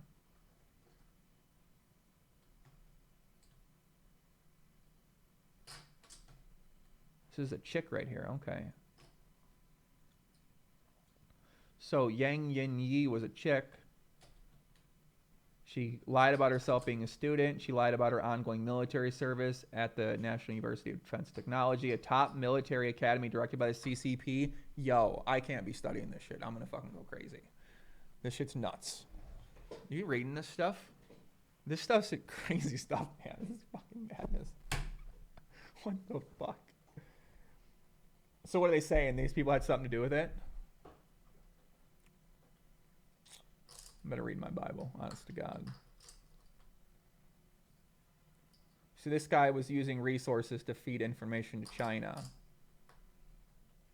Of course I know about the joke, Eric. Are you fucking dumb? Come on, man. I can't. Sorry, I don't mean to, use this sort of language, obviously, right? But I'm being sarcastic.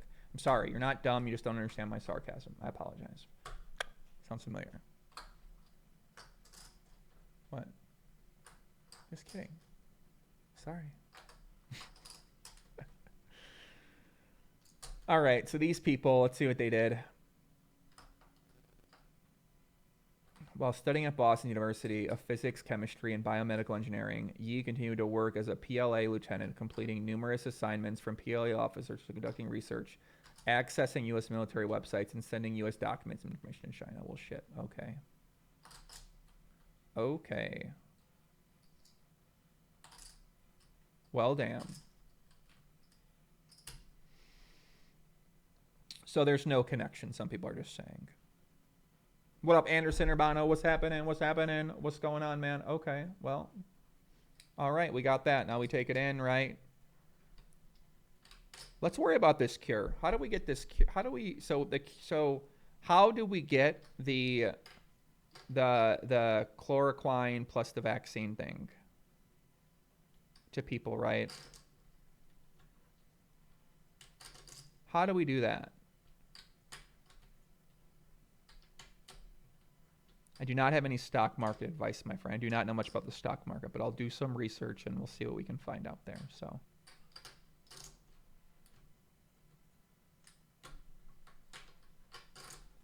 nothing important is on the news. We could certainly debate that. I agree. Do puts. I think that's exciting. I'm cautiously optimistic that this may lead to something, but again, I have to... So how do we get the treatment in front of people quickly? How do we do that? They need to do more tests to see if it works. Okay. So they got to test the chloroquine. So maybe something else works better too.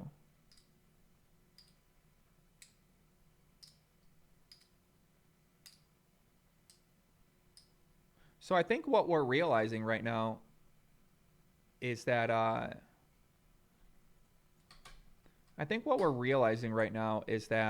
as these new sources of media come up in new areas of the world, like this guy is a source in the science world, right?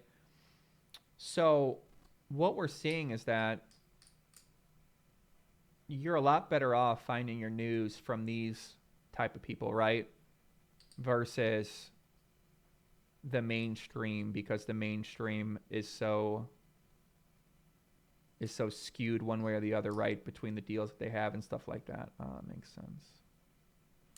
Huh. We're talking about the coronavirus. Puno poo. Puno poo. Biotech company in San Diego has a cure, but it does take 6 to 9 to produce large screen. That makes sense. Phil Ivey is stranded in Sochi. How is Phil Ivey going to get home? We got to get him on the line. Right now, all we are doing is trying out different antiviral drugs that we already have in use today. We also need to develop a completely new vaccine that will protect us from getting it. Interesting. Random says the rich billionaires already have the vaccine. They might. Interesting. Interesting stuff. Okay. So what do you guys think? Do you guys think that, where do I see us in 2 weeks? Well, it seems like from everything we're studying, this is going to keep spreading. And, yeah, I mean, where that goes, I don't know. Isolated for sure, right? People not supposed to leave certain places, but people are still gonna, of course, they're gonna you know, look that sort of rule in the face and keep going to do it too. I mean, listen, with Tom Hanks, now the whole Tom Hanks thing, oh my God, that's where that comes in. Oh no. Think about it, right? Tom Hanks got sick and then everyone shut it down. Did you see that? Maybe shit wasn't shutting down fast enough, so they're like, yo, put Hanks up there, let him fucking get it. Right? EDC postponed, just announced. EDC, man, last half of the year, man. EDC postponed, Electric Davis Carnival in Las Vegas, May 14th and May 16th.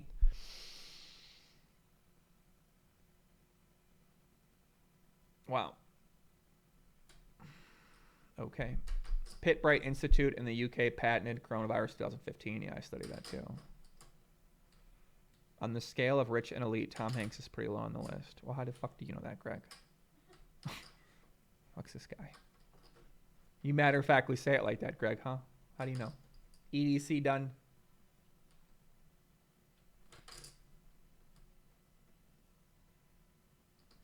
The team plane used to transport the Utah Jazz to Oklahoma City was later used to transport both the Orlando Magic and Memphis Grizzlies in more days. Oh my God, okay. Tests indicate coronavirus can survive in the air. Great. What do you guys think I should do about this, guys? What do you guys think, man? I'm in a position where I feel like I could do a lot of crazy shit. What do you guys think I should do, right? Should I try to get involved, right? Should I try to help? What should I do? I don't know.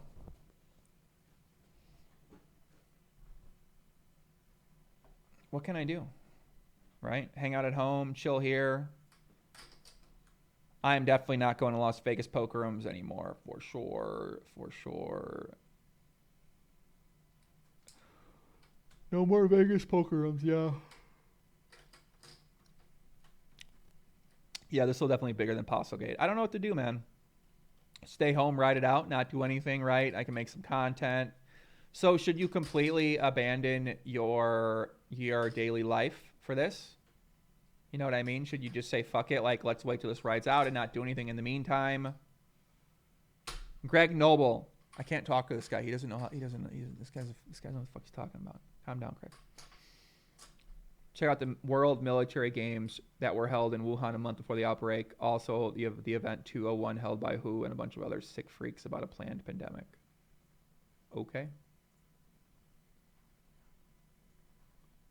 So get used to staying home. So I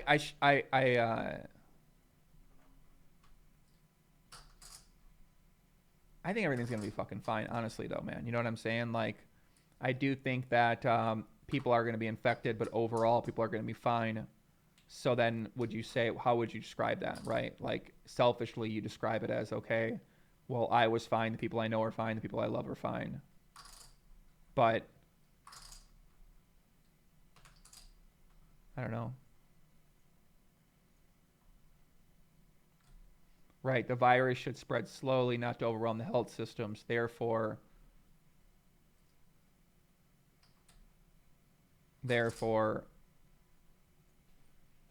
you should try to limit your interaction with people as much as possible. The markets are going to crash worse than 2008 potentially. So what does that mean then? People are kind of acting like everyone's going to die here, aren't they? Right? That's what the people are acting like, it appears. Is everyone's thinking like, oh my God, all these people are going to die. When in reality, it might be a small percentage of people, which, if you're a gambler, like I am, you say, well, I mean, that's not very likely. But what they're talking about is the whole, if it overruns the healthcare system, then other people who are sick might not be able to get the treatment that they need. And then more deaths are going to occur. So you really got to be able to handle it carefully.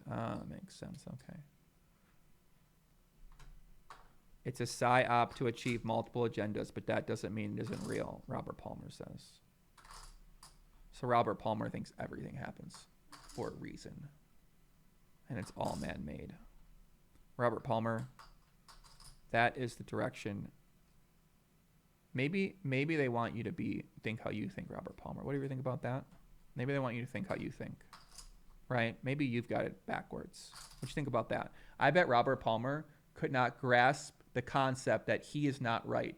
Robert Palmer thinks that he is so fucking accurate right now that he would not be open. He would not be open. Robert Palmer in the YouTube chat. He would not be open to the other side, that he is not right. He's so convinced. This is what happens when you get down the conspirator rabbit hole, is that you're so fucking convinced that the world is not how it's presented to you, and you have absolutely no ability to be open-minded to listen to the other side of some things. And then you don't have the knowledge and awareness enough to realize that you trying to perpetrate this message to people on a constant basis, right? What kind of potential side effects? So you see a problem, you see a virus out there, and you think you got the fucking cure for people, and you don't realize the side effects that come along with this cure message you're trying to spread. So, you know what I mean? Robert Palmer seems like an arguer like you. He said, I think about not being right all the time. He seems like the kind of guy who likes to tell you that you're fucking wrong. Every comment from Robert Palmer has been telling our people why they're wrong. I can tell.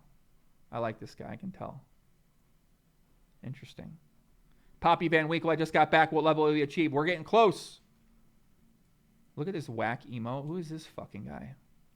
Hey, Archimus, let me fucking see your page, man. Let me see who you are. Let me check you out, see what's whack about your shit. That's why you ignore comments, because they don't get you in the weeds. You understand? Makes sense, right? Let me see this fucking bum. Huh? Not so fun when it's reversed around, is it? No. Just Josh and me too. It's jokes. We're kidding. Fool me twice. Bill Gates gave a speech telling us the coronavirus is the next big threat a few years ago, and he's the #1 proponent of vaccines. His company alone has stifled tech more than anybody. I can see that. I think when governments are taking such extreme measures, they might know more than they are letting on. Stopping flights to a continent doesn't make sense over a few thousand cases. That might be true too. I agree. I see where you're coming from. I like this. There have been plenty of healthy people die from it, just less than the elderly and the compromised. That makes sense. My little brother made $10,000 in 2 sales of the face mask. Holy fuck. Poon Poon. The problem is supply chains break down because people get greedy and buy habits get out of line. So certain goods get more expensive. Also, some generics are only produced in certain parts of the world by now, and countries may hold back meds for their own population. Oh my God, that sounds severe. Wow. Okay. Wow. So poker's the least of our worries, it sounds like. But,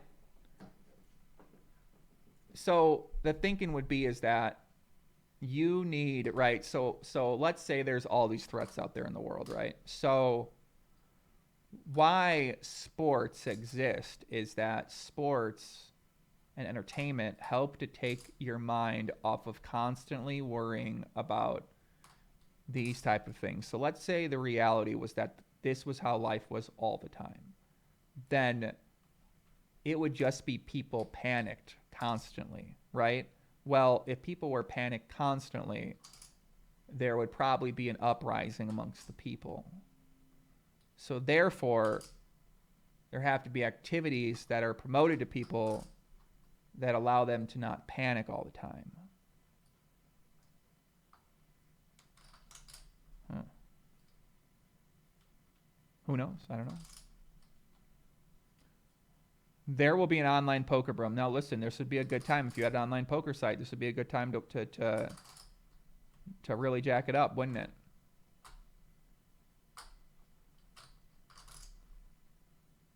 Robert Palmer, I'm not the done. Yeah, so they would cancel this.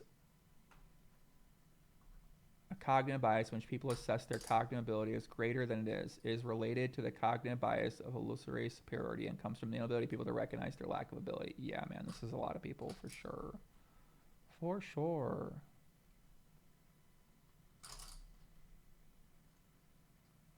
I should self-quarantine. I am definitely self-quarantine. I probably would like you, Robert Palmer, too. I like my girl, you know. She likes to argue about things too. But she's sweet and beautiful, right? Makes sense. Sometimes out of line. Barley. We have to strengthen people's immune system and stress increase likelihood of being infected. Breathe slow, stay calm. Okay. Now we're thinking. Okay, what's our problem here, guys? Coronavirus. All right, our problem is the coronavirus, right? Well, what are ways we can stop this motherfucker, right? We can stop them. Johnny Vibes, listen, man, you got to learn. This is the biggest story in the world. You got to learn about it. So coronavirus, the goal would be we don't want to get it, right? But what happens if we get it? Our immune system needs to fight it, okay? So then we got to say, how do we strengthen, I don't know how to spell strength, our immune system, okay? So what is the treatment? What can treat it? How can we strengthen our immune system, right?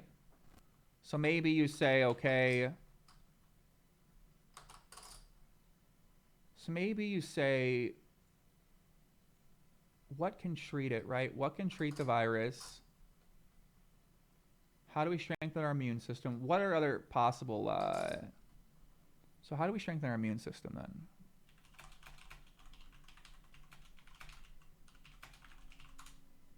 Bro, we are fucking learning, Johnny Vibes. Oh, shit. Okay, guys, here you go. Boom.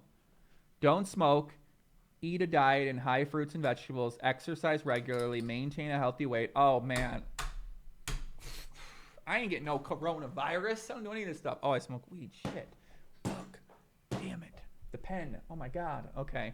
Never mind. I'm getting my... You never know. No, I'm not getting it, but we're going to fight it. Don't smoke. Okay. Eat a diet high... Is this like some sort of counter thing against weed? People that like weed? Oh my God. Holy guacamole. High level of vitamin C. Wow.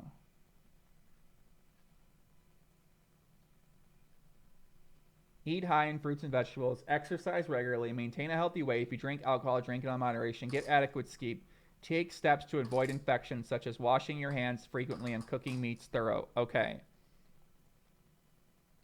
I failed 1 through 6, this guy says. Holy moly. Let's talk about symptoms now. There's a new study out that says half of those infected will show symptoms in about 5 days, and almost everyone will show... Can we really believe NBC? I just can't take them seriously. I'm sorry. 3 vitamins that boosting your immunity. Vitamin C is one of the biggest immune system boosters of all. In fact, a lack of vitamin C can make you prone to getting sick. Vitamin B6 is vital to supporting biochemical reactions in the immune system. Vitamin E is a powerful antioxidant that helps the body... Okay, babe, can we see if we got some of that in the cabinet? Yeah, vitamin C, vitamin B6, and vitamin E. Okay. What? Well, let's get them. Let's take them now. Well, I didn't take them. Where are they at? We got to get on it.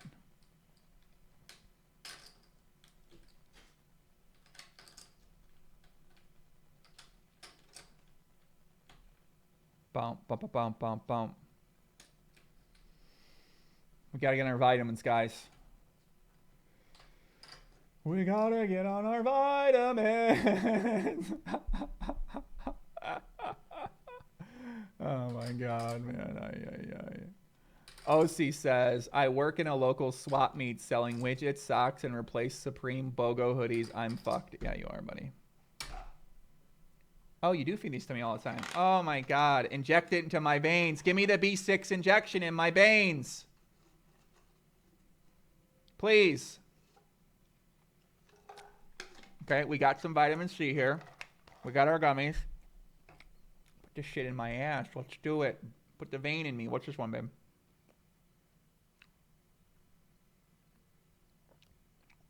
What is this one called? A multivitamin. Okay, what do we got in here? C, D, E, B6. Perfect. Give it to me. Oh, I shouldn't have took that, should I? Okay. Oh, you do give this to me all the time. She's on top of things. I'm going to be honest, guys. A small part of me wants to just go outside right now and say, fuck it. No? Okay. Never mind. I'm kidding. Okay, we're boosting our immune system over here, guys. Do we got any turmeric? Okay.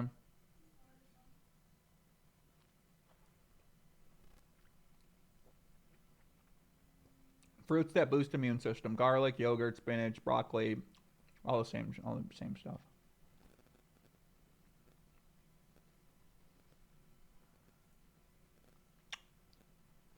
Fruits, peppers. Oh, shit. I didn't know any of this stuff. Wow, this is crazy. I'm learning a lot. What up, Donkey Puncher?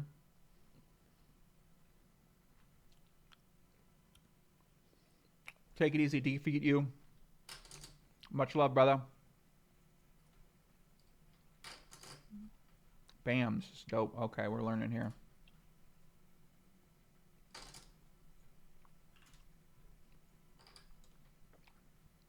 We learn a little bit. Whatever. Do we got anything else to watch?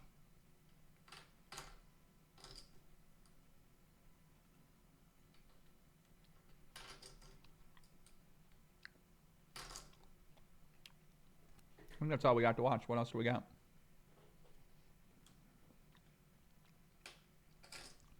Ginger sold out supermarket. Is that true?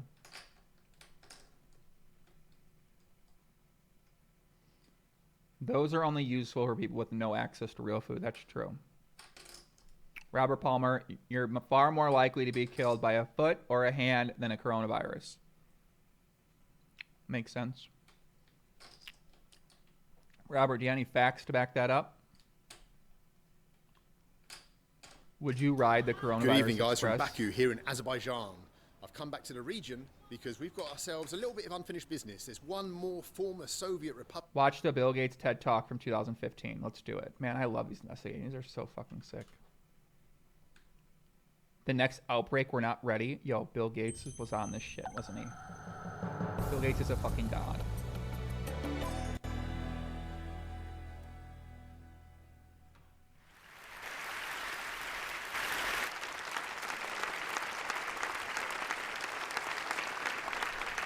When I was a kid, the disaster we worried about most was a nuclear war. That's why we had a barrel like this down in our basement, filled with cans of food and water. When the nuclear attack came, we were supposed to go downstairs, hunker down, and eat out of that barrel. Today, the greatest risk of global catastrophe doesn't look like this. Instead, it looks like this. If anything kills over 10 million people in the next few decades, it's most likely to be a highly infectious virus rather than a war. Not missiles, but microbes. Now, part of the reason for this is that we have invested a huge amount in nuclear deterrence, but we've actually invested very little in a system to stop an epidemic. We're not ready for the next epidemic. Let's look at Ebola. I'm sure all of you read about it in the newspaper. Lots of tough challenges. I followed it carefully through the case analysis tools we use to track polio eradication. And as you look at what went on, the problem wasn't that there was a system that didn't work well enough. The problem was that we didn't have a system at all. In fact, there are some pretty obvious key missing pieces. We didn't have a group of epidemiologists ready to go who would have gone, seen what the disease was, see how far it had spread. The case reports came in on paper. It was very delayed before they were put online, and they were extremely inaccurate.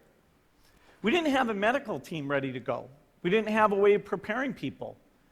Now, Médecins Sans Frontières did a great job orchestrating volunteers, but even so, we were far slower than we should have been getting the thousands of workers into these countries.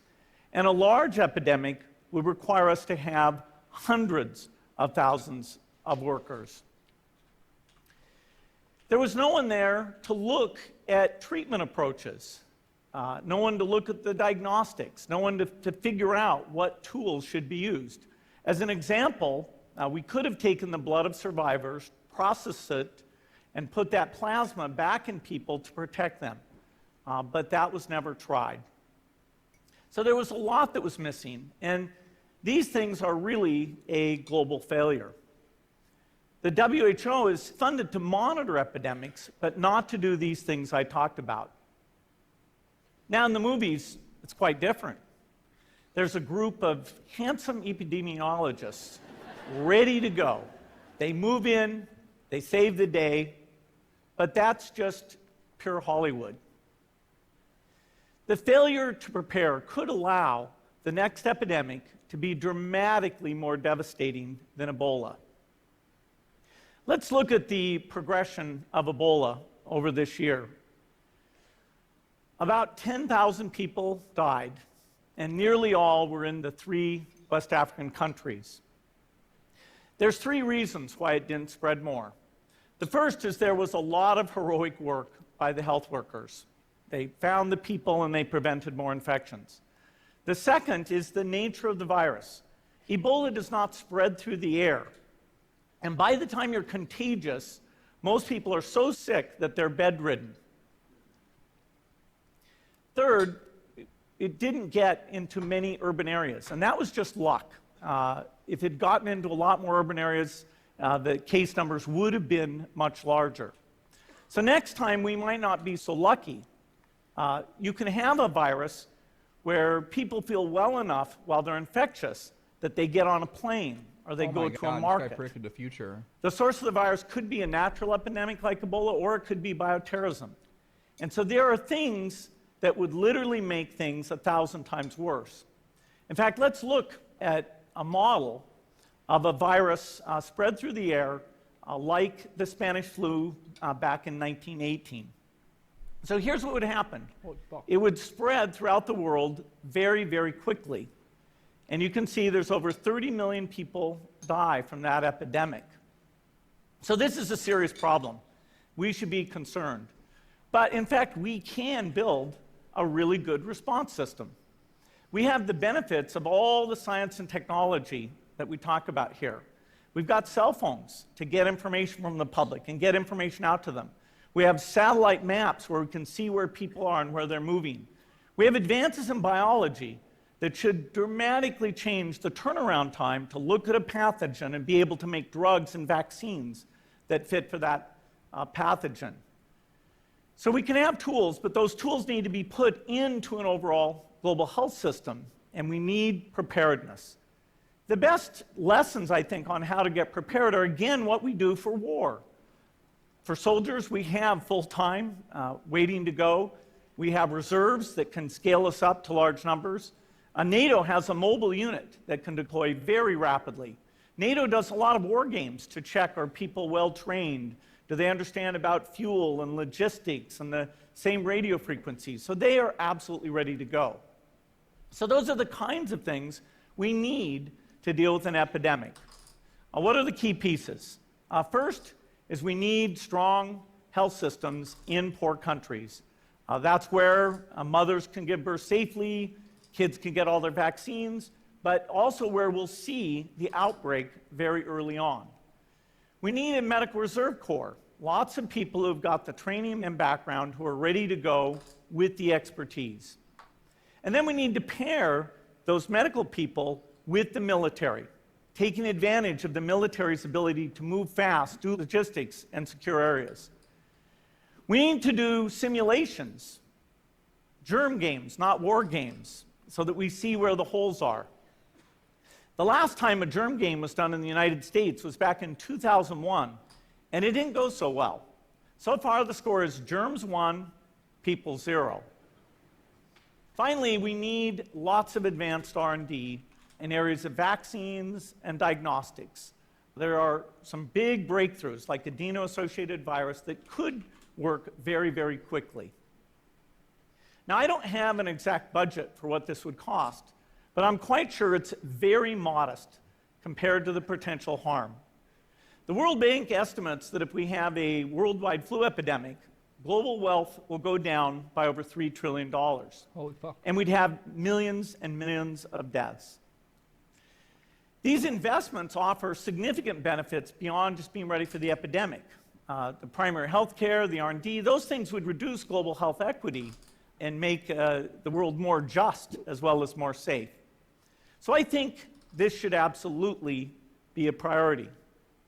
There's no need to panic. We don't have to hoard cans of spaghetti or go down into the basement.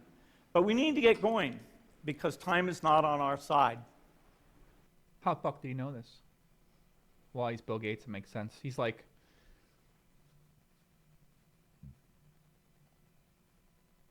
How does he know this? I don't get it. In fact, if there's one positive thing that can come out of the Ebola epidemic, it's that it can serve as an early warning, a wake-up call to get ready. If we start now, we can be ready for the next epidemic. Thank you.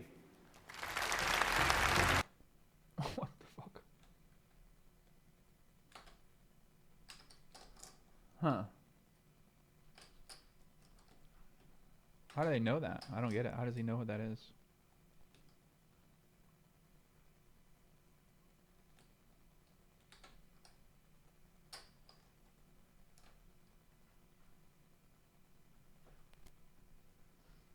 Wuhan military games break records. What does that mean? Will open on Friday evening in Central. The military gala. What is the Wuhan military games? Offers 25 competition and 2 demonstration sports.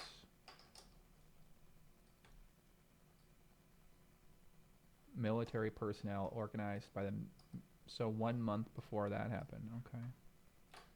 Yeah, Bill Gates was How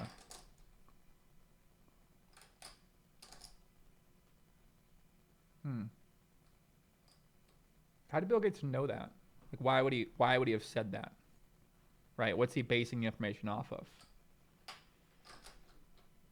Pappy Van Winkle, he's 5 steps ahead. Right. We'd have to say that the guy's going to be well ahead of the curve. Right? Obviously, the guy can see the future. He can see ahead. You mean prick the computers back in, what, 1970 or something like that, 20 years beforehand?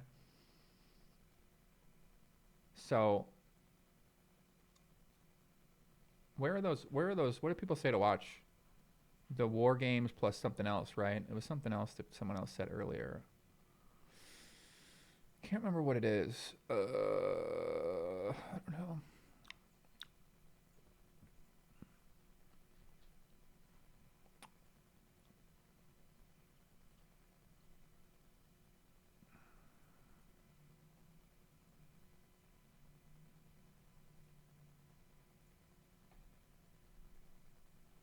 How did he know that? Right? Why would he have said that? What else has he said about that?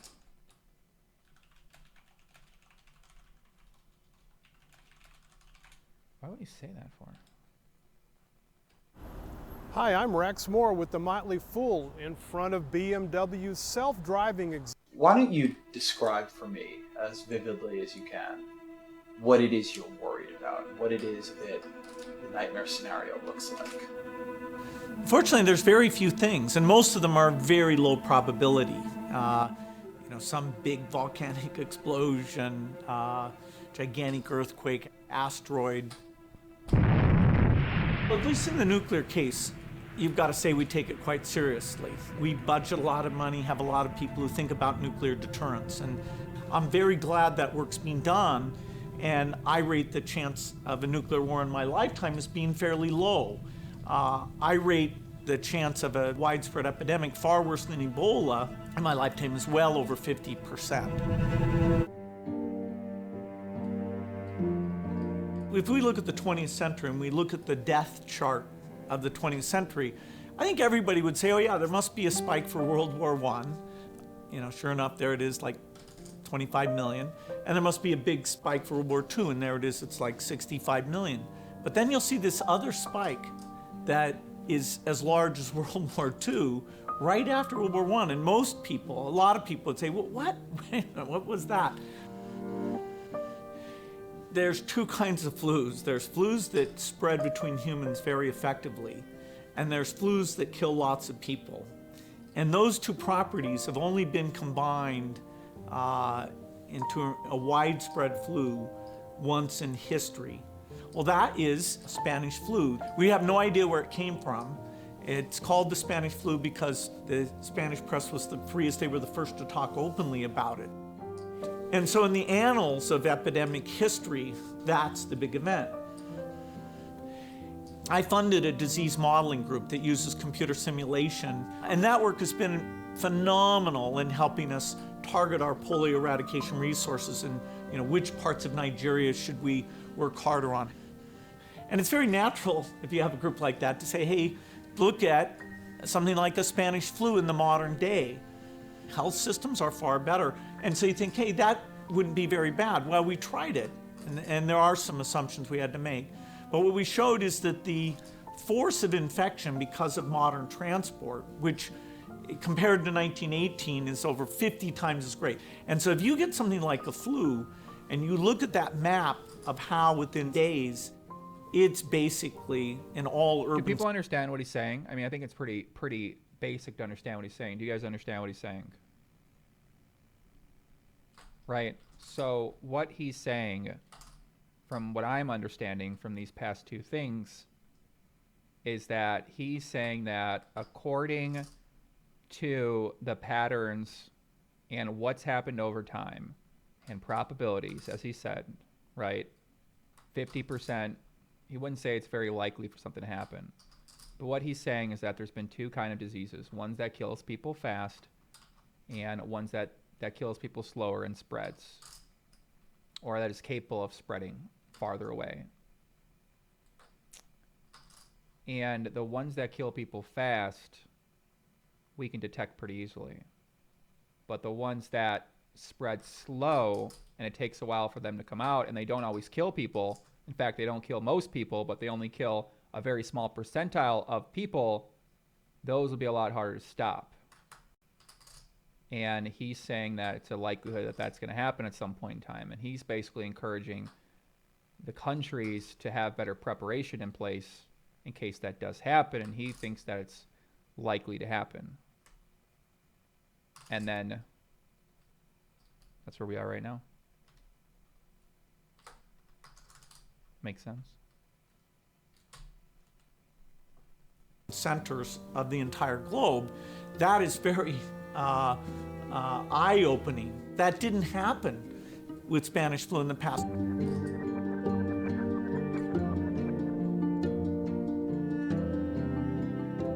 The opportunity to do more than just let it run its course is really only in the last decade. Basically, when you talk about drugs, you can talk about small molecules or talk about these complex biological protein-like things, which is a subclass called antibodies. Antibodies are the molecules that the immune system naturally builds to attack disease. Today, the idea that somebody says, oh, here's an antibody, make a lot of it, make it very quickly, that's right on the cutting edge. And the Ebola epidemic showed me that we're not ready for a serious epidemic, an epidemic that would be more infectious and would spread faster than Ebola did. This is the greatest risk of a huge tragedy. This is the most likely thing by far to kill over 10 million excess people in a year. We don't need to invest nearly what we do in military preparedness. This is something where less than $1 billion a year on R&D, medical surveillance, standby personnel, cross-training the military so they can play a role in terms of all the logistics here. This can be done, and we may not get many more warnings like this one to say, okay, it's a pretty modest investment to avoid something that really, in terms of the human condition, would be a gigantic setback. So Tripp says we must listen and trust everything he says because he created Windows. Well, it's not true. What you want to do is you want to listen to what he's saying, and right, what he's saying is what we appears to be taking place now, which is why we're going back to watch it. I'm sure plenty of people have made plenty of predictions of things that could potentially happen that never took place, right? So we never go back and watch them. This is one of the videos we go back and watch because this happened to take place, right? Why Elon Musk says we're living in a simulation. Well, if it's found out we're living in a simulation, we're going to go back and say, oh, Elon Musk is a fucking genius. He predicted this, right? But I'm sure there's plenty of other people out there who predicted this. This just happens to be the most relevant person that we know that we're going to find, that we're going to watch it, right? So that's sort of how a way to think about this sort of thing. Poppy investigates. I actually do want to start a second YouTube channel where I just do investigations, but much more structured for YouTube. This isn't very good structure.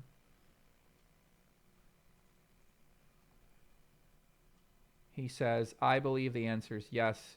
We can predict the future, meaning when it comes to health. I'm lucky that my work gives me a view of all the amazing discoveries in the works right now. That's why I'm able to predict the future. So if you can understand the future of technology, then you can predict the future to people who don't understand the future of technology, which is why Bill Gates says that. And to someone like me who's never watched it before, I'm like, oh my God, this guy's a fucking god. He predicted the future. Other people who are in the know, they're like, yeah, dude, everyone's been saying that. But to us, it's just like if Doug Polk was teaching poker and he said, oh, you should always continuation bet. We'd be like, yeah, no shit, dude. But if for some reason 100 million people started playing poker and they didn't know what they were doing, but they had to play poker to survive. When they told them that Doug Polk had a continuation bet, they'd be like, that makes sense, right? But all our asses over here were like, oh, you guys are fucking stupid. You don't know a continuation bet. I think it's the same kind of thing. He says, we will solve malnutrition. Understanding the role of microbiome or the good bacteria in the body, and in particular in the gut. Malnutrition can be solved. We've learned a lot about the microbiome in recent years, and we will continue to learn more over the next 2 decades. That's deeper understanding is why I predict we're going to solve malnutrition. We'll be able to create next-generation probiotic pills that contain ideal combinations of bacteria, even ones that are tailored to your specific gut. Very interesting stuff.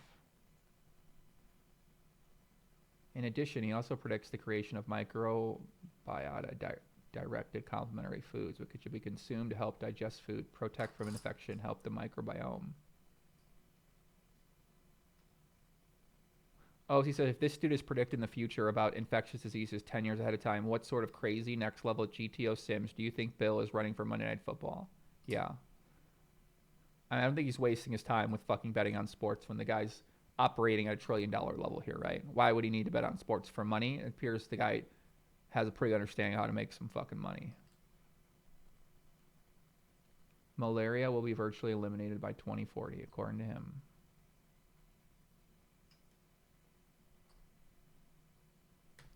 What's up, PJ? What's happening? Still live. I love it. Passion, dedication, anything you do. I love to learn, man. Listen, man. To get value and to be able to be in charge of, in some ways, right? Give yourself more opportunity in life. You have to, you gotta put the work in. You gotta study. You gotta get in the lab. You gotta try to figure these things out, man. So yeah, if you want to get on the level of Bill Gates, you got to study, and you got to really get to become knowledgeable about life, and you got to do these kind of things, man.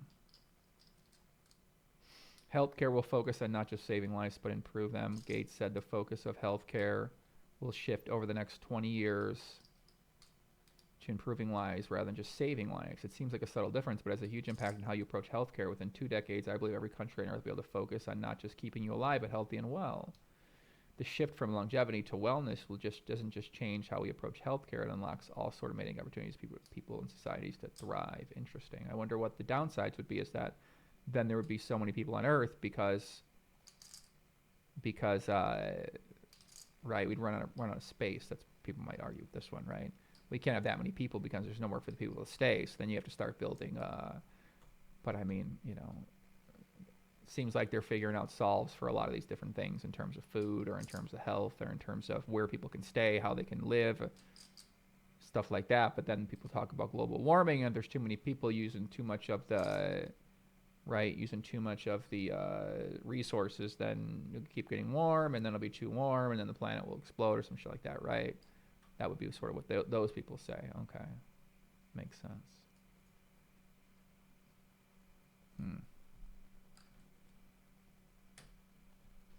The 250K live in Russia is live. Well, as we know from our graph, Russia seems to be good.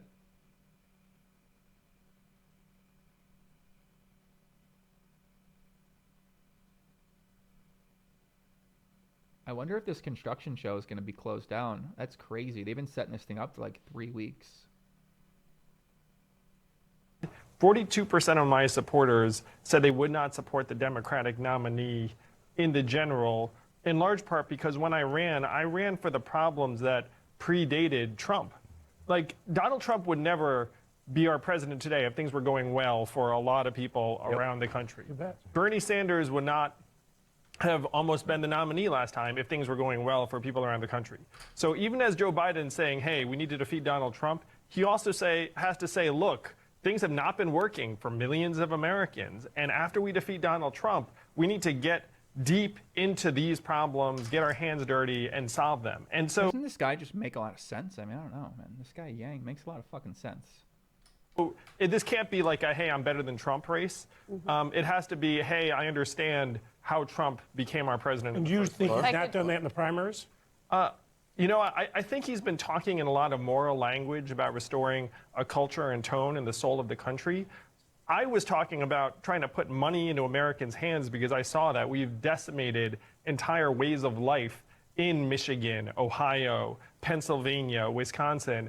And because I was talking in those terms about the real problems that these people have experienced, again, 42% of my supporters were not going to support the Democratic nominee. I'm hoping that we can get some of those people to support Joe, but it would be helpful if Joe acknowledged, because one of the weaknesses of saying, hey, return to Obama years, is that there are many Americans that were getting left behind in those years too, and they're pissed off. Yep. And so if you just say, hey, I'm going to revert, that loses.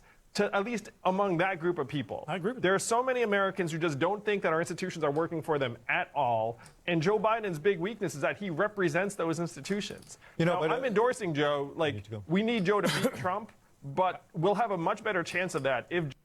This guy makes way too much fucking sense for people, I think. What? Exploded. What the hell? Jesus.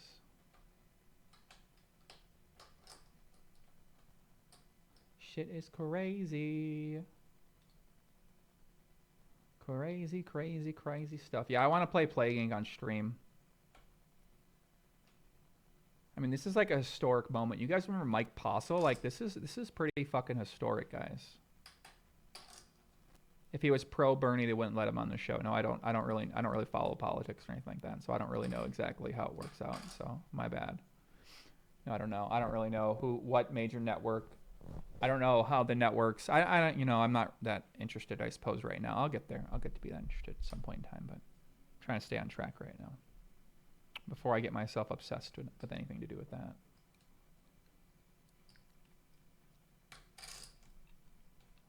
I love how I'm like, oh my God, we're all figuring a lot out here, but there's just 400 people watching on YouTube and there's billions of people on Earth that have no idea about any of this stuff and really don't give a fuck about any of this stuff. So I think anytime you're in your own world and when you study things and when you have these like epiphanies of things that you're putting together, thoughts and ideas, then you know, I think that you tend to think like, oh, I really figured something out, but it seems so obvious to you now. You just assume that everyone else must know what it is, but in reality, it doesn't really work that way. So some people know it, a lot of people don't know it, and you know. Yeah, Rudy Gobert, he'll be remembered for that joke he made. He might be. We'll see what happens, man. But yeah, I'm live streaming on YouTube and I'm live streaming on Twitch right now. So.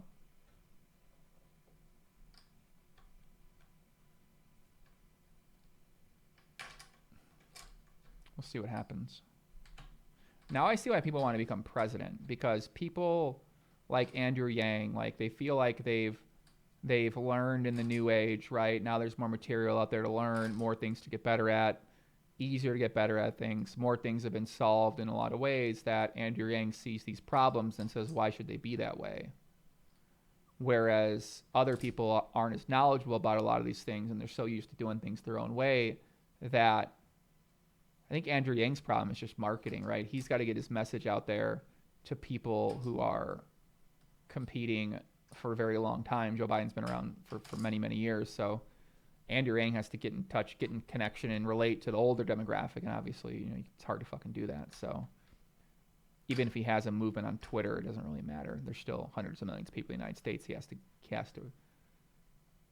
get in touch with. So he's on a real uphill battle, which means that the reason why Andrew Yang would be very beneficial to do CNN and do Fox Now or whatever the hell he's doing is because if he gets TV time, he knows that in the future he'll have a better chance of being known by the older demographic because he'll now have 4 extra years to be able to talk about the president. So if he continues to talk about the president and give good feedback and give good opinions and give these things that people tend to agree with and make them look good, then he'll have a better chance in the future to become president. So it would make sense that that Andrew Yang would be trying to do this. You know who we've seen do something like this is my man Daniel Negreanu and Doug Polk. They kind of done something like this, right? How did Doug Polk and Daniel Negreanu? Right, they had good results in poker, which certainly helped, but they constantly They became really knowledgeable about the industry, and they constantly put themselves in the spotlight. So they not only had the results to back it up, but they always got the attention, right? They said things that tended to be right. People tended to agree with them, and then they amassed these big followings. So Andrew Yang's biggest challenge, right, is to just get in front of the people. Now, how do you get in front of the people? That's why he tried to do all those rallies, is because in all these different parts of the world, man, he was fighting a real uphill battle. Yeah, I mean, he pretty much didn't have a chance in some ways, right? But his mission is probably to run for 2024. Makes sense. Or 24, 28 or whatever. It's a very long-term play by him. Makes sense. Yang is thinking of running for mayor in New York, yeah. Tom Hanks, my God. Should we just make a video for tomorrow that, should we just make a video for tomorrow that says, please save Tom Hanks, right? Or like, Tom Hanks is sick. That would be the most clickbait shit of all time, right? Wouldn't it? There's going to be so many people making videos on the coronavirus now. I made a video last week when there was no videos up basically online except by mainstream media. And I was like, I don't want to post this. Social media increases panic at least 10x across the board. Yeah, it probably does. Because most people don't know how to think about it.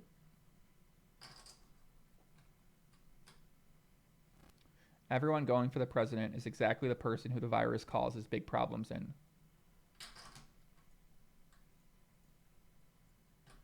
Tom Hanks and Daniel Rand. Harry Potter got it too. Right. So Robert Palmer, I would argue it's about exposure, but once you have knowledge combined with exposure, those are the people that are going to come out on the top. So the people who understand, this is such great brand building strategy. By the way, I mean, all these things are like, these are general concepts and ideas that can be used when you're building a brand. If you're trying to build one of the biggest brands in the world, your product not only has to be good, but your marketing has to be great as well too. So the better you understand marketing, and the better you understand how to create a great product, and the better you understand how to achieve scale and those things, those are the companies that are the most successful. And obviously it's very competitive to be able to do that because you're working against a lot of people and against a lot of different things. So you got to have a lot of things going right for you. And you have to have an idea that's possible to be scalable up that high. And you have to have a person in charge who is willing and has the desire to continue to scale up like that. So you need to have the right leader and the right person to support. And basically we're just describing why Andrew Yang is going to have a much better chance to potentially win president in the future. So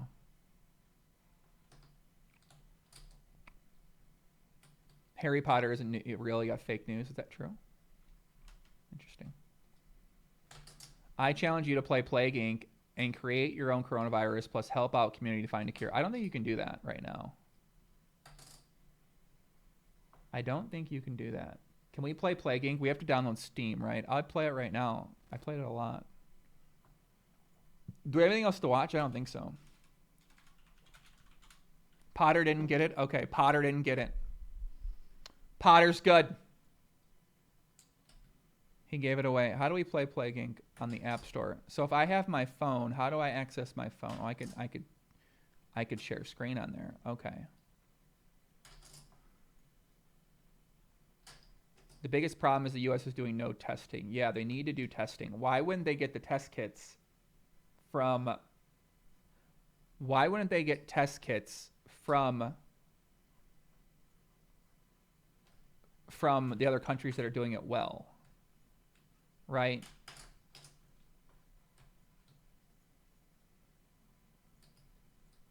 Aren't these the questions people are trying to ask now, right? Like, why wouldn't they get the testing from the countries that have it, or why wouldn't they be able to create the testing so far? You know what I mean? Doesn't really make much sense to me.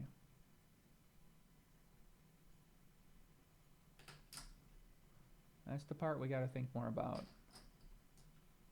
Natalia, let's play game. Yeah, let's play it. How do we play this fucking game? Get test kits from the other countries like Korea. The other countries, yeah, large demand for test kits. Yeah, that makes sense. They're not giving away their tests. That's true. You guys make a good point. It's a good point. It's a really good point. They don't have a lot of tests, so they need to make the test right now. How hard is it to make the tests? Yo, OJ is fucking insane. How hard is it to make coronavirus tests? How hard is it to make coronavirus tests? Okay. Okay. Dun, dun, dun. Why are they struggling? What happened? Kyle Hayes came from Jewel. The lady at the register was sick with no gloves or mask, coughing, and she said she was only working because they would fire her at Jewel. Jesus Christ. What's that article that people talked about around Agenda 221 or some shit like that? What was that?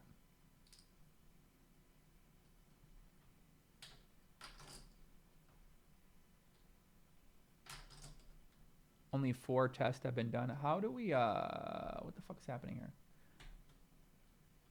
How do we make the tests? How do we do that? Well, it's not working for me. I can't do it now.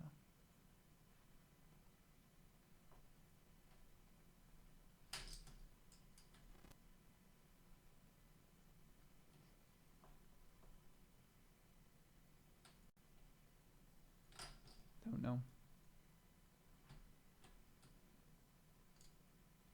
It's a blood test. Okay, well then how do we make the blood? It's expensive as fuck. Why is it so expensive? South Korea is now doing drive-through testing where they swab you in the car and send off the sample for testing and notify you a day later of the result. So why can Korea do drive-through testing, but the United States can't do it? Because they want to make money? Huh. I guess it makes sense. Okay. It's all about money? Is that really it? Wow. That's pretty crazy.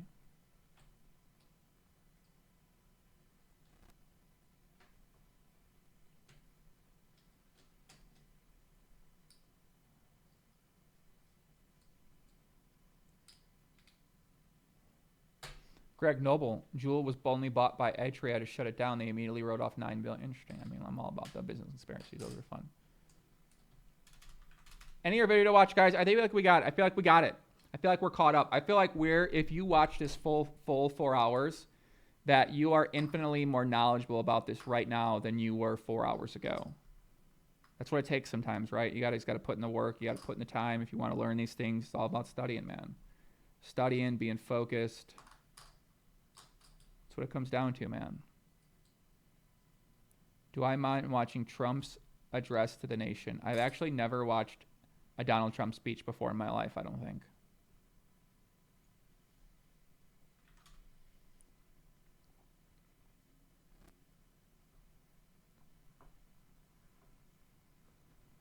My fellow Americans, tonight I want to speak with you about our nation's unprecedented response to the coronavirus outbreak that started in China and is now spreading throughout the world. Today, the World Health Organization officially announced that this is a global pandemic. We have been in frequent contact with our allies, and we are marshaling the full power of the federal government and the private sector to protect the American people. This is the most aggressive and comprehensive effort to confront a foreign virus in modern history. I am confident that by counting and continuing to take these tough measures, we will significantly... Can you guys believe Donald fucking Trump is president? How insane is this, man? Donald fucking Trump? What the fuck? I don't ever pay attention to this stuff. It's crazy. Donald Trump. Reduce the threat to our citizens, and we will ultimately and expeditiously defeat this virus. From the beginning of time, nations and people have faced unforeseen challenges, including large-scale and very dangerous health threats. This is the way it always was and always will be. It only matters how you respond, and we are responding with great speed and professionalism. Our team is the best anywhere in the world. At the very start of the outbreak, we instituted sweeping travel restrictions on China and put in place the first federally mandated quarantine in over 50 years. We declared a public health emergency and issued the highest level of travel warning on other countries as the virus spread its horrible infection. And taking early, intense action, we have seen dramatically fewer cases of the virus in the United States than are now present in Europe. The European Union failed to take the same precautions and restrict travel from China and other hotspots. As a result, a large number of new clusters in the United States were seeded by travelers from Europe. After consulting with our top government health professionals, I have decided to take several strong but necessary actions to protect the health and well-being of all Americans. To keep new cases from entering our shores, we will be suspending all travel from Europe to the United States for the next 30 days. The new rules will go into effect Friday at midnight. These restrictions will be adjusted subject to conditions on the ground. There will be exemptions for Americans who have undergone appropriate screenings, and these prohibitions will not only apply to the tremendous amount of trade and cargo, but various other things as we get approval. Anything coming from Europe to the United States is what we are discussing. These restrictions will also not apply to the United Kingdom. At the same time, we are monitoring the situation in China and South Korea, and as their situation improves, we will reevaluate the restrictions and warnings that are currently in place for a possible early opening. Earlier this week, I met with the leaders of health insurance industry. He does sound kind of sick, doesn't he? Huh. How does this guy normally sound? I don't watch this guy. He doesn't talk like this normally, right? Let me see something here, guys. Hold on a second. God, these people love fucking complaining on Twitter. It's madness.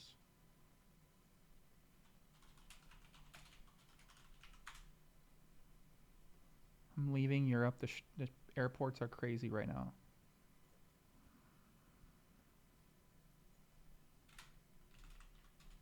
Remember, guys, you got to do your research here. So we're going to research him speaking here. How he can... Look how different he is. Members of Congress. He's trying to be more confident here, right? Mr. Vice President, members of Congress, the First Lady of the United States, Listen to his voice. and my fellow Americans. Less than 1 year has passed since I first stood at this podium in this majestic chamber to speak on behalf of the American people who have agreed to waive all co-payments and to address their concerns, their hopes, and their dreams. That night, our new administration had already taken very swift action.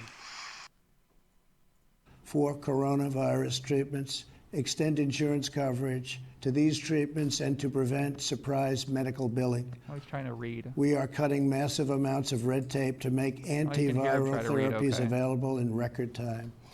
These treatments will significantly reduce the impact and reach of the virus. Additionally, last week I signed into law. Oh, you could hear it right there. He's definitely reading. I mean, obviously, right, but you could hear him. You could hear him not pause there because he's just reading. Listen to that. Reduce the impact and reach of the virus. Additionally, last week I signed into law an $8.3 billion... See, he just paused at law because that's when he read too fast. He was catching up on the teleprompter. And that's why he paused on a weird spot. ...funding bill to help CDC and other government agencies fight the virus and support vaccines, treatments, and distribution of medical supplies. Testing capabilities are expanding rapidly day by day. We are moving very quickly. The vast majority of Americans The risk is very, very low. Young and healthy people can expect to recover fully and quickly if they should get the virus. The highest risk is for elderly population with underlying health conditions. The elderly population must be very, very careful. In particular, we are strongly advising that nursing homes for the elderly suspend all medically unnecessary visits. In general, older Americans should also avoid non-essential travel in crowded areas.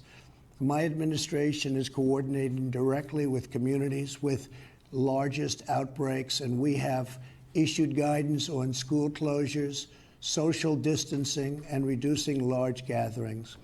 Smart action today will prevent the spread of the virus tomorrow. Every community faces different risks, and it is critical for you to follow the guidelines of your local officials who are working closely with our federal health experts, and they are the best. For all Americans, it is essential that everyone take extra precautions and practice good hygiene. Each of us has a role to play in defeating this virus. Wash your hands, clean often used surfaces, cover your face and mouth if you sneeze or cough, and most of all, if you are sick or not feeling well, stay home. To ensure that working Americans impacted by the virus can stay home without fear of financial hardship, I will soon be taking emergency action, which is unprecedented, to provide financial relief. Wow. This will be targeted for workers who are ill, quarantined, or caring for others due to coronavirus. I will be asking Congress to take legislative action to extend this relief. Because of the economic policies that we have put into place over the last 3 years, we have the greatest economy anywhere in the world by far. Our banks and financial institutions are fully capitalized and incredibly strong. Our unemployment is at a historic low. This vast economic prosperity gives us flexibility, reserves, and resources to handle any threat that comes our way. This is not a financial crisis. This is just a temporary moment of time that we will overcome together as a nation and as a world. However, to provide extra support for American workers, families, and businesses, tonight I am announcing the following additional actions. I am instructing the Small Business Administration to exercise available authority to provide capital and liquidity to firms affected by the coronavirus. Effective immediately, the SBA will begin providing economic loans in affected states and territories. These low-interest loans will help small businesses overcome temporary economic disruptions caused by the virus. To this end, I am asking Congress to increase funding for this program by an additional $50 billion. Using emergency authority, I will be instructing the Treasury Department to defer tax payments without interest or penalties for certain individuals and businesses negatively impacted. This action will provide more than $200 billion of additional liquidity to the economy. Finally, I am calling on Congress to provide Americans with immediate payroll tax relief. Whoa. Hopefully, they will consider this very strongly. We are at a critical time in the fight against the virus. We made a life-saving move with early action on China. Now we must take the same action with Europe. We will not delay. I will never hesitate to take any necessary steps to protect the lives, health, and safety of the American people. I will always put the well-being of America first. If we are vigilant and we can reduce the chance of infection, which we will significantly impede the transmission of the virus. The virus will not have a chance against us. No nation is more prepared or more resilient than the United States. We have the best economy, the most advanced health care, and the most talented doctors, scientists, and researchers anywhere in the world. Bang, bang. We are all in this together. We must put politics aside, stop the partisanship, and unify together as one nation and one family. As history has proven time and time again, Americans always rise to the challenge and overcome adversity. Our future remains brighter than anyone can imagine. Acting with compassion and love, we will heal the sick, care for those in need, help our fellow citizens, and emerge from this challenge stronger and more unified than ever before. God bless you, and God bless America. Thank you.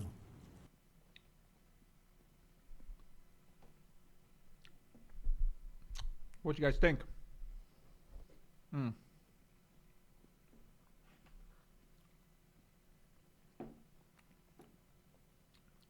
me finish my, I don't know, it was interesting. I didn't think it was so bad. The speech was written in 1995. I mean, I don't care who wrote the speech, right? So the speech sounded good, right? Now, if you want to start saying what's true or what's not true, you're just going to drive yourself kind of fucking crazy because you're trying to figure out what's true. You're not going to be able to really figure out what's true. So I think that's a, you know what I mean? But I don't know. Just going to see what happens, aren't we? What else we got? We got anything else? I think that's all we got, huh? I feel like that's all we got.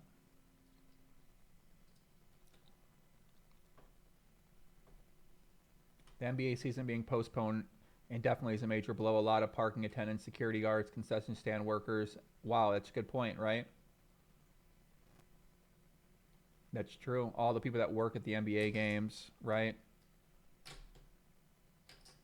Parking attendants, security guards, concession stand workers, others are about to miss out on their wages. It's a really good point.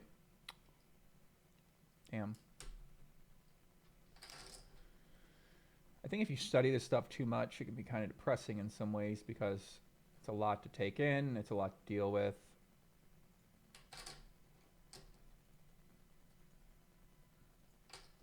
Very interesting.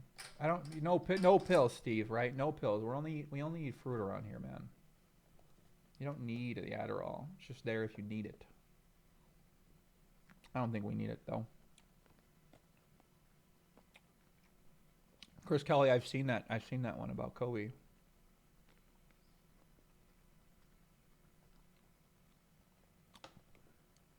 You know what, man?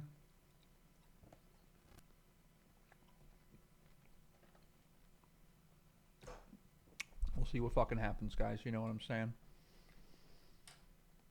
So should we make the coronavirus video for tomorrow? What do you guys think? I already have it made. I just got to edit it. What do you guys think? 1 to put it out or 2 to not put it out? If you guys say 1, I'll put it up. If you say 2, I won't put it up. What do you think?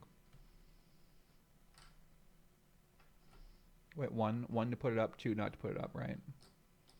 It's a 7-minute video of... I mainly talked about a lot of it at the beginning because I already had it in my mind, so... But I don't know if any other poker players really talked about it or not that people want to listen to or want to hear. Think of the thoughts the players bang after games as well. What?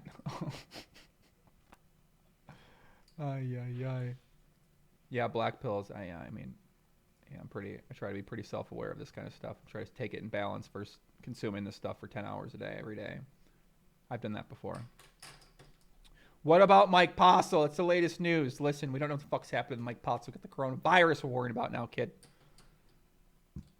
We don't know what's happening with that. So, what does that mean? What does red pill and what does blue pill mean? What does that mean? I don't even know what that means really. Red pill. What's a red pill? And what's a blue pill? The red pill. Internet delusional drug, okay.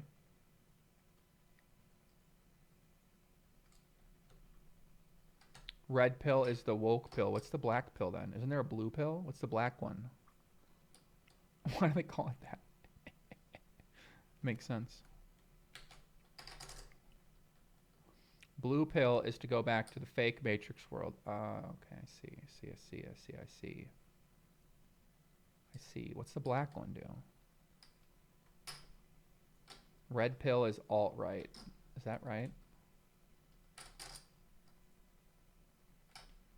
Red pill is hard truth. Who decides it's the truth? Red pill that reveals the unpleasant knowledge and cruel truths of everyday life, and the blue pill to remain in ignorance. It's from the Matrix. Oh, okay, makes sense. So we're just assuming the Matrix is a reality, is a real thing, because they made the movie. Makes sense. Black pill is we are all fucked and you know it. Oh wow. Okay. What's the white pill? What's the green pill? Black pill is negativity. Okay. Wow, this is a lot of stuff. I don't know how you guys keep track of all this shit. A black pill, a red pill, a blue pill, a yellow pill, a white pill, a green pill. A green pill is a placebo, okay. A white pill is a DMT, okay. Black pill is nihilism. Where do you guys think I stand? What do you guys think? The loss of all hope and depression sentence. Oh, I've definitely been black pilled before then, no doubt about it. So how do you get it? How do you get to the other side? What's the positive pill? What's that one?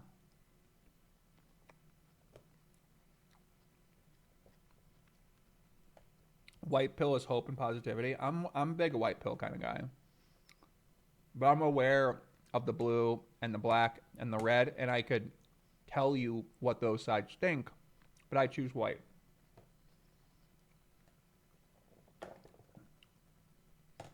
That's just me.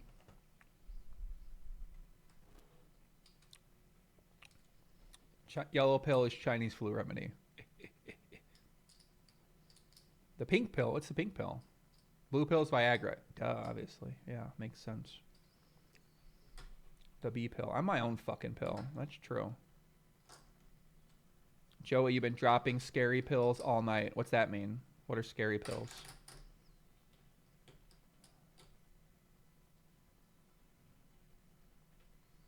Watch The Next Plague. Oh boy. Not sure I want to watch something called The Next Plague. I don't really want to be studying plagues with my time. Fuck, man, you know.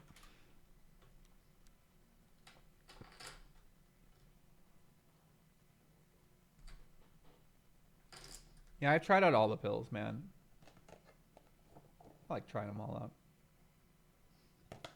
Guys, that's it. I'm gonna wrap it up.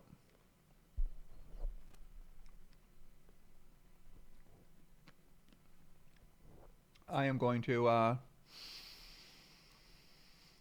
I'm gonna go edit this video for tomorrow. I'm gonna put it up on my YouTube channel, and we'll see if people like it. So, guys, that's what I got. I appreciate everybody tuning in.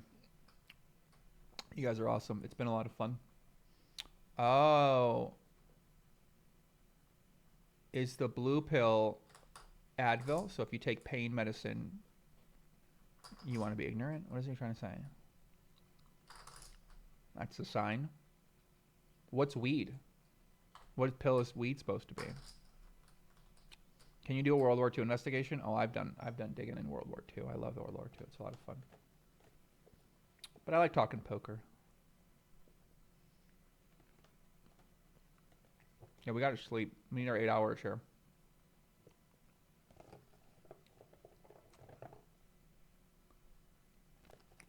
Do you think red line's important in lower stakes? Not really.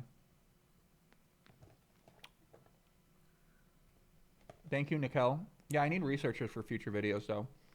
Because after the coronavirus is done, I am going to make the best content in the entire world. So, if you'd like to be a part of that, you just let me know, and you can come along for the ride. I need researchers, I need writers, I need producers. All those kind of things that allow me to scale up my ideas on a grander level. So, I am going to make the best content amongst all the platforms in the entire world. I don't know when it's going to happen, but, and we can certainly debate on the best, but knowledgeable, high quality, and great marketing. Study that, you'll be able to crush it. I'm in a weird fucking pill. Weird hole.